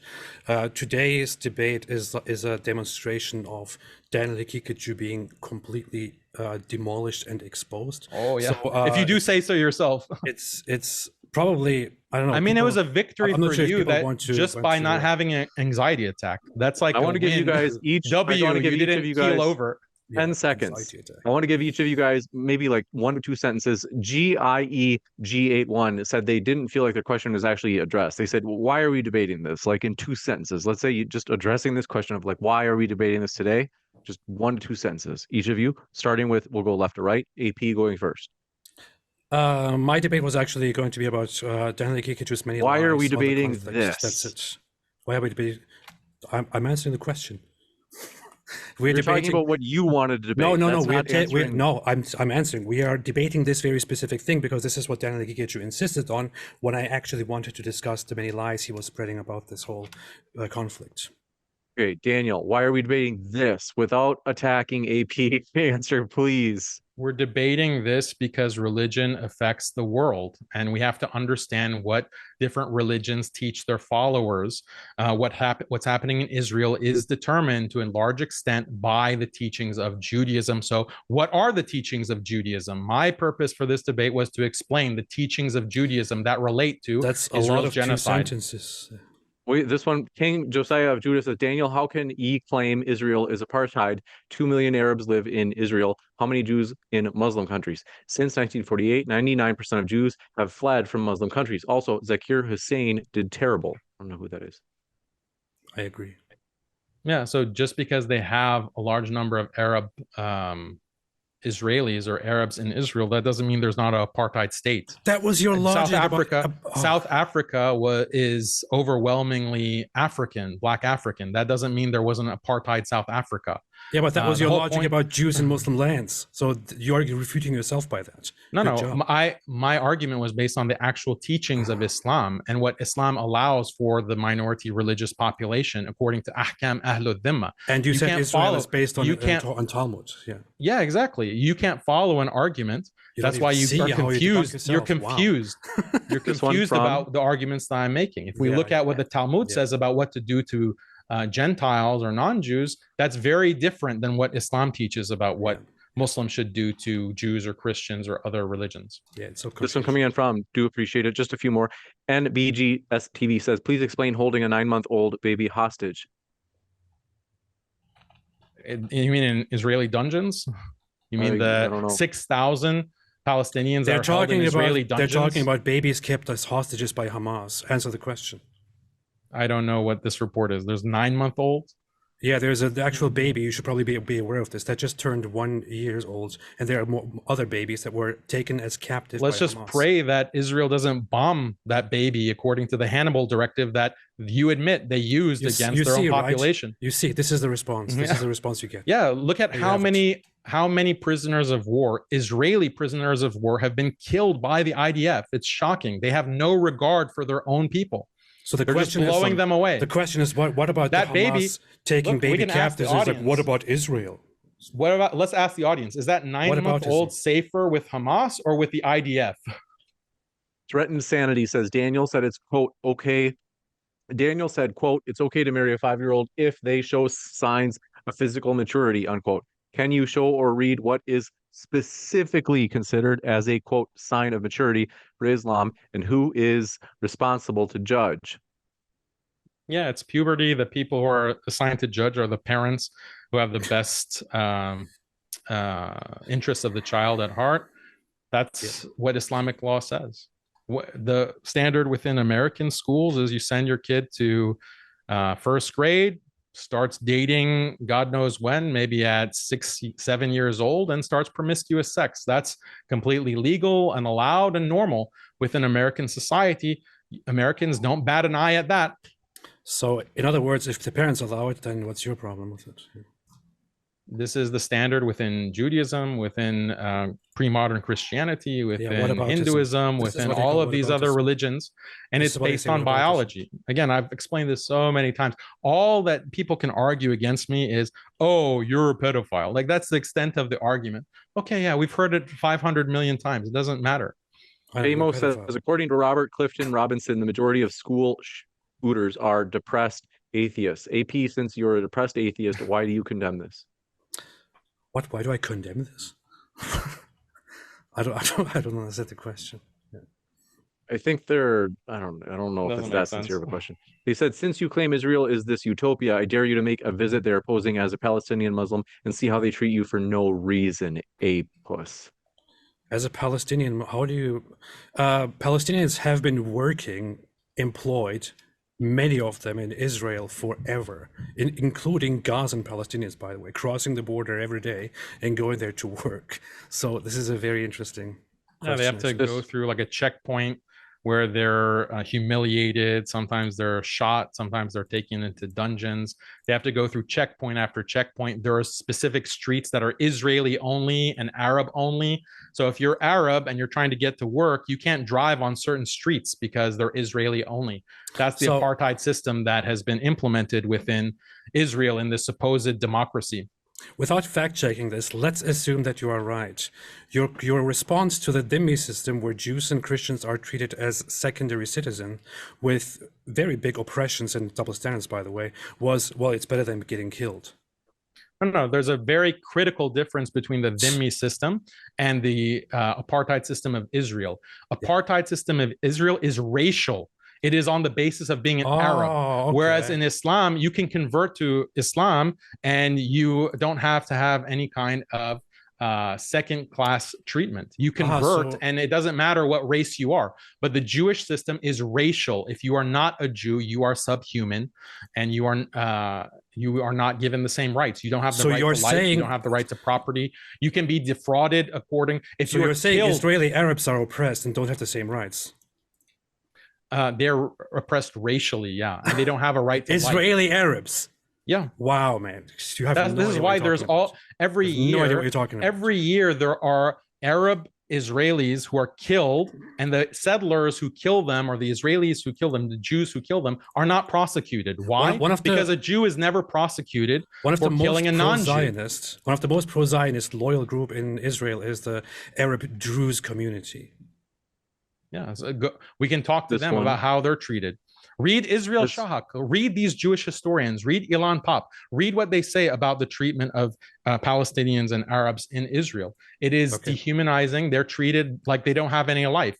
There was a child who was burnt in a house that settlers set on fire. A Palestinian 2-year-old was burned to a crisp, and you have Israelis singing about, oh, we barbecued Ali. This child's name was Ali, and they're talking about, oh, we barbecued him. Those Israelis were not prosecuted. They were not prosecuted for that crime of burning down a Palestinian home and murdering this 2-year-old and then singing about it and celebrating it. This is something that is characterizing Israeli culture, and it is based on this belief that non-Jews are not human. But again, non-Jews are not human. I have to do this with the point you just made. Bamo says, Apus, funny how you claim to see these non-existent Hamas grape videos, but seem to ignore the endless videos showing babies blown up by the IDF. I'm sorry, what exactly is the logic here? Is the logic, yes, Hamas terrorists went in there and they did kill and target and massacre civilians. They bragged about it. They loved it. They paraded it. They cheered for it. They said they will do it again and again and again, while their leaders said we will cleanse the land of the filth of the Jews. But I'm not supposed to point that out and not supposed to be angered and upset and sad about that, because when Israel responded after a declaration of war and multiple warnings during the bombings, which Hamas says they have no obligation to protect their civilians, because during the bombings civilians died, that means, you know, all of that just goes away. I shouldn't be talking about it. What kind of logic is this? Daniel Haqiqatjou himself says here that it's collateral damage, and collateral damage is acceptable. I will tell you right now, after what Palestinian terrorist organizations do, if during the response, after a declaration of war, there is collateral damage and people die as a result of that, and that is then paraded as atrocity propaganda because they like to keep their civilian population in the middle of the war zone which they create, then I don't care. Tanky says, question for both. Should libs and conservatives switch sides on Israel/Palestine? Yeah, no one should side with Israel. Israel is a genocidal state. It doesn't matter if you're on the left or the right. This myth that it all started on October 7th. Gaza has been an open air concentration camp since 2006. Israel has blockaded Gaza, has prevented any kind of mobility in or out of Gaza, has blocked actual aid coming into Gaza, has limited their water, their electricity, their food, their medical supplies. This is an open air concentration camp. Of course, Palestinians are going to fight back. Of course, Palestinians are going to defend themselves. You, as a supporter of Israeli genocide, call Palestinians fighting back as terrorists. Yes, that is terrorists. Your propaganda. That is your Israeli Hasbara propaganda, and the entire world sees right through it. People know when they see all of these children being blown away by these 2,000-pound or these 200-pound bombs or 2,000-pound bombs given to them by the U.S., dropped on these apartment buildings, these civilian areas, and they see these images of entire swaths of Gaza completely obliterated. Every rational person knows that this is a genocide, this is ethnic cleansing, and that's why the majority of the world opposes Israel. You have even the Japanese, even the Chinese, even Brazilians are having protests against Israel. The explanation that Israelis have and that you have is that, oh, these are all anti-Semites. No, these are people of conscience who see the brutality, who see the genocide, who see these suffering children, over 8,000 being killed, and they recognize that Israel is a terror state and the Palestinians have a right to resist that occupation and that genocide. The majority of the world actually do not oppose Israel in this. Himmel says 30. That's a lie. Himmel says, according to the World Persecution Index, Christians are killed by Muslims, not by Jews. I'm not aware of that statistic. Ignore that. This one coming in from, do appreciate your question as well. Joshua Wooden says, AP missed moment. Daniel, it was dark and they could not see. AP should have said, I like the moon had split. This is why cults are bad. I don't understand what that means. Adam Sadiq says, AP, if you and your family hypothetically lived in Gaza and Israel thought there may be a Hamas member in your house and bombed it, would that be okay with you or nah? No, it wouldn't be, and I would probably hate it, and I would probably feel angered by it, and I would probably be very much against Israel, and maybe I would end up as being one of those people who believe Israel is oppressing us from the river to the sea and so on. The issue is where you are born and where you live affects very much how you think and how you view things. I acknowledge that completely, and I think from the Palestinian Gazan perspective, how Israel is responding and handling things will be perceived as grave injustice, and I acknowledge that too. I get it, I understand it, but when I look at the entire conflict in its history, I only see that the current state as it is not a result of oppression or hate or whatever it is by the Zionist side. It is the mess that we are in as a result of the Palestinian Arab aggression. This one from Muhammad Saad says, it's not a perspectival thing. Like, you have objective authorities in the UN, Human Rights Watch, Amnesty International, objective people who are not Israeli or Palestinian, who say that what's happening is a genocide, ethnic cleansing, apartheid, racial apartheid. This is not something about perspective. It's something that people can see very objectively. Daniel, you're very easy to cite these organizations when it comes to confirming something that fits your narrative. By the way, no authoritative. I'm just appealing to a standard that everyone here agrees to. Actually verified that this is a genocide, because high numbers of deaths is not necessarily genocide. But you completely ignore these organizations when they, like the United Nations, acknowledge that there is abundant, undeniable evidence of rape and sexual assault by Hamas on October 7th, and they condemn it, and they also acknowledge Israel's right to exist. No one has confirmed that. No one has confirmed that. Yes, they have. Even the Secretary of the United States has confirmed it, or United Nations has confirmed it on his Twitter. He hasn't confirmed. He said it has to be investigated. No, they say that has to be something investigated. There is no confirmation, because Israel has said that there is no proof. The forensic evidence does not exist. All of it is based on eyewitness testimony from these biased IDF reservists. This one and Zaka International, the relief organization Zaka, who is founded by a pedophile. That organization has been releasing all of these claims about 40 beheaded babies, debunked, all these claims about the tunnels under hospitals, debunked. Again. All of these things have been debunked. The UN hasn't said, yes, these rapes took place. Show me where they've said, confirmed, we have evidence and proof that Hamas raped Israelis on October 7th. Okay, if the United Nations did say that and condemned it, will you accept that and acknowledge that you're being hypocritical? Oh, I'll accept that they said it. Then I want to see what actual then what's proof the is point? There. I want to see what the proof is. Yeah, then what's the point? You're going to be hypocritical anyway. So no, the testimony of the UN that Israel is an apartheid state is based on facts, many facts. I'm not just saying, oh, the UN said it, therefore and the fact that Hamas raped Israelis is also based on facts. Where's the proof? Stop stalling. Show me the proof. If you where did the UN say it? Show me the proof. Where did the UN say that there's proof that they have committed mass rape? You just acknowledge that you're going to dismiss it anyway, even if I didn't say that. This one coming in from Famo says, all Israel has to do is claim that Hamas is in a school to justify bombing it. Imagine if the USA responded this way when a depressed atheist blanks a school. It's such a stupid, this whole human shields argument is so stupid. Like, if you have like a terrorist who is taking a child hostage and using a child as a human shield, who thinks it's acceptable to just blow away the child?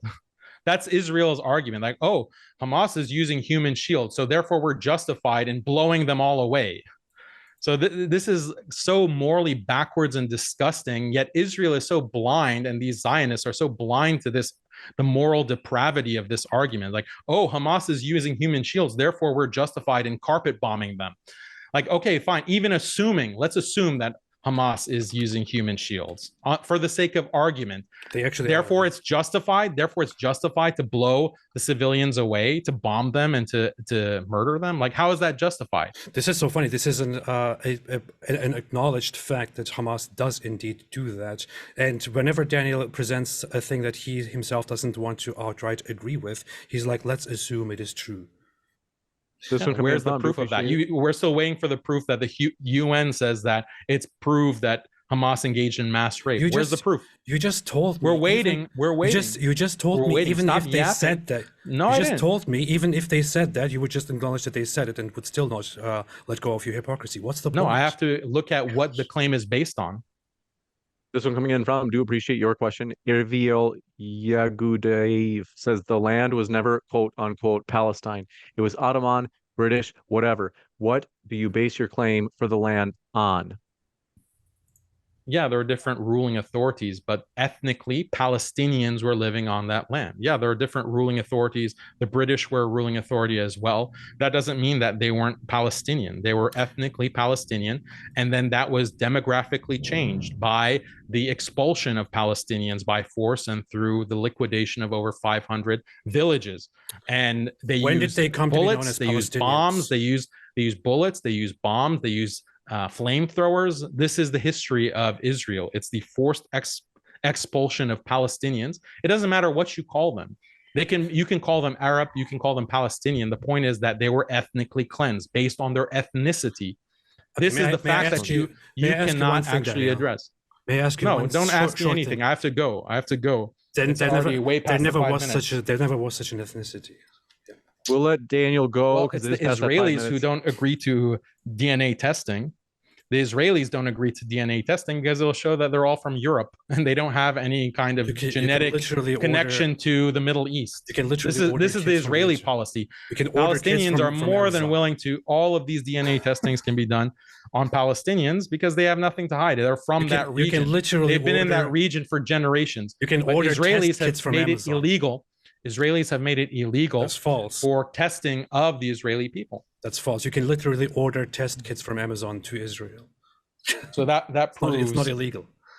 It's not illegal. That's illegal. The Israeli government does not allow representative testing of their population on a DNA level. No, what they make illegal, what you're referring to, is that there is that the selling of certain kits in store by certain by sellers directly to consumers is not permitted, is not allowed, has to be done with a certification. However, Israeli citizens or anyone from Israel can order a test kit online, just as you do in America, and can do the kit. That's completely fine with it. This one coming in. All right, I'll let you go, Daniel. So I want to say, folks, thank you guys. Thanks all for watching. That poll in the live chat had over 5,000 votes. I think that's maybe the most we've ever had. Folks, if you hadn't already voted, we'll keep that up because I'm going to do a quick post-credit scene in just a moment here, as it's actually at 5,500. So it is still up, and it'll still be up for maybe like another 5 to 10 minutes. I'm going to let our guests go, as we do appreciate them being with us. Thank you very much, AP and Daniel. I will be back in a moment, folks, so stick around right here on this stream. Thank you, AP and Daniel, one last time. It's been a true pleasure to have you. Thanks, appreciate it, James. Really glad that no anxiety attacks happen on the stream. Keep it up, AP. It's a good job. Yeah, keep your children safe from Daniel Haqiqatjou. And keep your children safe from the Talmud defending AP. All right. Hamas is a rapist regime. Stay away from Islam. AP loves the idea of genociding children. It's so sad. So sad and so disgusting. I'll be back Bring them back. Bring them back. Thank you, gentlemen. That was something.